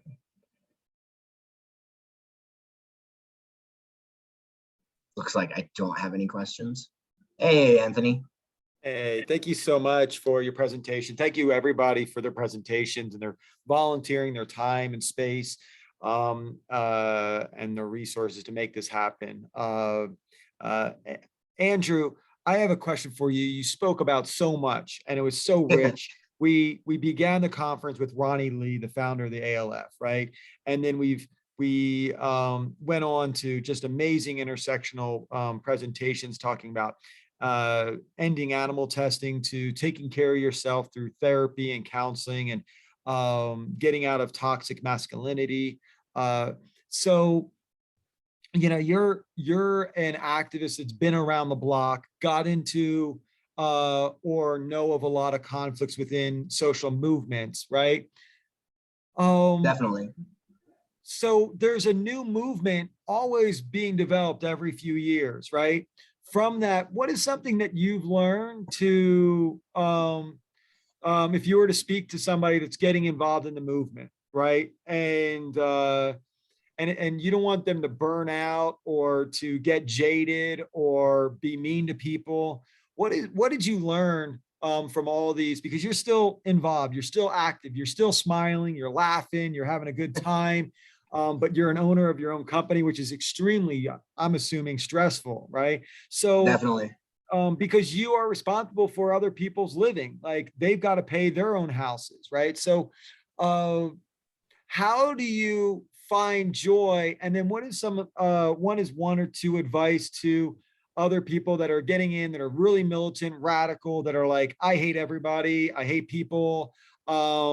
If you don't do it my way, you're doing it wrong kind of mentality, right? Like, what is something that you've learned? So if you were, I guess, if I was to rephrase it, what would you say to your younger self? Okay, that's a great question. It's also super like relevant too, because a lot of the reason that I ended up here was because of burnout. If I'm being like very, very honest.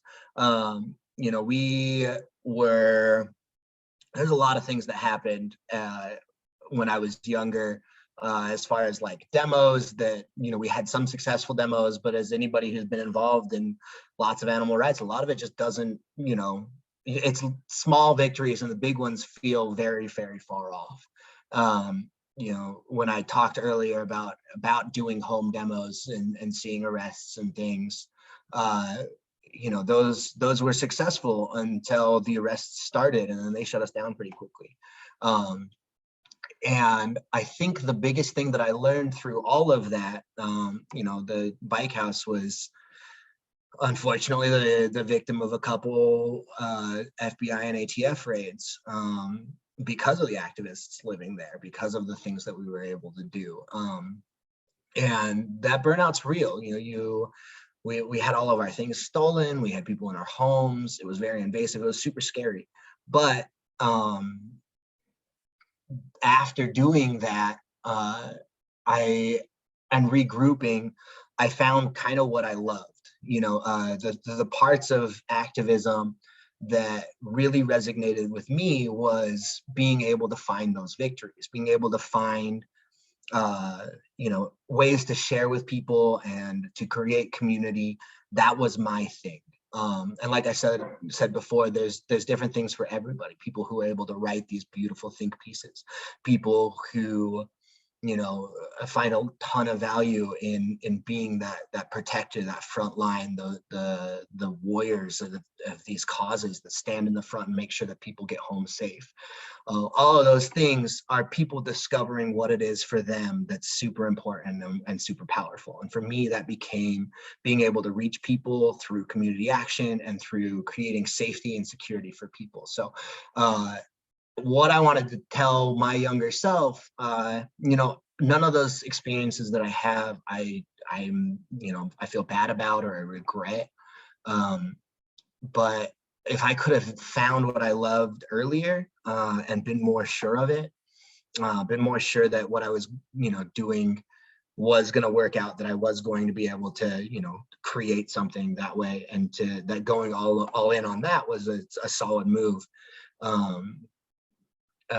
Having a space like this sooner, having that would have been amazing. But really, I think it all comes down to finding what it is that you love, specifically finding what it is that is your niche, that brings you that joy, that keeps that candle while, it keeps the candle burning. It might be burning at both ends. It might feel exhausting and be, all you can do, but you need something that gives you that giving back feeling. And for me, that's what that was. It was finding a space that I could create something that I knew was impacting people, especially after, the stories that I told earlier, finding that by complete chance that it was meaningful to these other people. If it's meaningful to you and you're doing it, that's what's important. That's how you keep going, I guess. So. I don't think there's wrong answers there. You talk about people who are angry, who are, very militant. I love that passion. Hopefully, it comes, especially with vegans, with open minds. It comes with people who are ready to look and be critical of, am I being inclusive? Is this important? Am I recognizing, my privilege? Am I accounting for these things? Be open-minded that way, even if you're passionate and militant about your beliefs. So I hope that answered your question. Yeah, thank you so much. Today has been kind of the theme is reflection and healing as well as growing. So we have a lot of our last presentation today will be on Elisa Stone, professor at Salt Lake Community College, talking about healing justice, right? So how can we be revolutionaries and cry in a matter of speaking, right? How can we be vulnerable? How can we take accountability? How can we acknowledge that somebody might be right?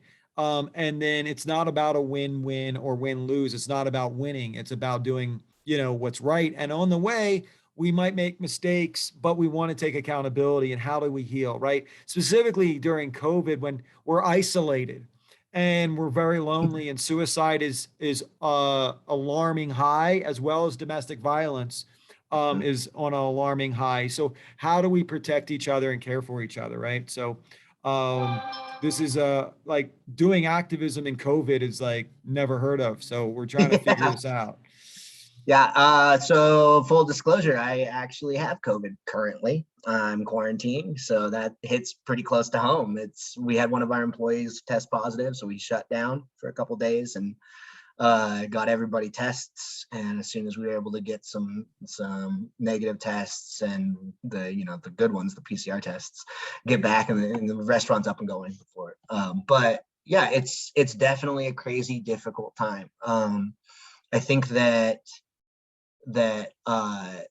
it's an understatement to say that we might make mistakes, that we might have that happen. And we're definitely going to. You're definitely not going to be right about everything. Nobody is.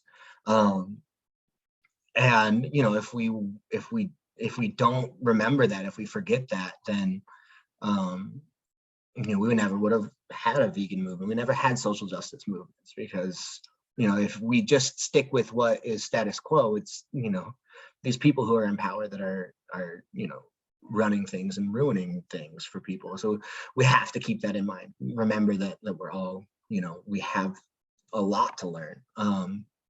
And you know, I think things like this are perfect. You know, like I spoke about earlier, having those conversations and that engagement and those communications is kind of everything, right? Like that's how we get better. That's how we like grow as just people. So any chance that you get to talk, to be passionate, to share those passions that you have, and listen, you know, and super importantly, listen to, you know, the critiques, to the thoughts other people have. It's all about, you know, discourse and engaging and hearing from other people and applying critical lenses that help us think. So, yeah.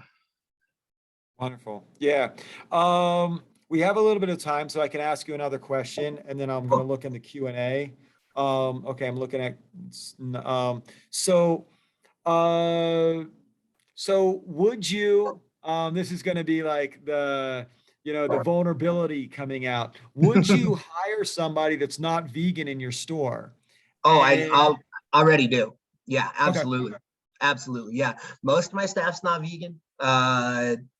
All of my staff is very interested in being vegan, or very interested in vegan food, or, you know, social justice specifically, they're all super on board with. But yeah, no, I have non-vegan staff. I have tons of non-vegan patrons.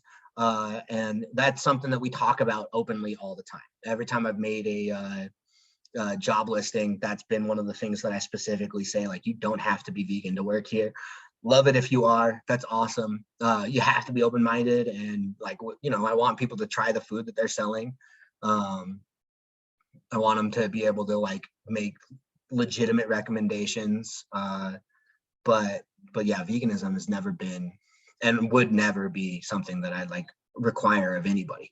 Again, it's awesome if you can, but it's another one of those like super, you got to be able to be critical and recognize that that's not something A, everybody's able to do, or B, they're not ready for it. You know, I or don't they think don't know anybody, anything about it. totally, yeah, like I said, like the things facing against veganism is access to resources. Maybe they've never had vegan food, so they've never really tried it and have no idea, or they have these, you know, stigmas or misinformation about it, and breaking down that. I've had, I don't remember how many, but a handful of my staff that started out not vegan are now. Some of them militantly so.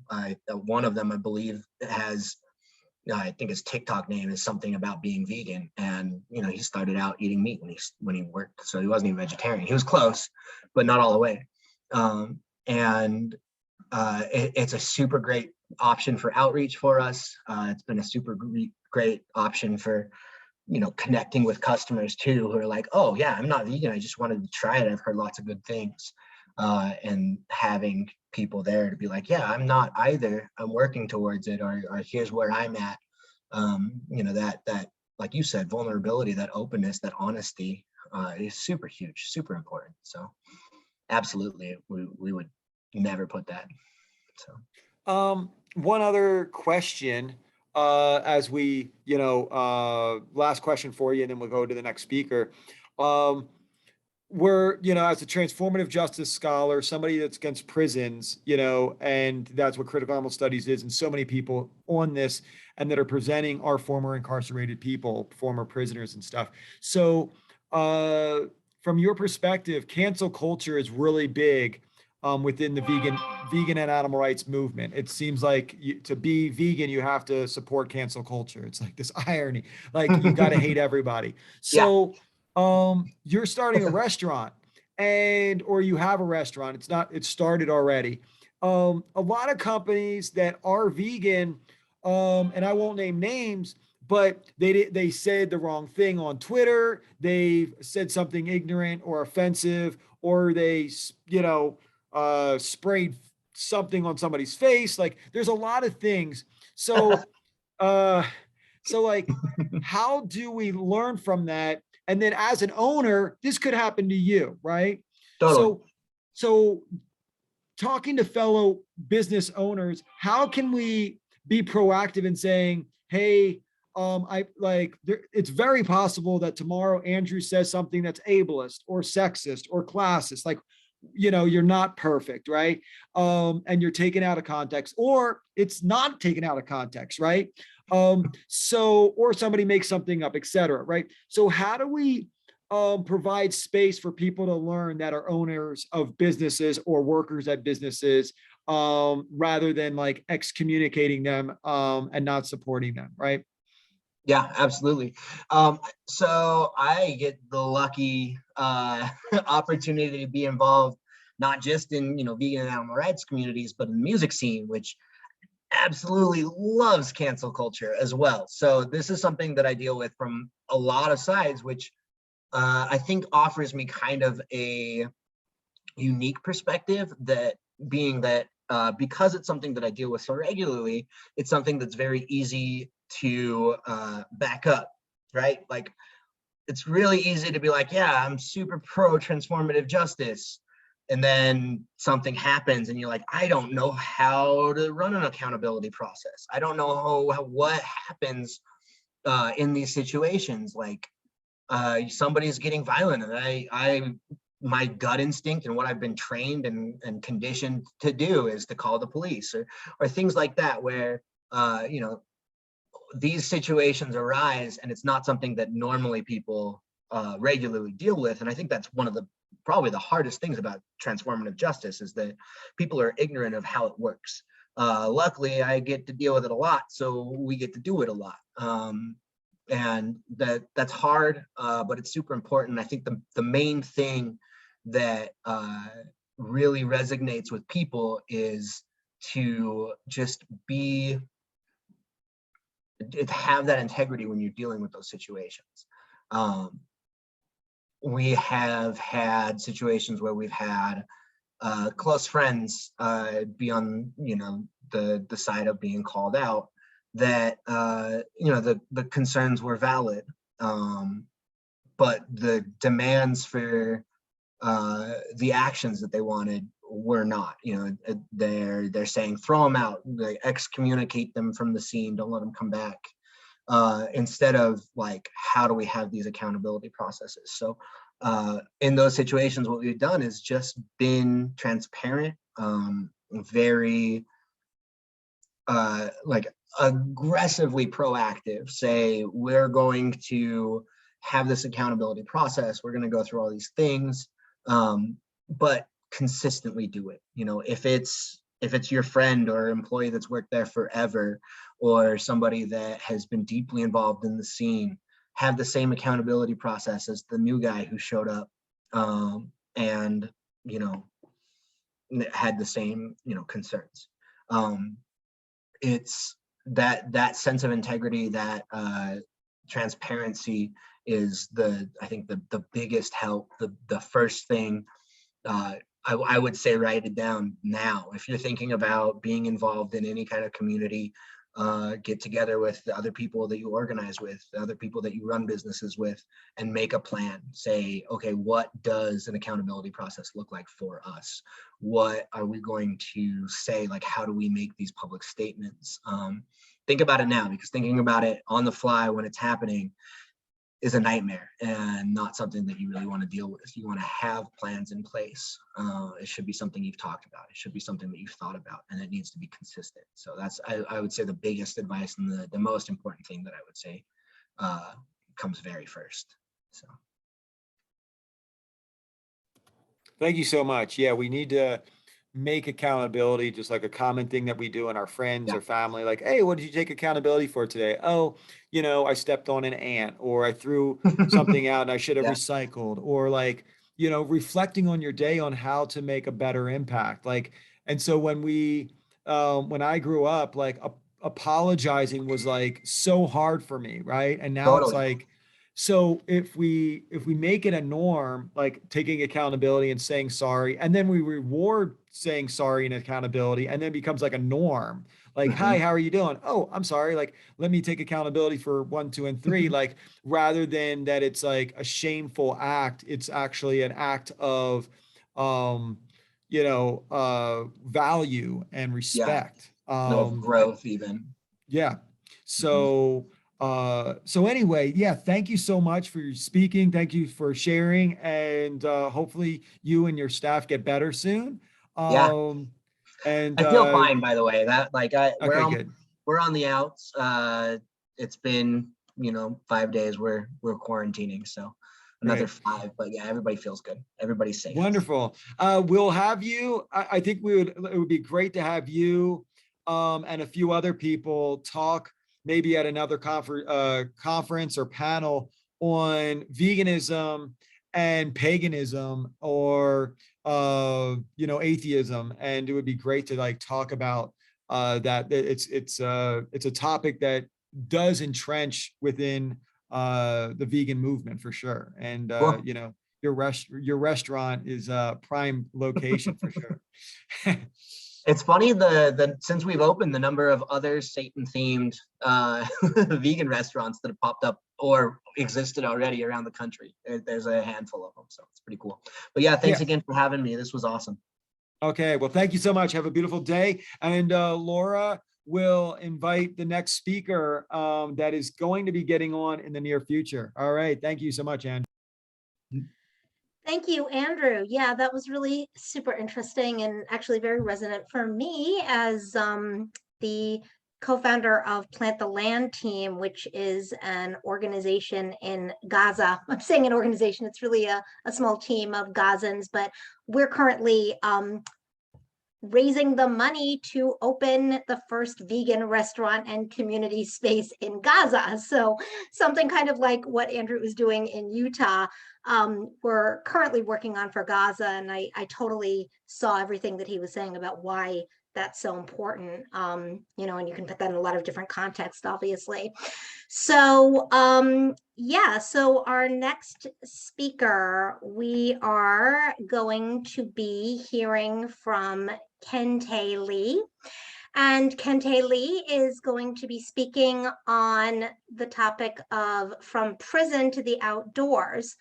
So this is going to be a presentation focused on eating healthy and how to stay healthy while in prison and jail. So Kente Lee is a full-time student at Salt Lake Community College. He works as one of the first interns for the Chief Diversity Officer at Salt Lake Community, focusing on justice, equity, diversity, and inclusion. And Kente Lee is a member of Save the Kids and the Utah Reintegration Project. So we're gonna welcome Kente. Thank you. Thank you so much. I'm here to talk about prisoners, their eating habits. While we don't consider our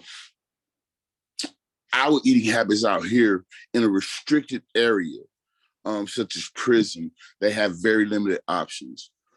In order to stay healthy over a long period of time, you have to eat the majority of vegetables.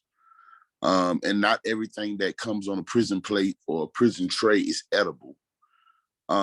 So you have to be strategic in how you eat, how you plan your meals, and how you plan to put nutrition in your body. Daily exercise is a habit that you have to hone if you're going to make it out of prison healthy. When I first got to prison 20 years ago, they used to give us fried chicken, fried foods, and 2 or 3 years after that, that changed. And no fried foods are allowed. And so we get everything boiled, baked. And so the entire population health increased with that motion. At the same time, they offered a vegan diet, which is very catchy and growing in prison populations, because The vegan diet offers a better variety of fruits and vegetables and foods that won't encumber the health. So let's think about being arrested and you're spending 20 years in prison, or you're spending a long amount of time in prison. You're gonna have to plan how to stay healthy enough to make it out of prison. And so I stick to this program in prison, 75% vegetables, 15% commissary, and then the rest is the meat off of the tray. If you can't recognize the meat on the tray, if you can't make the sound of the animal, you don't eat it. That's the general rule with any eating habit. And again, prisoners don't overeat. We don't gorge ourselves on food. We eat what we're supposed to eat and nothing more, because health is, that's the only way that we can make it home to our families. So when I'm speaking about health and wellness for prisoners, I'm thinking about people who are going in and people who are coming out. Some people come out extremely healthy. Some people, like myself and a few other prisoners, and some people come out with a lot of health complications, and especially in a pandemic, we definitely have to think of better ways to be able to take care of ourselves and to be healthy. So I don't visit the doctor very often. I didn't have but 1 or 2 colds while I was in prison because I worked out the entire time. I ate mostly vegetables. And whenever a flu would break out or whenever something would break out, we would already have the culture of being socially responsible. So we had that culture, because if one person catches the flu in a pod of 100 people, then we know that 76 people are going to catch that flu. And so we bleach everything. We make sure that we're conscious, but we prisoners within themselves have already been socially responsible, because we understand the culture of sickness and it being catching and us being quarantined. We get quarantined if we catch the flu. So it's like this has been a culture in prison for about 15 to 20 years that outside of prison, we're just catching up to. So I just like to speak of health and wellness, man. Meditation is going to help with your mental health. It's going to help with you being able to focus, you being able to reset yourself and have self-care. Whether a prisoner realizes it or not, meditation is usually a practice where you ruminate on a thought, or you ruminate on some happy thought that you toss around in your head, and it increases your emotional balance and it helps you to achieve homeostasis. These things are so important for the individual, because if these aren't the practices of the people and these aren't being promoted and people don't know about them, then you're going to have a large population of people who are going to be unhealthy and have mental health issues and any number of issues that are going to be dysfunctions out here. And so we just ring the bell of health and wellness. Eat 75% vegetables, 10% meat, and then the junk food that you eat, make sure that it does not exceed 10%, and make sure that you're exercising as much as you can, because your physicality, your physical body has everything to do with your mental health. And so, I did 21 years in prison from the age of 14 to the age of 35. And I'm healthy today. I've always been healthy. I've been the same way since I was 16 years old. So when I speak of health and wellness, I speak of eating packs of tuna. I speak of eating peanut butter. I speak of eating vegetables, salads, mostly for most of those 21 years, which now I know the difference between my body weight and my health and other people's health. So I'm here to encourage, again, as I was introduced, I'm part of the Utah Reintegration Project, and I'm also part of Save the Kids. This is all an initiative to achieve a common knowledge and a common practice of health and wellness for all people, and for all involved. And especially the children. I was one of the children who was punished extreme in this country, and I was sentenced in a very extreme way. And the reason why I'm with Save the Kids and the Utah Reintegration Project is because I want to stand in between that. I want to make sure that we can have better standards for prisoners. I want to make sure that we can have better standards for students. And I want to make sure that we bridge the gaps between the two. So somebody formerly incarcerated, or somebody coming to college, or somebody who wants to come to college, we need a safe place for them. We need information for them. We need to surround them as a tribe and make sure that they make it. We want to retain graduation. So that's what I do. Remember that in a lot of ways, you are what you eat. And so if your health practices is eating mostly junk food, then you can probably consider your medical bills. You can add about the amount of junk food that you eat in 1 year. I think you can add $10,000. You can multiply about $10,000, and those would be your medical bills. So if you can eat healthy, if you can start to be conscious about your body, your weight, your mental health, I think that you can save on medical bills later on down the line. My name is Kente Lee. I go by Ilwap Chow. Thank you so much for this opportunity. I look forward to these opportunities. It's a lot of information that's been given in these conferences, and that's why we come to connect and to collaborate and to learn how can we affect community, how can we bring these solutions to community in real time. So I'm grateful for this opportunity. I'm grateful for all of the speakers who've come before me. And I'm just overcome with all of this information. One comment that I like to leave with is that,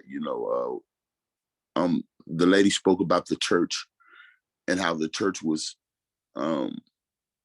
very adamant in the oppression of those who were slaves. And I don't think that they could have had slavery without church. But I believe that it's because the Black ministers rose in the 70s and the 60s, that church, the transition from the oppressor, the system of oppression, can change to a system of a rejuvenated community, because I do go to the oldest Black church in Utah. And it is a beautiful community. And it is one we're still trying to figure out how to go around all of the things that have encumbered the church and all of the weird things that attach themselves to it. We want to do the best we can for our community. I want to be the best version of myself that I can be. And I'm encouraging everybody who's around me to be the same. I believe that we can function higher. I believe that we can live a better standard of decency. And that's why I'm here. And that's why I presented these, because I'm waiting to see the movement. I'm waiting to see the change for people who want to see it. Thank you so very much. That's pretty much the gist of everything that I have. But if you have any questions and answers, please feel free to ask them. I'm here for the next few minutes. So thank you so very much for allowing me to present. And I don't know if there's any questions on that. Thank you so much, Kente. Is there, can you put a light? I was kind of dark. Is there a way to put a light on? That being said, I have a question for Kente. So as were incarcerated, getting out, what are some habits, you recently stopped smoking cigarettes, right? Which are tested on animals, right? And so what other like healthy ways are you eating and staying away from, let's say, fast food or unhealthy food or animal byproducts or eating animals? Like, so how are you consuming more vegetables and how are you engaging more in the outdoors? And could you give examples of what you're doing with Save the Kids in engaging with the outdoors? You are on mute, Kente. Sorry. So outside activities like riding bikes, being out in nature, throwing the football, taking hikes, um, going on suspension bridges. Those are the type of things that we do with Save the Kids, because we know that nature in and of itself is a natural healer. And we know that when children have been through trauma, the best way to heal trauma is to just love them and to just allow them to heal with time and just being in proximity with people who love them. So my eating habits, I'm not vegan, but I have a very strict diet that is mostly bland. So I eat vegetables, I eat rice, I eat beans, but I don't eat those with spices. I don't put any type of spices into my food unless it comes prepared that way. Most of my diet it reflects a diet that would come on a prison tray, because actually prisoners eat healthier. They have a lower grade of meat, C and D meat. I don't even know if you knew that existed, but their vegetables and all of the things don't come pre-seasoned. They're just regular canned, which is a more healthy way to eat. We oversaturate our food with like spices and seasons, and that just it causes all type of health complications. So the way that I eat now is pretty much the same way that I eat for 20 years. I don't gain weight, and unless I choose to. And so with Save the Kids and URP, in order to do the work of being around kids and being a mentor, and having healthy habits, you have to demonstrate them. You have to live them. And so one of the reasons why I had to quit smoking was because that is a bad habit. It is a bad social habit. And especially one that I wouldn't want for a mentor or child to get. So I switched the habit, and now I'm reflecting on it and trying to adapt it. And that's what I do. That's who I am. Healthier eating, more exercise. I'm an antsy kind of guy, so I can't stay inside for more than 2 hours at one time. I have to go outside. So, I just stick to physicality and making sure that my body is in line with my mind and that I'm eating healthy so that all of those things can be in balance in my life. Anthony, I don't know if I answered your question as correctly as you wanted, but thank you so much. Yeah. And thank you so much for speaking and engaging with us. This is a fully volunteer conference with people from all over the world, England and Australia and North Carolina, Salt Lake, and Chicago here, just to say a few of the locations where the panelists are coming from. And Anthony, when the brother spoke about the brother that went on a hunger strike and that died, that kind of hit home for me. So for me, that's a martyr. That's a brother that because we've done those, and they're gruesome. And so I just want to, just make sure that he knows that sacrifice will be met with love and solidarity. So I did that. That's a message for me. But prisoners, those are my family members. Those are the people I know the most. So when one dies, we all know and we all mourn. So I'm thankful for that message today. So thank you, Anthony. All right, thank you. And Ronnie Lee was talking about Barry Horn. Thank you so much, Kente. Thank you for your passion, your love, and being involved in social movements. Thank you, all of everyone. I do apologize again for not being on mute when I took a phone call. So I do apologize. Again, this is the 21st annual North American Critical Animal Studies Conference, hosted by ICAST. And so if you want to know the schedule, it's going to go on until 4 o'clock. And I or Laura will post the schedule from the website onto the chat in the near future. So, or I can do that right now. Let me just take that, and I'm going to post it right here. Okay, so here's the schedule right in the chat. Again, thank you so much. And this is being recorded and will be uploaded on YouTube, the ICAST YouTube. So Institute for Critical Animal Studies. So Laura, if you would like to take over and introduce our next wonderful speaker. Thank you so much, everybody. Thank you again, Kente. Yes, thank you, Kente. That was a very important talk. I definitely do think that we don't speak enough about the health ramifications of being imprisoned, which is really especially shocking in light of COVID and in light of the fact that it spread so rampantly through the prison system. So that was really, really important. And of course, it's also very relevant to animal liberation because animal liberation is a movement that is heavily criminalized as well. So yeah, I'm gonna look at the next speaker, and we're gonna be hearing from Ariadna Berois Diaz. And Ariadna is going to be speaking on the constitutionalization of the interests of the non-human animals in the constituent process of Chile as a social justice movement.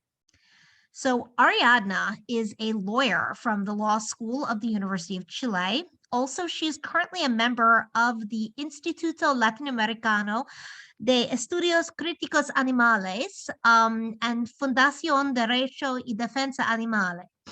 In addition, she is the representative of animal protection institutions in the Chilean Animal Bioethics Committee, created by Chilean law 20.380 for the period of 2021 to 2023. She was an assistant at the Public Law Department of the Law School of the Universidad de Chile, specifically in administrative law and constitutional law. Recently, she completed a diploma program in administrative law penalties at the Pontificia Universidad Católica de Valparaiso. Now, she is currently investigating the social and legal reception of the discourse of constitutionalization of the protection of non-human animals in the framework of the constituent process of Chile in 2021. So thank you so much, Ariadna, and the floor is yours.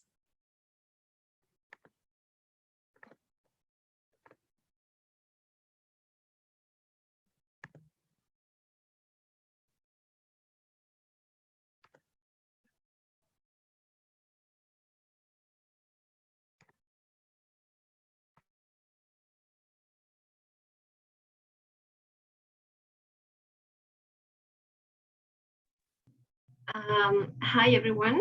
My name is Ariadna. So I will share my screen. I'm sorry, just 1 second. I'm having some issues with my computer, so just give me a second. I'm sorry. Just 1 moment. I'm sorry.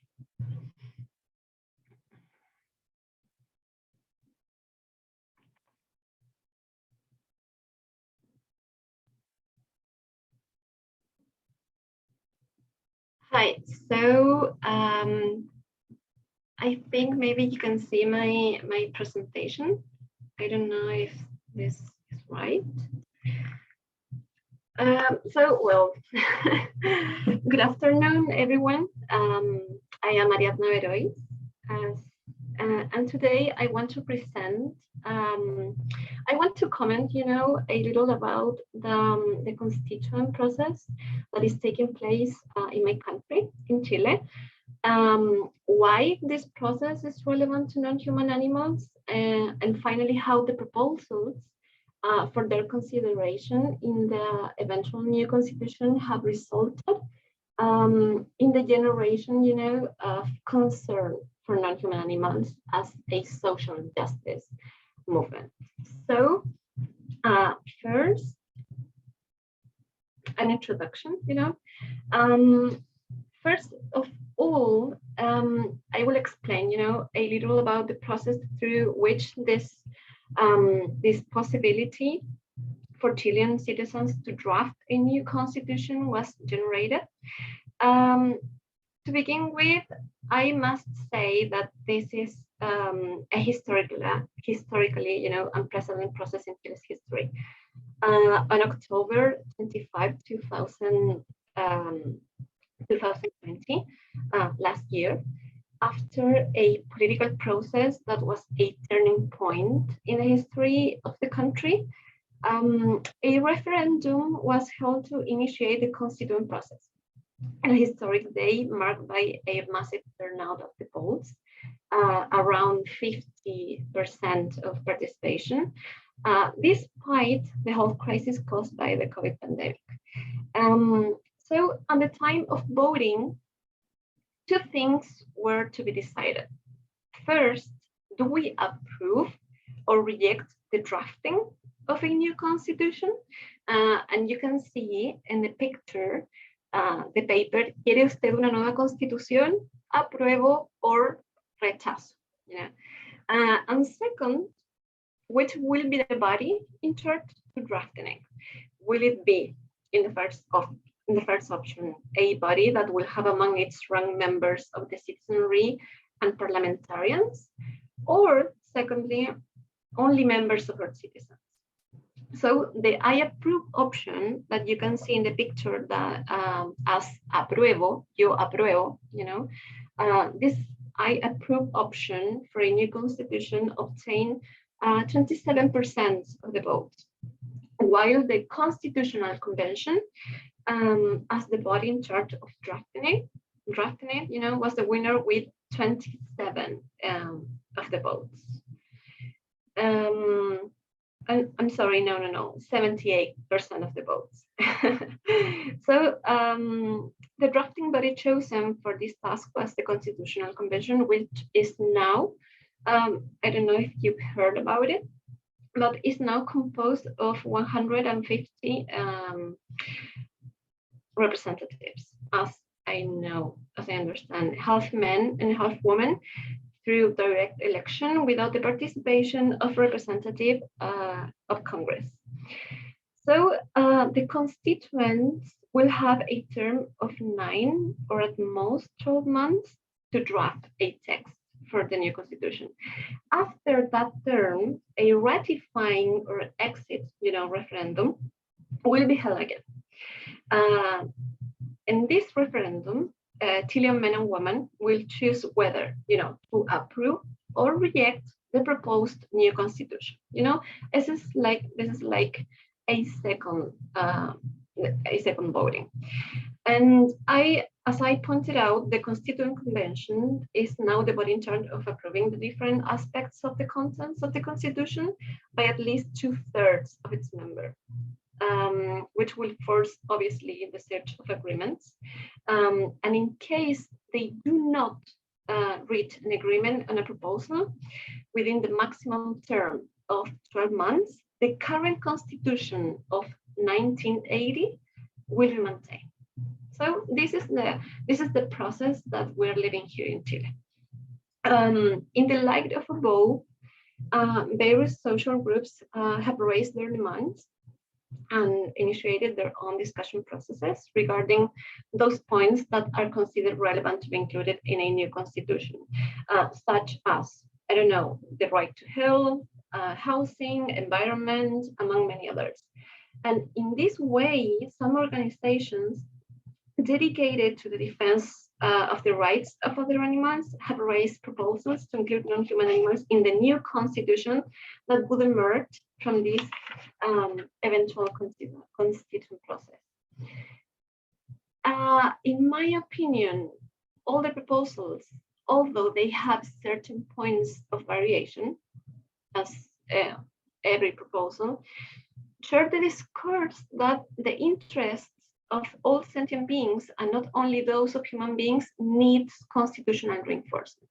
Okay, so as of today, the discussion of the substantive issues to be dealt within the new constitution began just 2 weeks ago, after a period of 3 months in which the members of the Constituent Convention had to decide on rather formal issues,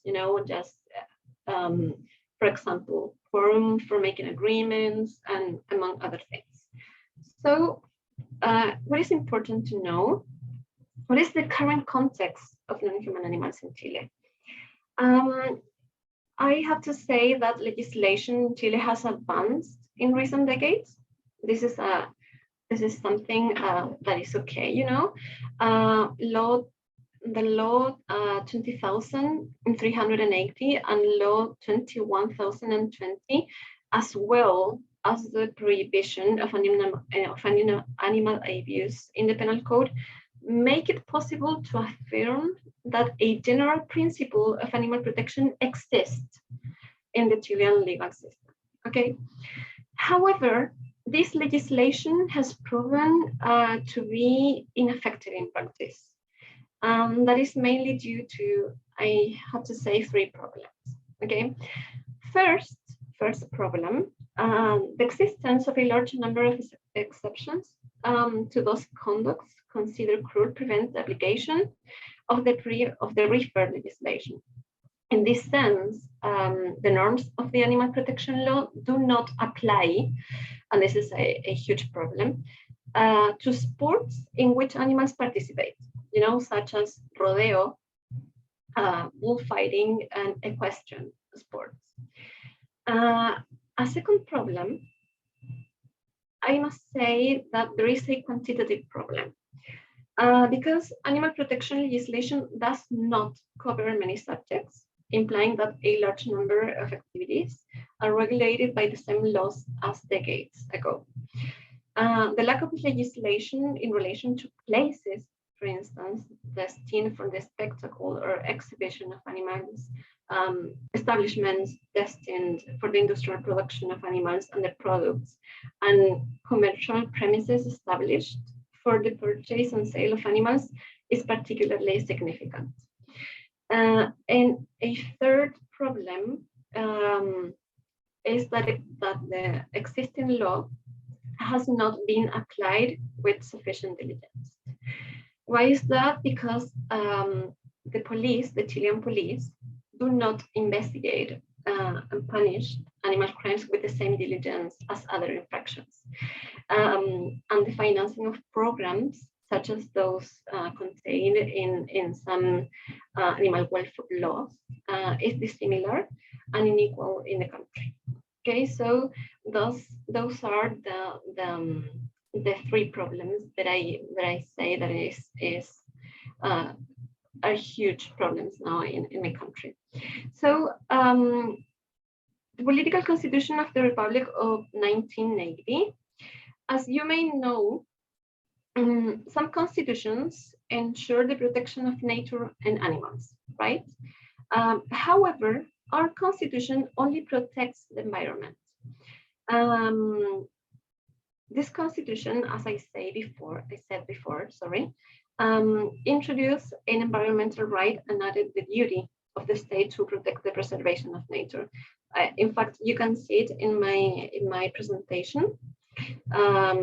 Article 19, number 8, the right to live in an environment free of pollution. And according to the Law of General Basis of Environment, this obligation of the state consists in elaborating, as you may read in there, the set of policies, plans, programs, norms, and actions.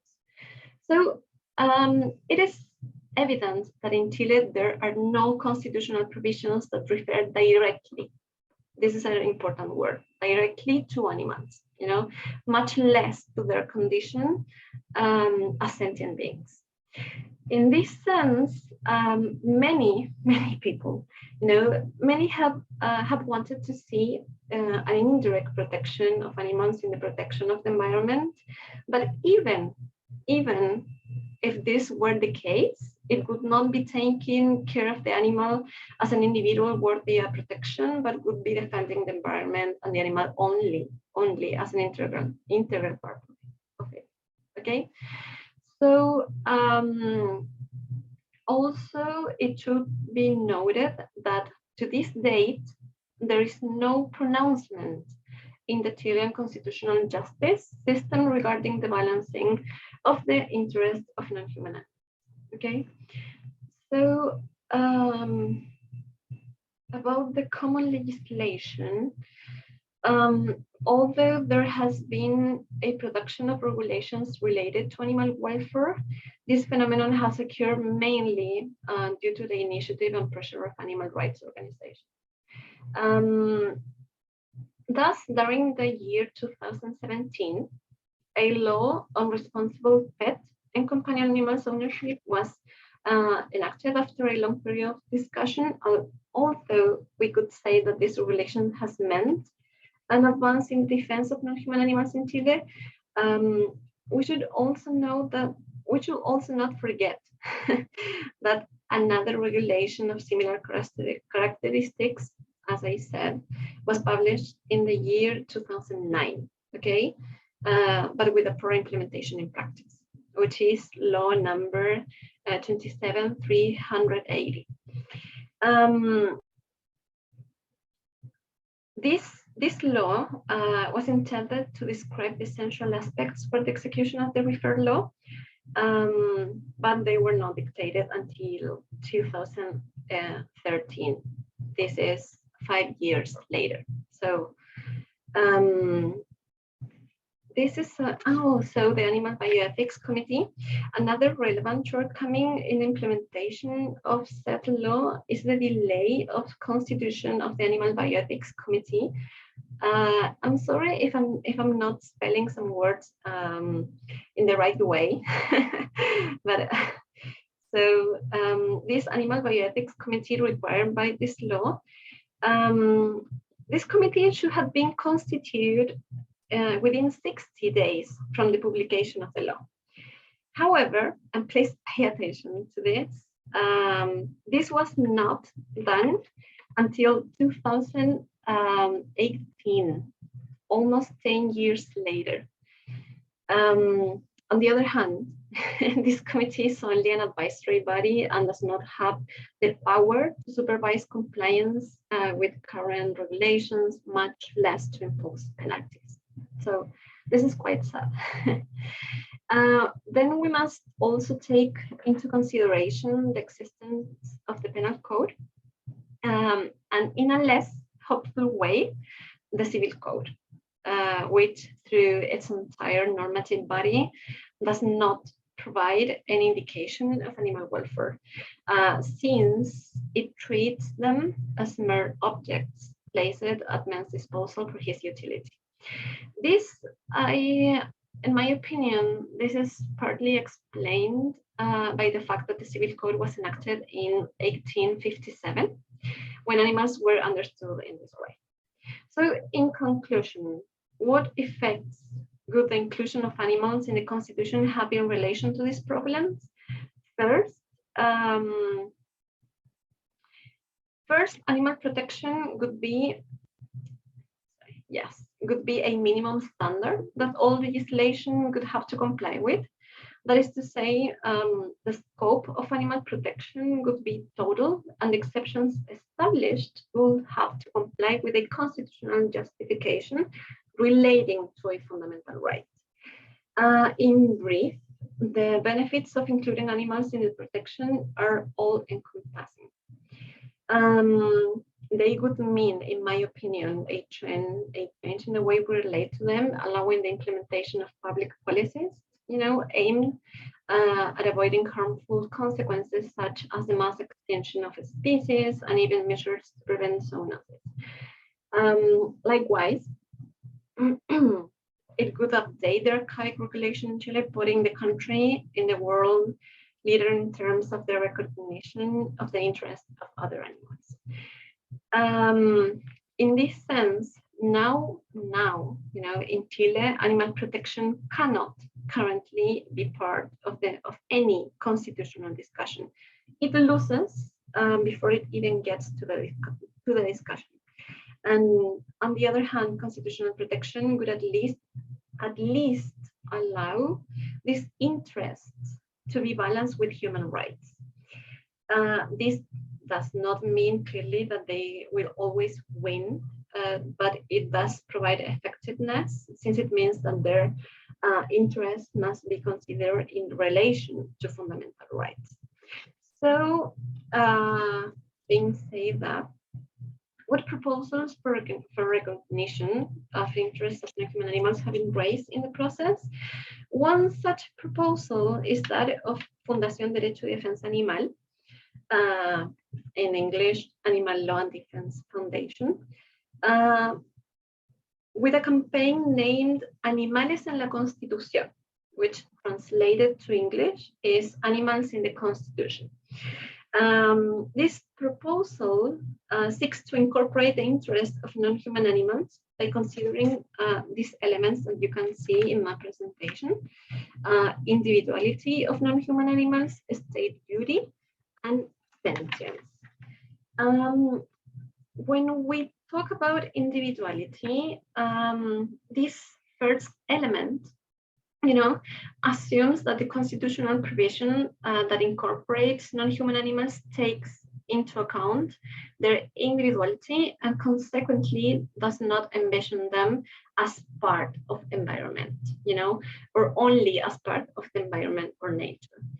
The objective of this first element is to protect the non-human animal in its own interest, and not having as an intermediate or final objective an eventual protection of some sphere of the human being.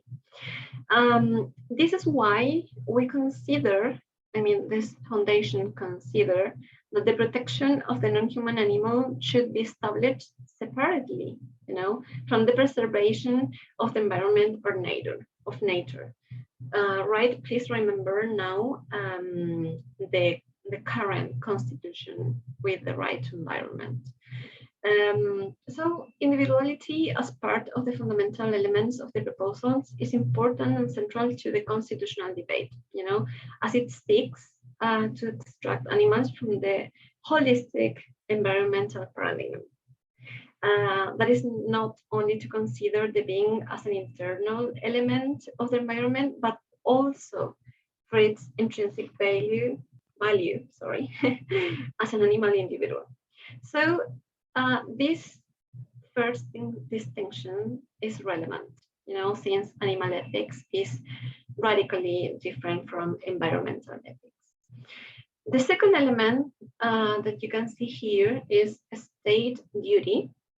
So the purpose of this second element is to ensure that our proposal does not become just a declaration of goodwill and without real consequences, which is quite a common thing here in Chile and in Latin America, I must say. So it is necessary to enshrine a duty of the state to carry out its obligation of care and protection towards non-human animals.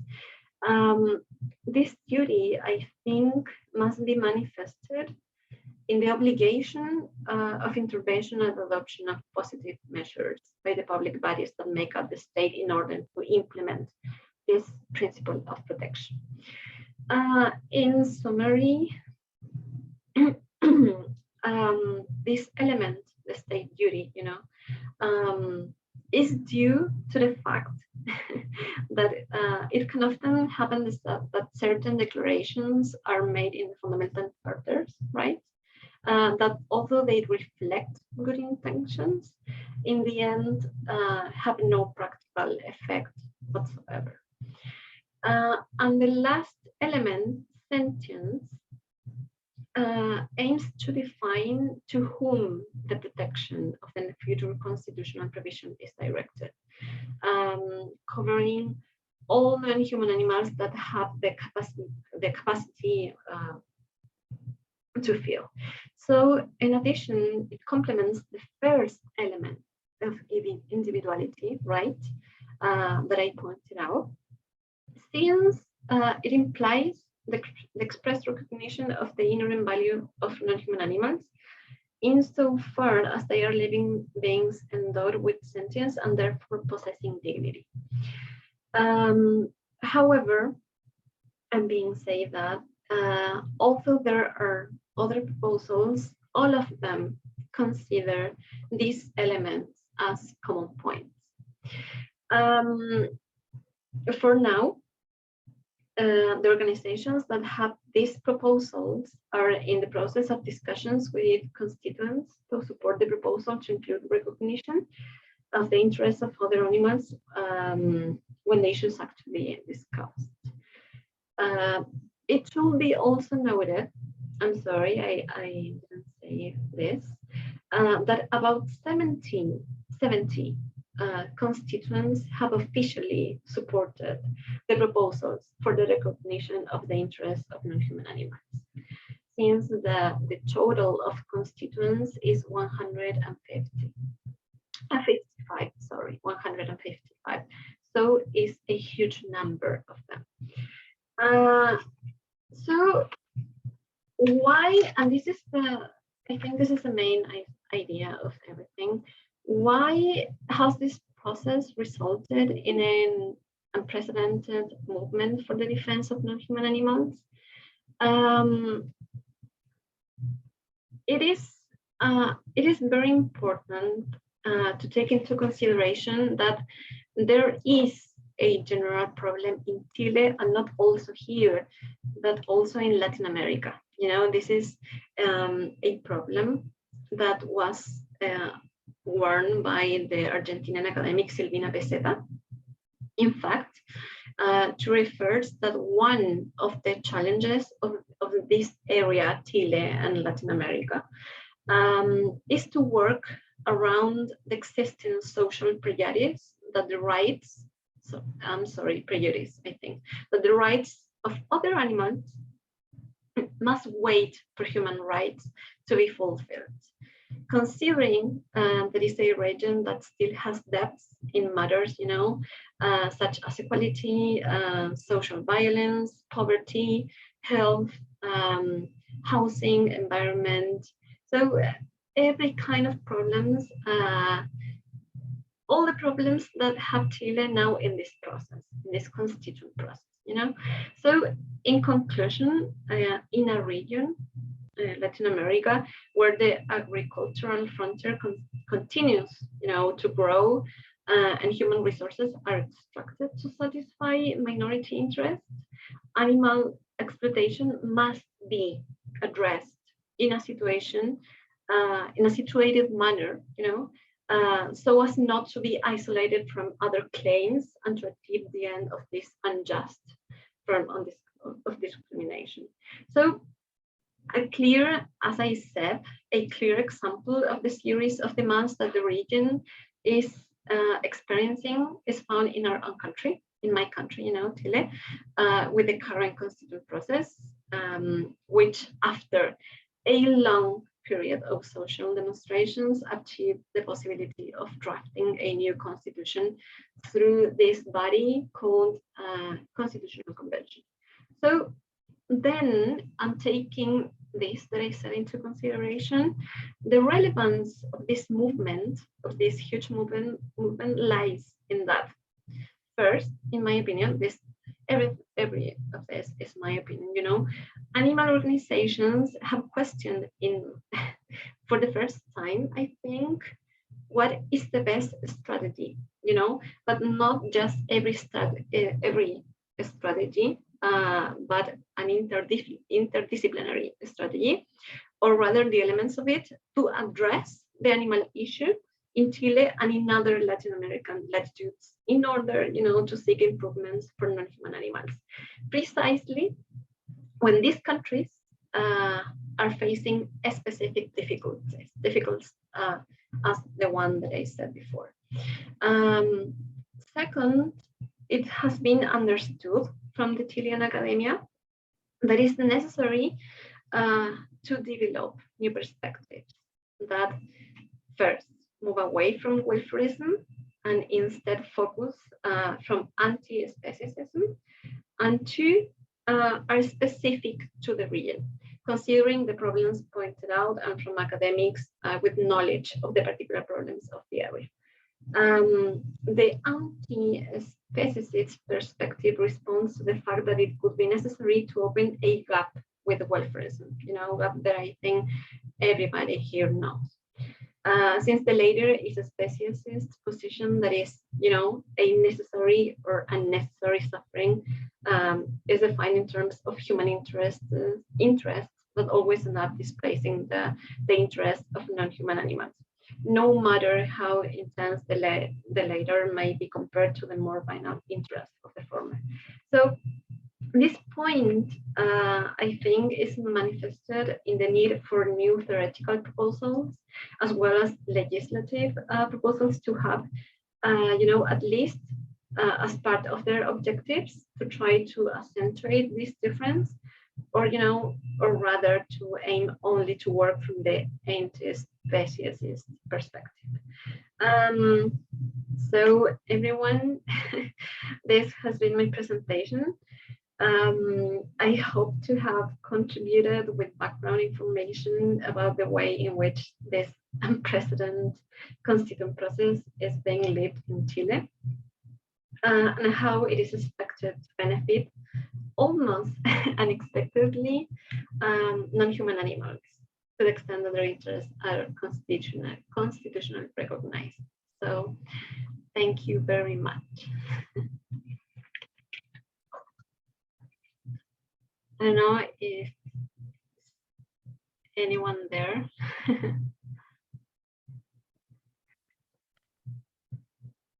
Yes, thank you so much for your presentation, and looking at Q&A now. And but again, I think, having a global perspective of animal advocacy, animal law, the legal studies perspective of anti-speciesism, and how it's growing across borders, boundaries, and barriers is profound. Your presentation was so organized, and of course, you speak multiple amounts of languages. Unlike many people in the United States, which are very US centric and very English centric, right? So it's just showing how people that are not in the colonialized dominant countries are providing the most insight and different perspectives, as well as making intersectional connections around class, race, gender, sexuality, which is so. One of my questions to you is, while focusing on legal studies, and you're a woman of color, how, and then we're centering you into, you are a profoundly intellectual scholar, and how is it difficult to speak to the US activists about your insights? And then my other question was also, how is intersectionality engaged in your country and your community? Okay.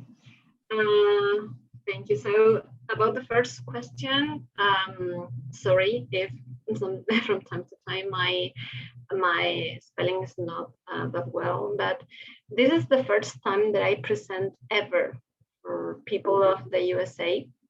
So I think it wasn't difficult at all. We've been working, I know a colleague here in Chile, Diego Plaza. He just 1 year ago, I think he did an LLM in Lewis and Clark University. So I think the Chilean academia in animal rights is having now a little more connection with the USA than before. I mean, before Diego Plaza or before any of this, none of us had a connection with North America in general, So it's been, I think, a good experience.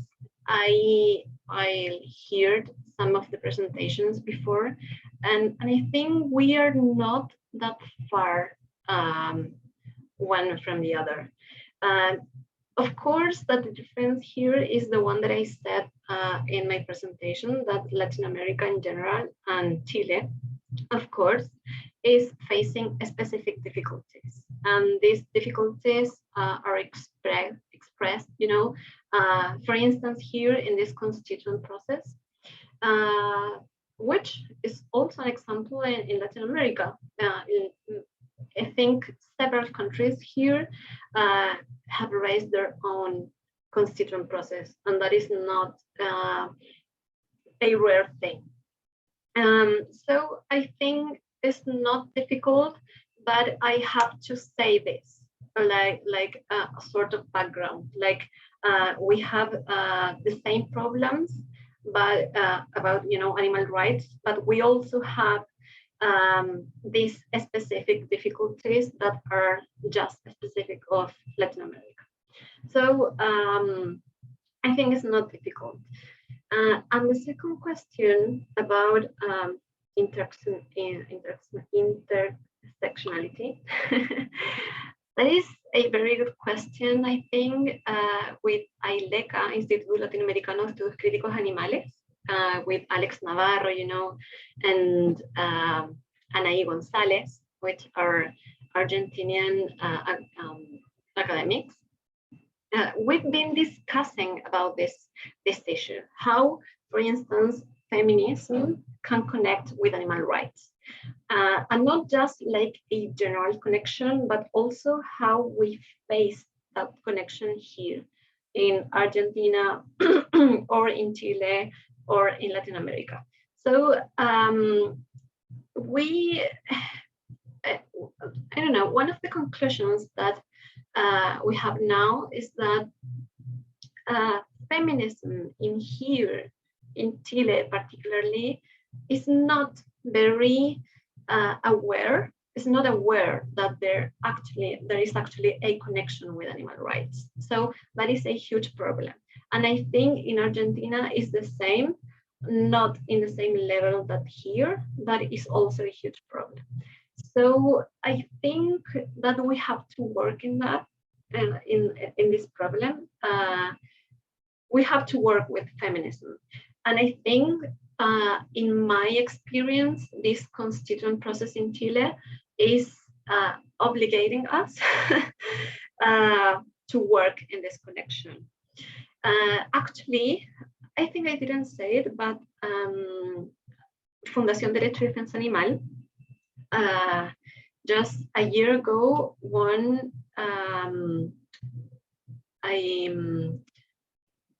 a fund of the Culture and Animals Foundation, the CAF. So we are working on a research of this process. And one of the main things of this research is how animal rights is connected to feminism, to to other things as well. So it is a problem now, but I think after this constituent process, it will be, I will have a different conclusion, I hope. I don't know if I answered those your questions, Anthony. Yes, you did. Thank you so much.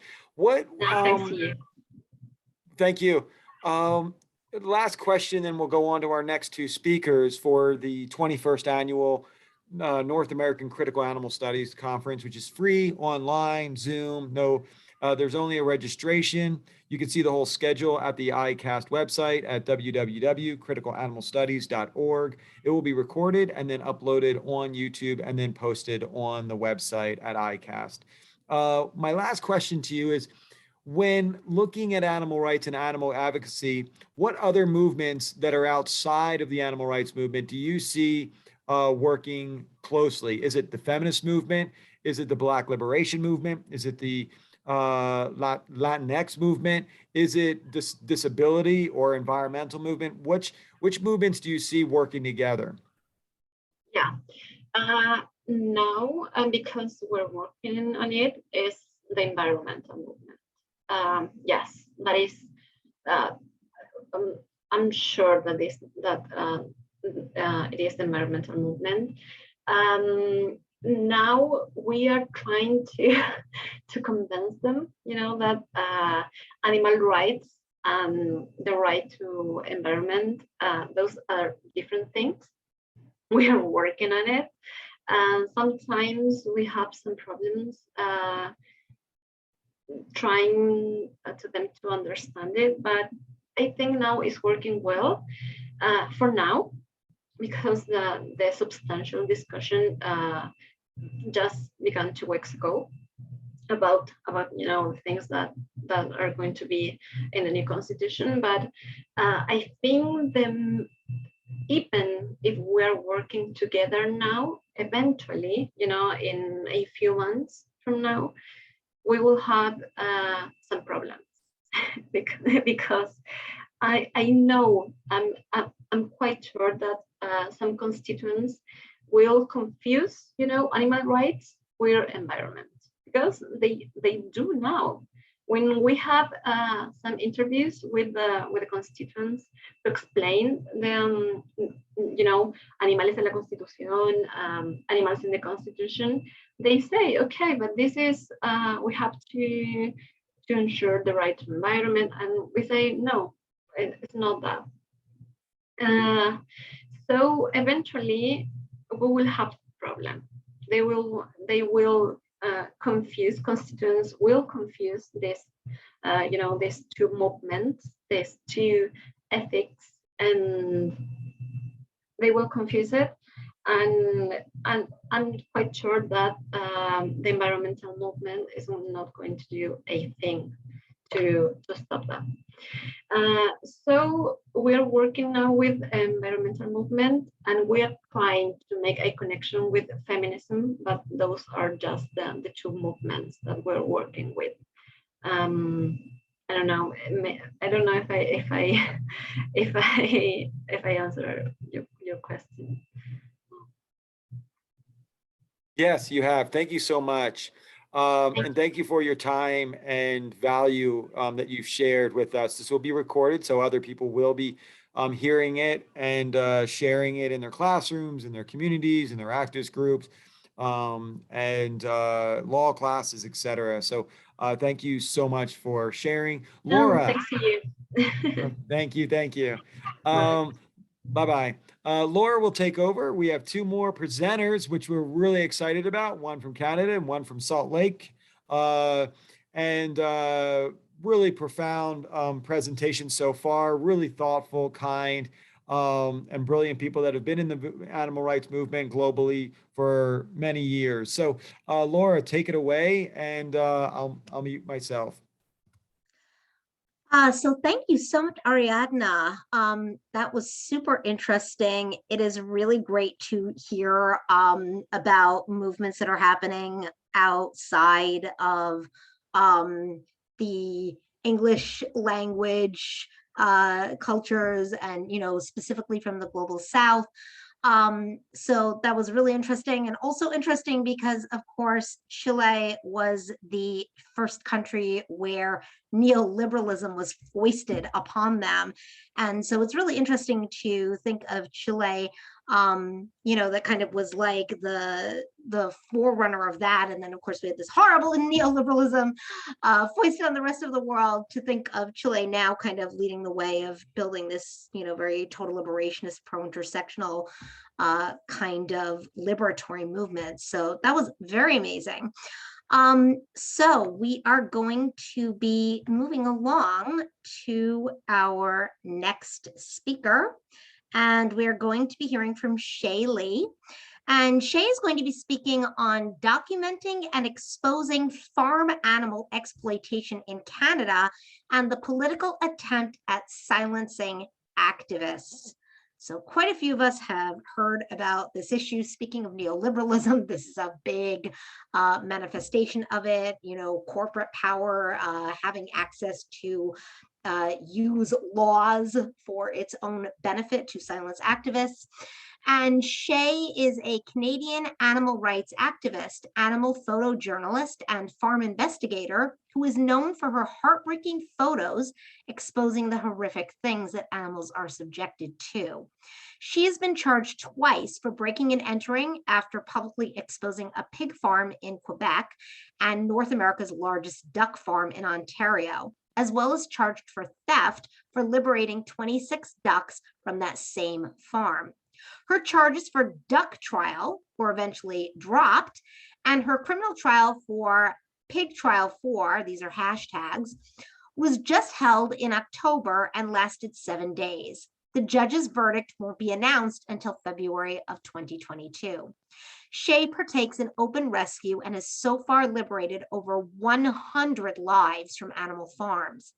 After her first broad daylight open rescue of 26 rabbits from a meat farm in 2017, Shay dedicated her life to liberating animals and exposing animal agriculture with her photography. Shay is featured in an upcoming animal rights documentary titled "They Call Us Criminals."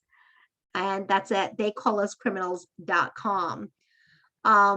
So Shay, thank you so much for being with us today. And also thank you so much for all of your efforts to actually literally liberate individual non-human animals. And I don't know why Shay is not coming up. Is Shay present?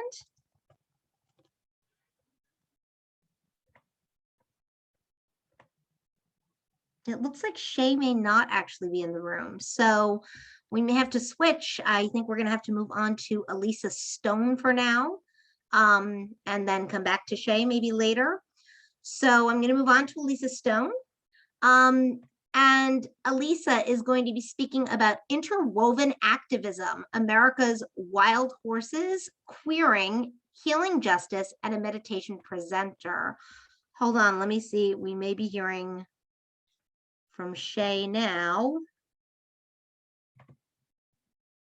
Okay, Shay is saying that they're here, but they're not in, I don't know why they're not coming up in the Zoom. Anthony, are you seeing Shay? Huh, that's really odd. Shay is not coming up, so please bear with us while we have technical difficulties.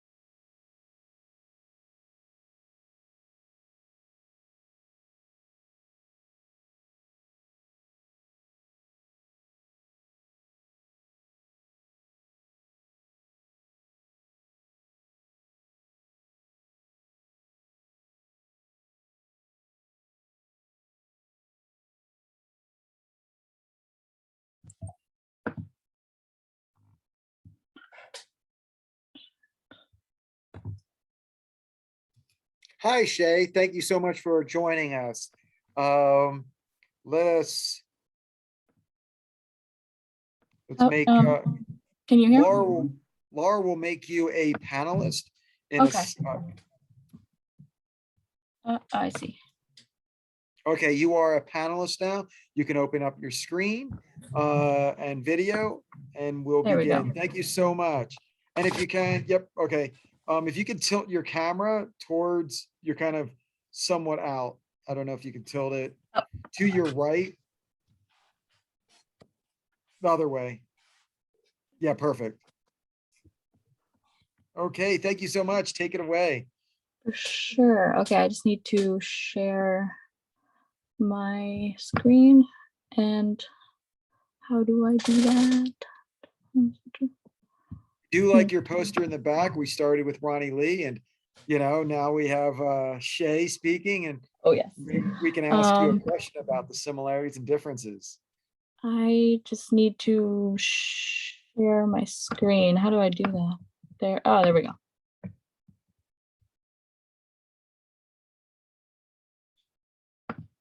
Um,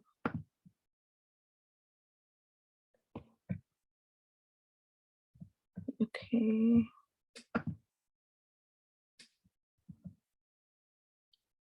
Okay, so I think you can see my screen now. Yes, I could see your screen. Okay, perfect. Sorry.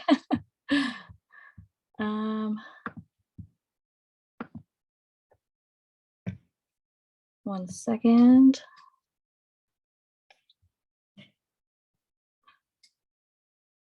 So just to let everyone know that there's a few slightly graphic photos in the slide. I'm sorry about that. And here we go. Okay, so I am a Canadian animal rights activist, animal photojournalist, and farm investigator. I'm based in Ontario and Quebec, and I have been charged twice for break and enter. I didn't realize she was going to read my bio, so you already know that. I've been inside a variety of farms, including pig, chicken, so broiler and eggs, rabbit, duck, dairy, cattle, livestock auctions. I've also worked on an investigation at a dog sled operation that has yet to be released. I currently have a year-long peace bond in place that will be ending in a month, and I am banned from going within 200 meters of any Quebec farm. So my activism, I went from simply bearing witness, taking pictures of the animals, to investigations and criminal trials. I've always loved photography, but never knew what I wanted to do with it until I started bearing witness outside slaughterhouses. I just wanted to show the animals' stories and tell people what they were going through. Then during a protest, I liberated a baby chick from a poultry festival, and that led to liberating 26 rabbits from a meat farm, which then led to liberating 4 hens from an egg farm, which led to even more liberations, and me finding my place as a farm investigator. I'm currently working on an animal rights documentary that I'll be featuring in alongside my good friend, producer, and the creator of the film, Annie Bernachetz. The title is They Call Us Criminals. This upcoming documentary aims to expose the reality of the animals suffering within industries that exploit them, as well as showcase the work of animal rights activists in Canada, all while debunking the idea that activists are extremists, criminals, and terrorists. So ag-gag laws in Canada. On June 17th, 2020, the truth became illegal when the Ontario government passed Bill 156, which targets activists, undercover investigators, and whistleblowers, and makes it illegal to expose animal cruelty on farms and at slaughterhouses. Politicians quietly rammed this bill through the legislative process with very little public awareness. Fines for trespassing can be up to $15,000 for a first offense and $25,000 for the second offense. And I've been charged with trespassing before, and it was only a $100 ticket back then. This bill represents a suppression of civil liberties in favor of monetary gain, and is only in place to punish activists, protect animal abusers, and to conceal cruelty on farms. Bill 156 is similar to ag-gag laws that have been struck down as unconstitutional in Idaho, Iowa, Utah, Kansas, and North Carolina, because it attacks freedom of expression as well as investigative journalism. Other provinces here have also begun introducing ag laws themselves. British Columbia has Bill M227. Manitoba has Bill 57, 62, 63. Quebec is still in motion. Alberta has Bill 27, which is called the Trespass Statute, Protecting Law-Abiding Property Owners Amendment. And the federal government has introduced Bill C-205, which is still at a debate status. And on the slide, you can see some of my photographs.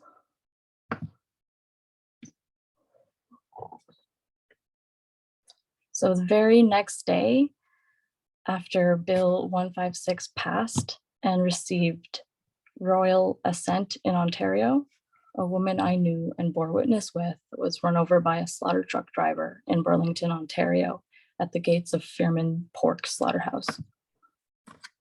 Her name was Regan Russell.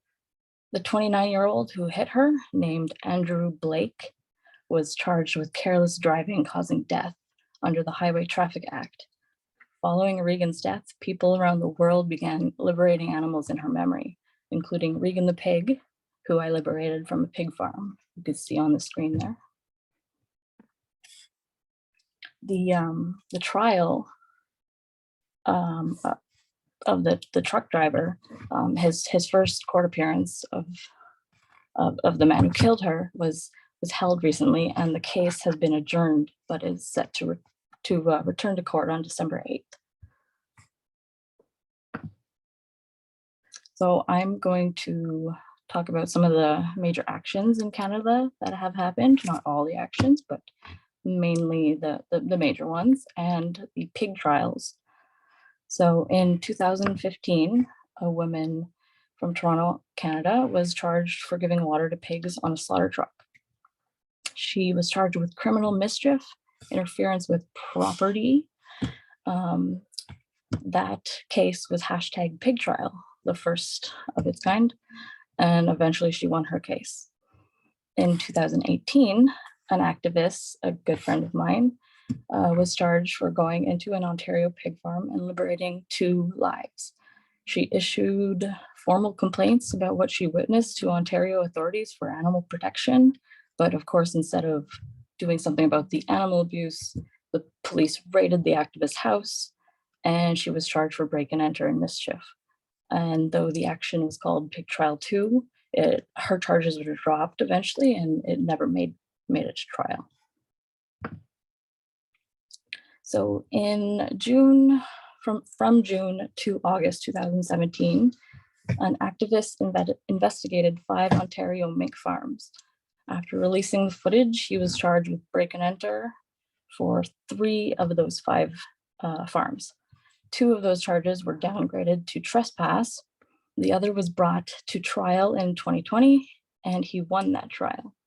That action was labeled mink trial. In April 2019, Canada's first ever farm occupation happened in British Columbia under the organization Meet the Victims. 65 activists occupied a pig farm operation and were able to negotiate media access to the farm. The main organizer was arrested and charged with break and enter, mischief, and trespassing. And after a 4-month-long investigation took place, 3 other activists were also arrested and charged. They face a combined 21 counts of break and enter and mischief. This action was called Pig Trial 3. Their trial is set for next year. And then in just a few months later, in September 2019, 35 activists with Liberation Lockdown occupied a turkey farm in Alberta. The 3 demands they had were granted: allow media access to film the farm, the release of a few turkeys, 5 of which were released, and that no criminal charges be filed against them. No one was arrested that day, but 4 activists, including 1 minor, were eventually charged with break and enter to cause mischief. They were discharged with conditions. Then we come to December 2019. 11 activists and myself, so 12 of us. We occupied Pas Greg Pig Farm in Saint-Hyacinthe, Quebec. After 6 hours inside documenting the pigs' suffering, we were arrested. Our demands for media were completely denied, and we were charged with break and enter, mischief, and impeding a police officer.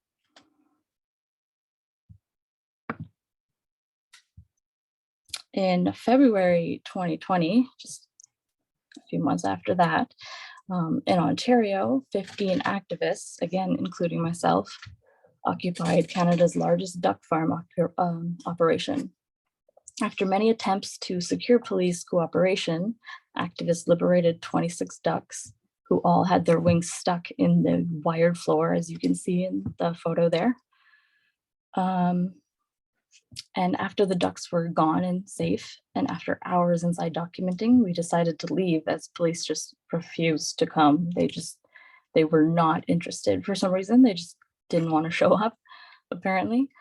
We escaped the farm just minutes before the police finally did decide to show up.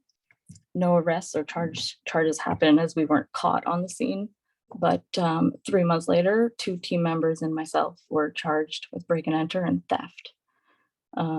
They eventually dropped the charges, as I'm pretty sure they didn't want to go to trial, as we had awful photos of what we found in there, and we had caught them in many lies on their website.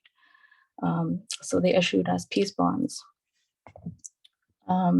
And then for some reason, some odd reason, exactly a year later on the anniversary of our action, 2 more of my team members were charged with the same charges and were quickly given peace bonds.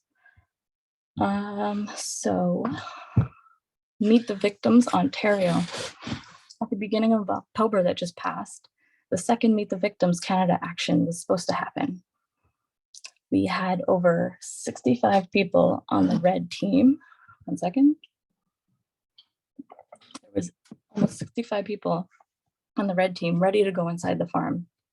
However, just as we were getting ready to meet early morning at the predetermined location, the organizers were nowhere to be found for roughly 2.5 hours. Finally, a signal message came through saying they had been arrested and to head straight to the farm in hopes of getting inside. About 8 minutes later, we were at the farm and it was surrounded by police officers and police vans ready to arrest nonviolent activists. We learned shortly after that 6 people had been violently arrested early morning as they left their homes and their Airbnbs. As soon as they opened the doors, they were just taken. While at the station, none of them were asked for their information. Police already had all their names and info written down and ready. And it turns out they also had a judge on standby to process them, as it was a Sunday and courts don't operate on Sundays. The police knew everything. And so either there was an informant on the inside, their devices were tapped or tracked, which is possible because they've been arrested before, and or possibly security culture just lacked somewhere. And I'm not sure if they really know the cause just yet, or if they'll really ever know that cause of what happened there. So back again to Pig Trial 4 and the action at the Quebec pig farm. Our trial actually just finished on the 27th of October. It lasted 7 days in court. The Crown called 5 witnesses, including the owner of the farm, an employee, two of the 12 police who arrested us, and the farm's own vet.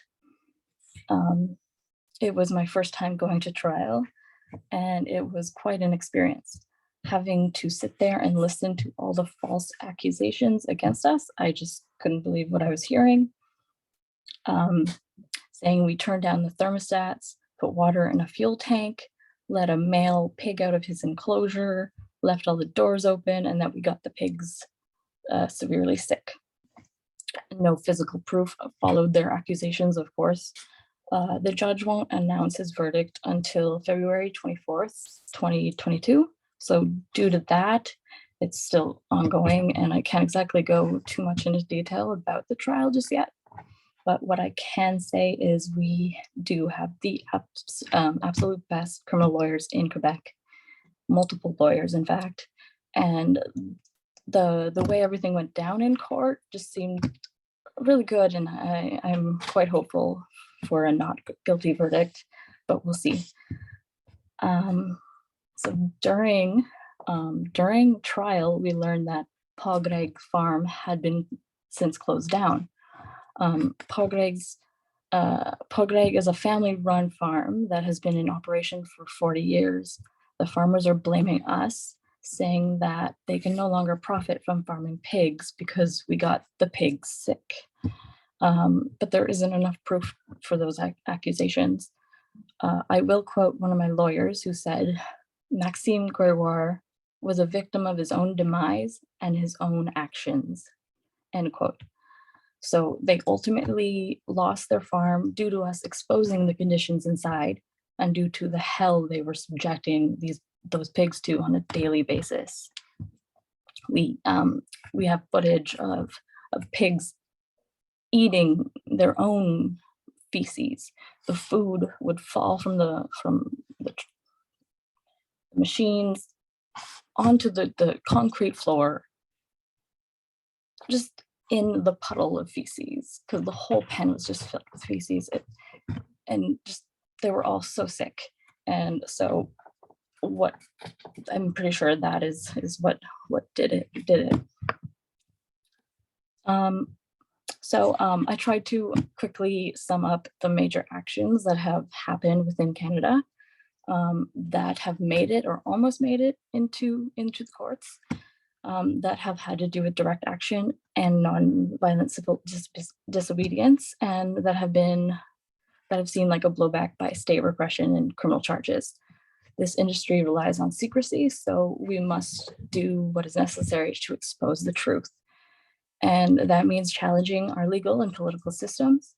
It means risking legal consequences and potential fines, which is nothing compared to what these animals face daily.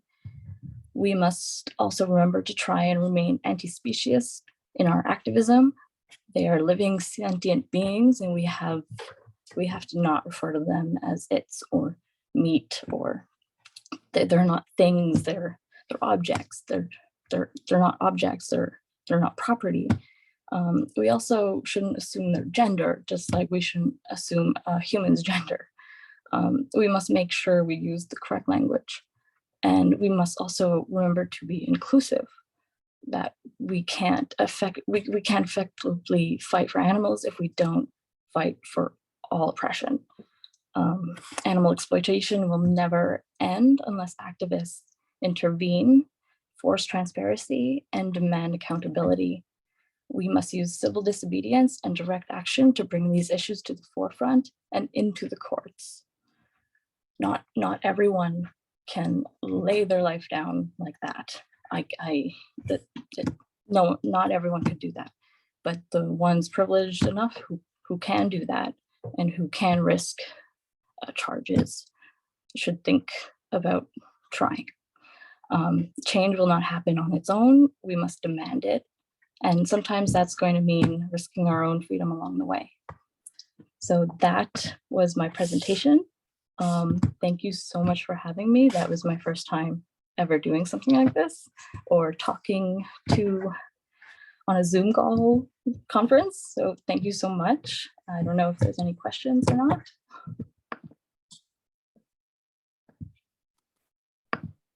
Thank you so much for your presentation. And what ICAST has historically done is try to get, one might say, and as you're not you are very well aware of the animal rights movement, we don't try to get the rock stars that speak every single place, and we try to get the very amazing voices that are doing grassroots, and that, and I think, I'm asking for 30 minutes of your time, and if you can attend longer, that's great. And a lot of people are attending longer, and which is beautiful. And I think we really need to kind of make sure that this movement is not funded by nonprofits and is a grassroots effort, and that we're here for the right reasons. And so thank you so much for your time, and thank you so much for all the presenters' time. I began talking to you at the very beginning when we were doing some of the technical difficulties, right? Which is always a situation. So my question to you, your laws there are different than the laws in Canada or in England. England's different laws in the US, et cetera, et cetera. And to kind of go back to the personal, right? Like, and every person that spoke kind of spoke about the personal, right? So what got you involved personally within animal advocacy, right? Like about you as a person. And then I would say, how do you see the actions that you're doing are similar and growing off of the ALF from the 1976 like development, right? Like I think, about 10 years ago, we had a long, deep conversation about between open rescue and underground and, mask, not mask. And there's some really deep, really philosophical questions there. But my question is not to see the differences. I think we've talked about the differences. And I think activists, I was talking to Andrew before your presentation, we were talking about how can we not be a divisive, cancel cultured movement where we just, go after each other worse than, Propaganda. I don't know if you like punk music, but Propaganda had a song that says, with friends like this, who needs the COINTELPRO? Like, who needs the FBI? Who needs cops when we're so divisive, right? So my question is, how do you see your actions very similar to the ALF, and then how has it grown, right? Like you have a poster behind you, and so it seems like, wow, these people have influenced me, and you're now saving lives of animals, but being repressed still, and you're not going anywhere, and you're speaking up, which is beautiful. Thank you so much for your actions. So how did you get involved? And then how has the ALF influenced you? For sure. So I've been a photographer since I was in high school, but as I said, I never really knew what I wanted to do with it. I never really had a subject. I like to shoot, and then I went vegan just by a friend. She went vegan, and then she showed me documentaries, showing the cruelty. And I watched those, and instantly that changed me. And then I went to a vigil to the slaughterhouse and started bearing witness, and realized I could show their stories and show the truth through my photos, through my lens. And finally I found this purpose. I don't feel this for anything else. I absolutely love taking photos, and unfortunately it is of animals who are suffering, but by taking those photos, I capture them in the photo, capture their life and their story, and that way I can show other people and open other people's eyes and make sure that the animals are being seen. I don't know if that really answered your question, but I just love photography, and I feel like this is the way I can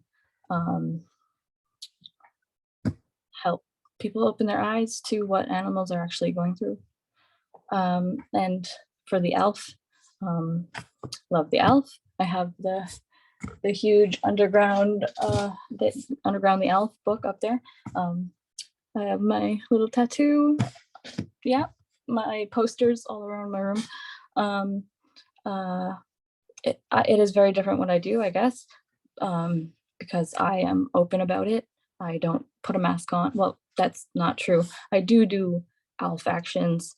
I do undercover, like no one knows. I don't report it. I don't talk about it on social media. I do those type of things, but I also do open rescues and show my face, which is much, it's harder.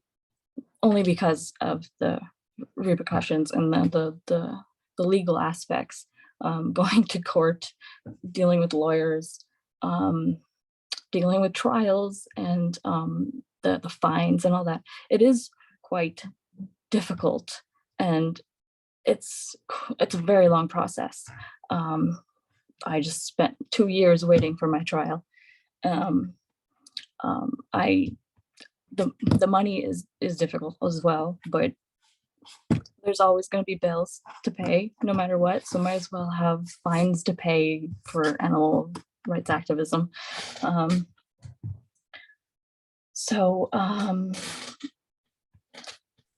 ALF really inspired me with their actions, and especially the amounts of animals that they were able to rescue and liberate at one time. Like, I've only liberated over 100 animals. That's nothing compared to like the amount of the animals that the ALF has been able to rescue. It's incredible. Even getting into like laboratories and fur farms like that could be quite difficult to do, especially nowadays with all the security, but it's still possible. Of course, anything's possible. Yeah,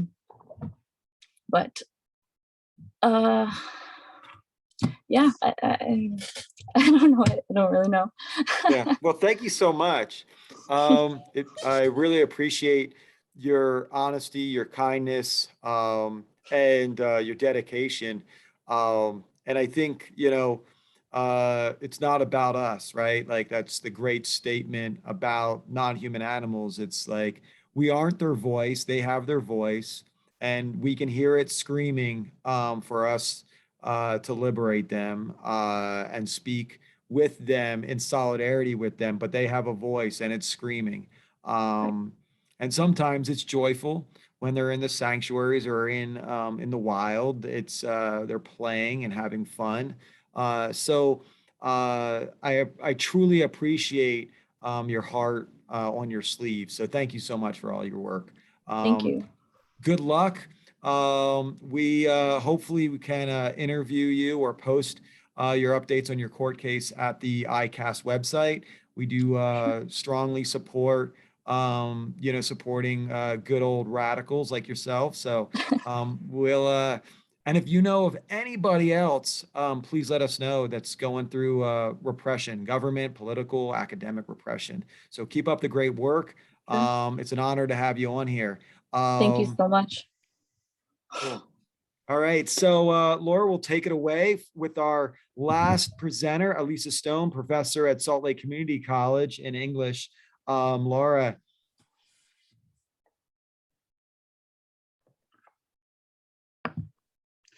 Thank you so much, Shay. That was so important. And thank you for everything that you are doing, not just for this talk, but for all of the work that you are doing to actually liberate non-human animals and to share their stories in a way that people don't usually get to hear. So that's really amazing, and thank you. And we're gonna move to the last speaker, who is Aisha Stone. And Aisha is going to be speaking on interwoven activism, America's wild horses, queering, healing justice, and a meditation. So Aisha Stone is a board member of Wild Heart Sanctuary for Rescued Mustangs in Park City, Utah, an animal activist who has protested at locations ranging from the Lagoon Zoo to the Utah State Capitol. Aisha has also lectured to over 3,500 high school and middle school students on the benefits of a plant-based diet to our health, animals, and the environment, as a representative of the International Ethical Choices Program. She included in her presentations the plight of America's wild horses and burros. Having been vegan for 19 years, Aisha is a master certified vegan lifestyle coach and educator with Main Street Vegan Academy, New York City. She is also certified in plant-based nutrition with Cornell University. Aisha is a longtime volunteer who has spent many hours at farm animal sanctuaries and various animal shelters. A tenured professor at Salt Lake Community College, Aisha teaches queer studies as an advisor to the Queer Student Association, is a safe zone trainer, and has co-chaired the LGBTQ+ steering committee that helped Salt Lake Community College start its Gender and Sexuality Student Resource Center. Aisha is a liaison with the Utah Pride Center and is currently helping them plan their upcoming Gender Revolution conference. She got her start as an LGBTQ+ activist protesting with Soul Force Freedom Riders at BYU, Idaho, in her hometown of Rexburg, Idaho. Aisha is a trained facilitator with the Center for Authentic Leadership and Mindfulness and regularly co-facilitates mindfulness retreats for Salt Lake Community College. So thank you so much, Aisha, for joining us. And I'm going to pass the mic over to you.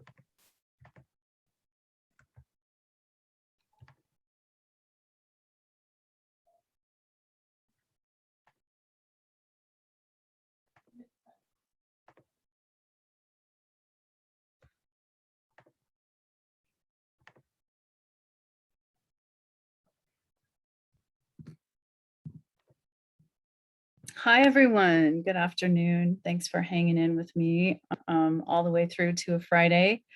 And I look forward to sharing with you. I'm just going to start sharing my screen, including the sound so that you can hear what I have to say. And hopefully you can see my PowerPoint. All right. So my presentation, as you mentioned, is Interwoven Activism, America's Wild Horses, Queering, Healing Justice, and a Meditation, all in 20 minutes or less. So we'll see how this goes. I'm going to be getting very personal with this as I talk about my own intersections with activism, queering, interconnectedness or lack thereof, and then using healing justice and meditation as tools or something along those lines. So I will not throw a ton of statistics at you, but for those who are not familiar with the plight of America's wild horses and burros, I wanted to let you know some of the information that has motivated me to be an activist on their behalf. In 1971, Congress passed the Wild Free Roaming Horses and Burros Act to protect these fast disappearing American icons. The act mandated that the BLM, with the help of the U.S. Forest Service, manage, preserve, and protect our wild horses and burros on those federal public lands where the herds were living prior to the law's passage. Since 1971, 22.2 million acres of land have been removed as wild horse habitat. About 36% of federally protected wild horses and burros live not free on the range where they belong, but in a government holding facility. Oh, I think I just might have changed it so that you're seeing stuff I don't want you to see. Sorry. The BLM intends to reduce the wild horse and burro population down to the level that existed in 1971, when Congress deemed that they were fast disappearing and needed to be protected. Wild horses and burros are vastly outnumbered by privately owned cattle and sheep on BLM lands. Government subsidized ranching is the driving force behind the mass removal of wild horses from public lands. The cattlemen's lobby wants to maintain access to taxpayer subsidized commercial livestock grazing on public lands. The threat of slaughter for human consumption is a danger ever present for Mustangs that have been rounded up and removed from the range. So for me, my involvement with these wild horses and burros is very personal. I started going to Wild Heart Sanctuary about 3 years ago just to do horse yoga, connect with the wild animals. And then I became a volunteer. And now I serve on the board helping with web design and marketing and fundraising and events. And I want to show you two of my favorite horses here, Bronson and Shakira. You want to do it again? Shakira loves zippers and Velcro. Here, look, I have one over here too. Do you need this Velcro? Yes, she wants them all off. So these two horses were rounded up by the BLM as babies. They were separated from their mothers and their families. And when they came to Wild Heart, Bronson, the beautiful one on the left, was protecting and guarding Shakira, trying to let no humans near her so that she would be safe. And they've gone all the way from that to the trust that you see here. And I would do anything for them. They are members of my chosen tribe and family now. So what I have done, I started out meeting with my elected officials and Congressman Ben McAdams here in the state of Utah. I met with him and educated him about the horses. He was very interested in them. And then a year later, he actually co-sponsored a wild horse protection amendment that was across with representatives across the country. And it provided some protections to rein in cruel and inhumane roundups by requiring the BLM to spend $11 million on the humane and proven safe fertility vaccine. And please understand, I don't want these animals interfered with. I don't want them sterilized. I want them to live their lives in freedom, but at least it was something. I went to visit Utah's Anaki herd in the West Desert to warn them before the BLM was coming for a roundup. And I met this family of wild horses who stood there and listened to me and communed with me, which was beautiful. I have a vegan drum that I took with me into the desert because I was trying to think of ways to warn them that they needed to scatter and beware. I ended up protesting this summer at the Utah State Capitol. They are not taking up extra space, and we, the public, love them as the iconic symbols of American freedom they are. They were federally protected during the Nixon era for a reason, and we need to honor that protection and allow them to continue to be free. So thank you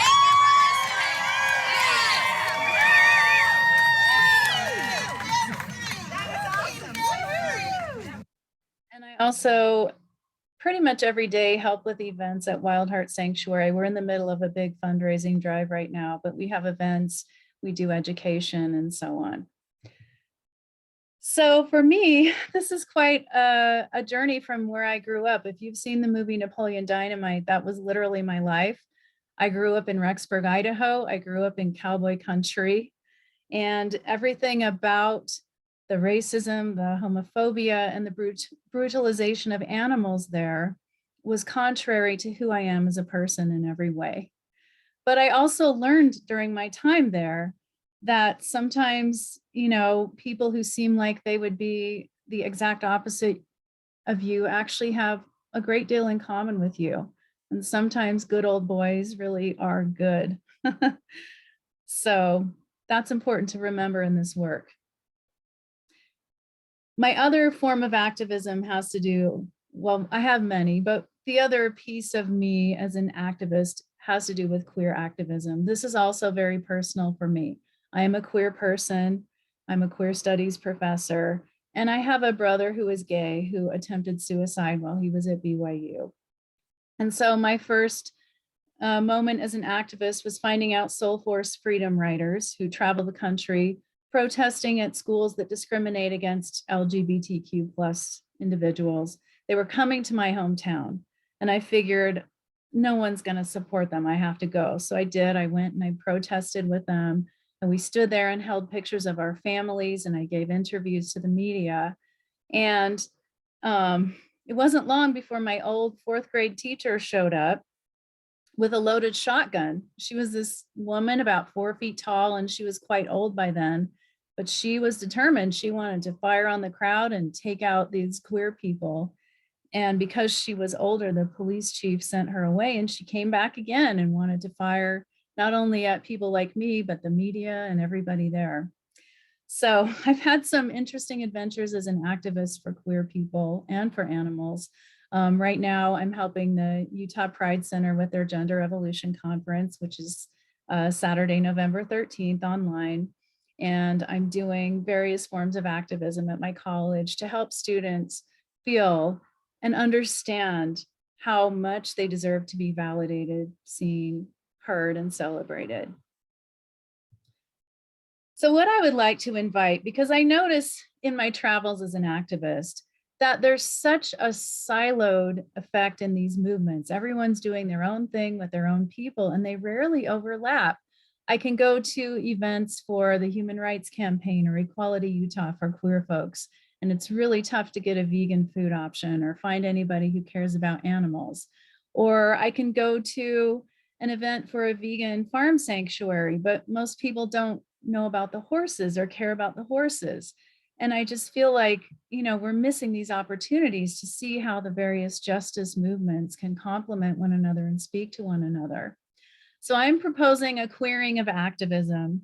Queer is an identity, queering is an action. Originally, the method of queering centered on gender and sexuality, but it has metamorphosed into an umbrella term for addressing identity plus a range of systems of oppression and identity politics, challenging binaries. In the context of queer theory, queering is something we do rather than something we are or are not. To queer activism is to transform our state of being and possibilities as activists, and in my case, as members of the LGBTQ+ community. It is to resist assimilation and reproducing the status quo in favor of building something more nurturing and liberatory. To queer activism is to resist shame. It's an invitation to take off our armor and reveal the glorious, imperfect, brilliant selves hiding underneath. What would it look like to lead from a place that honors your vulnerability instead of from a place of fear or having to defend, which we activists do all the time, of course? What would it feel like to know that you're not in this alone and that you don't have to carry the weight of this work all by yourself? To queer activism is to disrupt false binaries that keep us from finding our commonalities, not only with other justice movements, but also with those who we have deemed irredeemable. And this is the hard part. One of my pieces I do in my community work is I travel with a woman who marched with Dr. Martin Luther King Jr. And we talked to elementary school kids about the legacy of Dr. King and the idea of a beloved community that Dr. King envisioned after people were finished fighting so brutally with each other. And we invite the kids to take photos of their own beloved communities, and we showcase their work in our art gallery. But what I'm asking here is for us to consider Dr. King's highest form of love, agape, which is the ability to love one's enemies in seeing our common humanity. So one of the tools that I have embraced recently to help me with queering movements is healing justice. Healing justice is a framework that identifies how we can holistically respond and intervene on generational trauma and violence, and to bring collective practices that can impact and transform the consequences of oppression in our collective bodies, hearts, and minds. Healing justice responds to conditions of a systemic pattern of abuse and oppression that reinforces the controlling of our bodies, wellness, systems, and cultures. I guarantee you, even my really mean fourth grade teacher was not born in a pair of leather cowboy boots holding a rifle in her hand, wanting to shoot people she doesn't even know. As Dr. King said, if hate can be learned, so too can love. Healing justice is the practice of reimagining wholeness at the intersection of intergenerational trauma, current structures of oppression, and a generative and co-created future. We hold that joy and pleasure create possibility to be in right relationship with ourselves, each other, and the land. We strive to demystify medicine and healing and to make them accessible to everyone.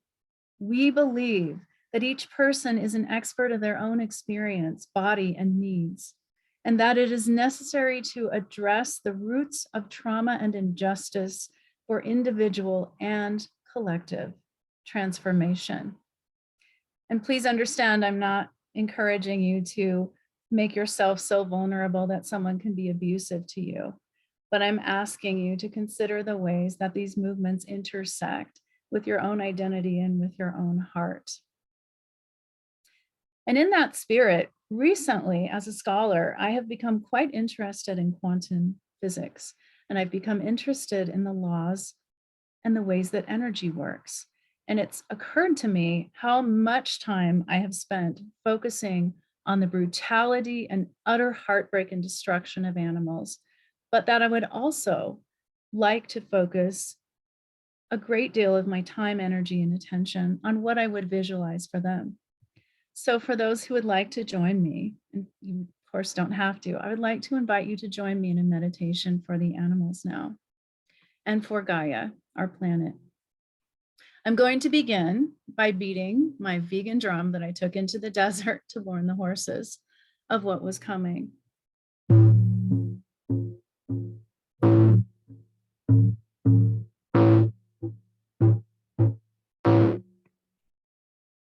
And if you're joining me in this meditation, I invite you to get comfortable, to take a moment to notice your breathing, and to notice any tension you may be holding in your body, and to focus your breath on wherever that tension may be, whether it's in your hands, your feet, your solar plexus, your neck, your shoulders, your face.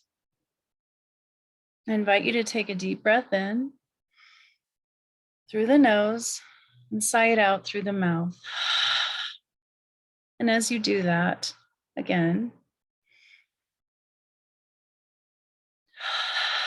I invite you to let this tension you may be holding leave your body, and to close your eyes if you choose to do so. And as we slow down and become present to this moment and to our breath and to the right we have to be free from tension in our bodies, I would invite you to focus your attention and your energy on the non-human animals who have been discussed in this conference today. The animals who are enslaved and brutalized in factory farms, those who are victims of industries, whether it be fur or other industries, those who are subjected to testing, and to these sacred horses and burros I've briefly introduced you to. And I invite you to envision for these animals the respect, the sovereignty, the freedom, the justice that they deserve, the right to be with their families and to choose the ways that their lives will unfold. And I invite you to send them your energy, support, and love for that intention. And please take a breath.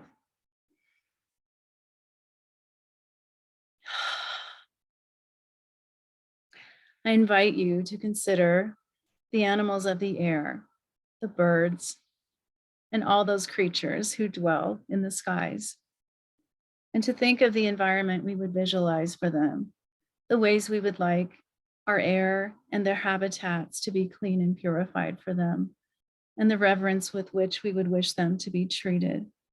And I invite you now to send your energy and your love to them as we take another breath in through the nose and out through the mouth. I invite you to think of all the land animals, including the wild ones who may have been pushed from their lands, who may be persecuted, and who may be, in some cases, very near to extinction.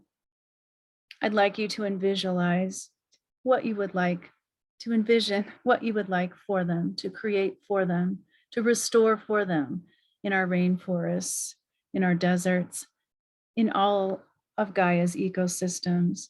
Please send a moment to send your energy in regard to the land animals with a breath in and a sigh out.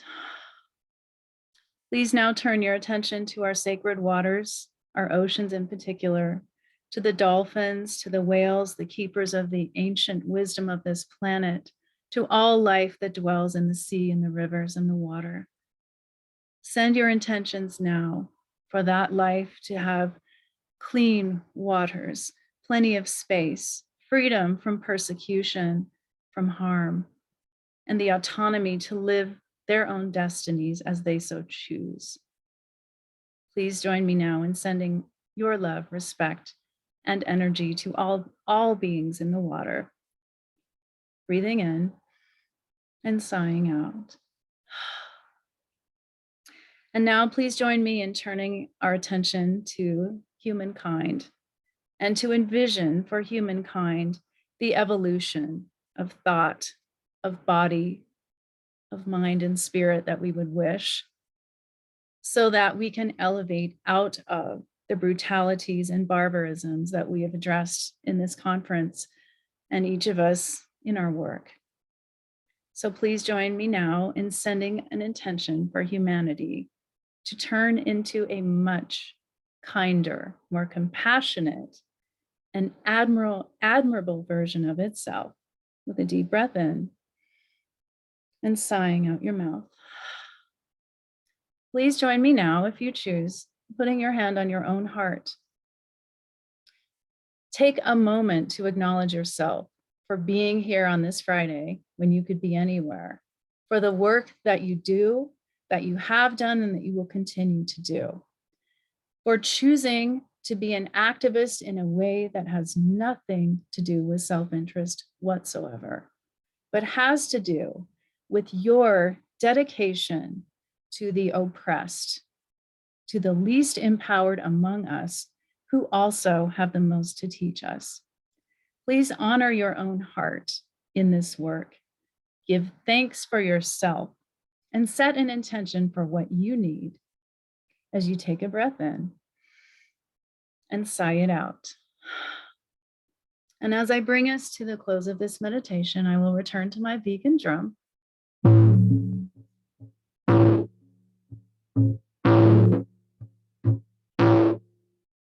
Invite you to send out any other love and intentions you would like as you take one last breath in through your nose and out through your mouth. Relax your body again, and as you're ready, for those who closed your eyes, I invite you to open them. And this is the conclusion of my presentation. So I would like to say thank you. My contact information is here on the slide, along with an adorable rescued burro that lives with my aunt and uncle in Reno, Nevada. And so I'm going to stop sharing my screen now and allow you to pose any questions or make any comments.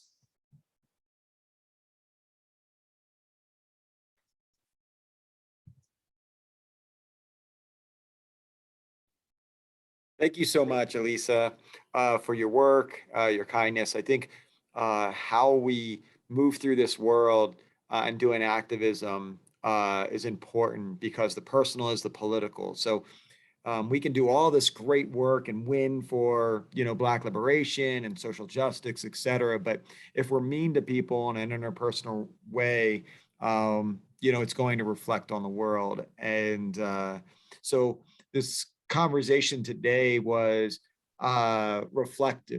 reflection and healing, and taking accountability and kind of challenging council culture. So in your work, so I have a question for you. And so the question to you is, on your personal life, when you are in conflict with people, be it at your in your department or at your school or in your community, etc.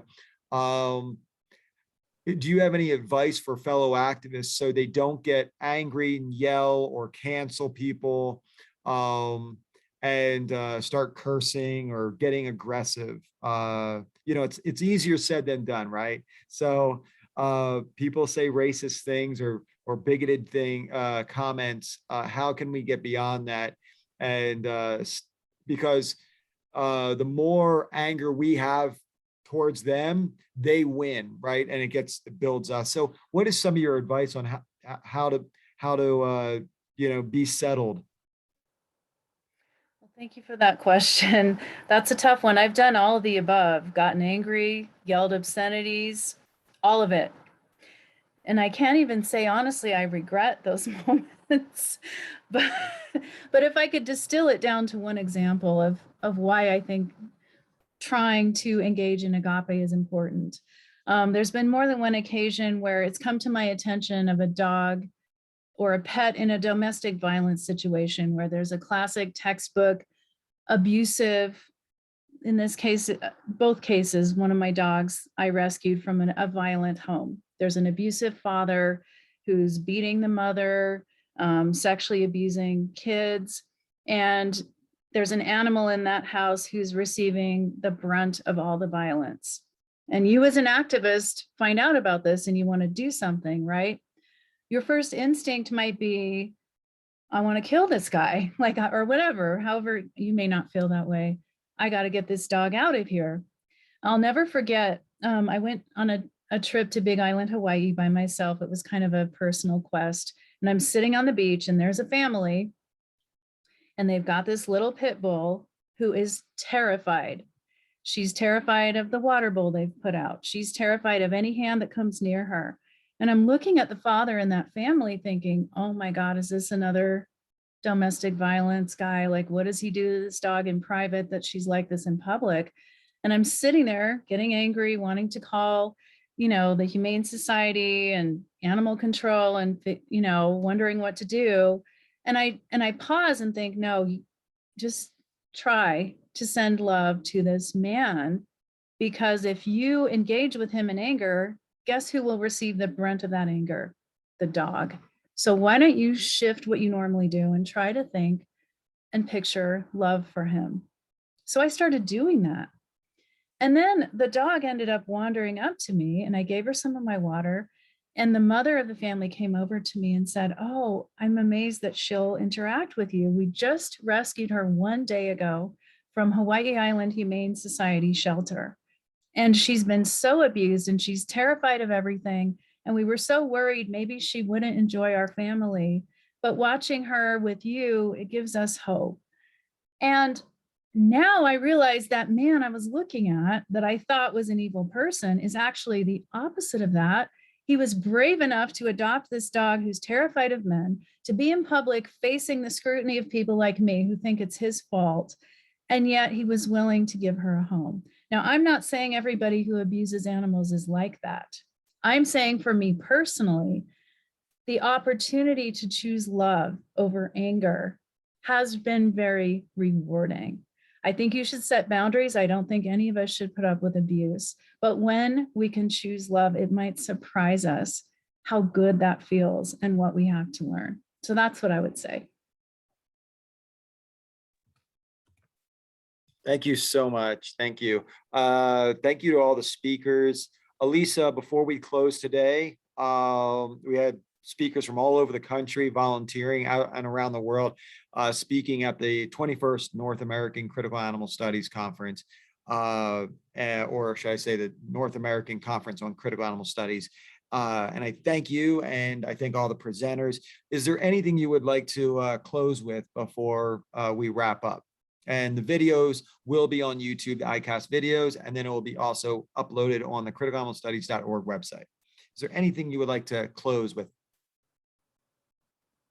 Are you asking me personally? Yeah, like a close with on your presentation. Is there anything else?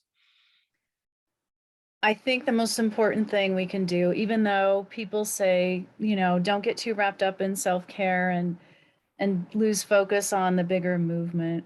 Also, don't get so wrapped up in the bigger movement that you neglect yourself. Make sure that you allow yourself the love and care that you need, because if you don't do that, you're not as good for the animals, and that's just how it goes. So I'll end with that thought. You deserve love, so give it to yourself, even when the world doesn't. That's awesome. All right. Well, thank you so much. Thank you, Lara, for all the work that you've done. Thank you, everybody, for presenting. Lara, would you like to say any closing comments? And of course, this video will be uploaded. Yeah, thank you so much to everyone who participated. Thank you to everyone who came. Thank you to Aisha. Your talk was really beautiful. I loved that last story about the dog and the family and just, this tendency to jump to assumptions that pathologize and to kind of step back from that. And, I really actually felt like it resonated a lot with me with my talk earlier. I don't know if you saw it, but you know, this idea of these oppressive stereotypes about men, and you know, that there was that element to it. So that was really interesting, and thank you so much. This has been a very amazing conference. I really loved the theme of kind of you know, moving beyond replicating these sorts of oppressive dynamics in our movements and building towards something that truly is liberatory for everyone, total liberation in a holistic way. So thank you to everyone, and I hope you will attend our events and participate in our events in the future. Thank you. Bye. Thank you. All right. We'll end this now. Thank you, Lara. Bye-bye.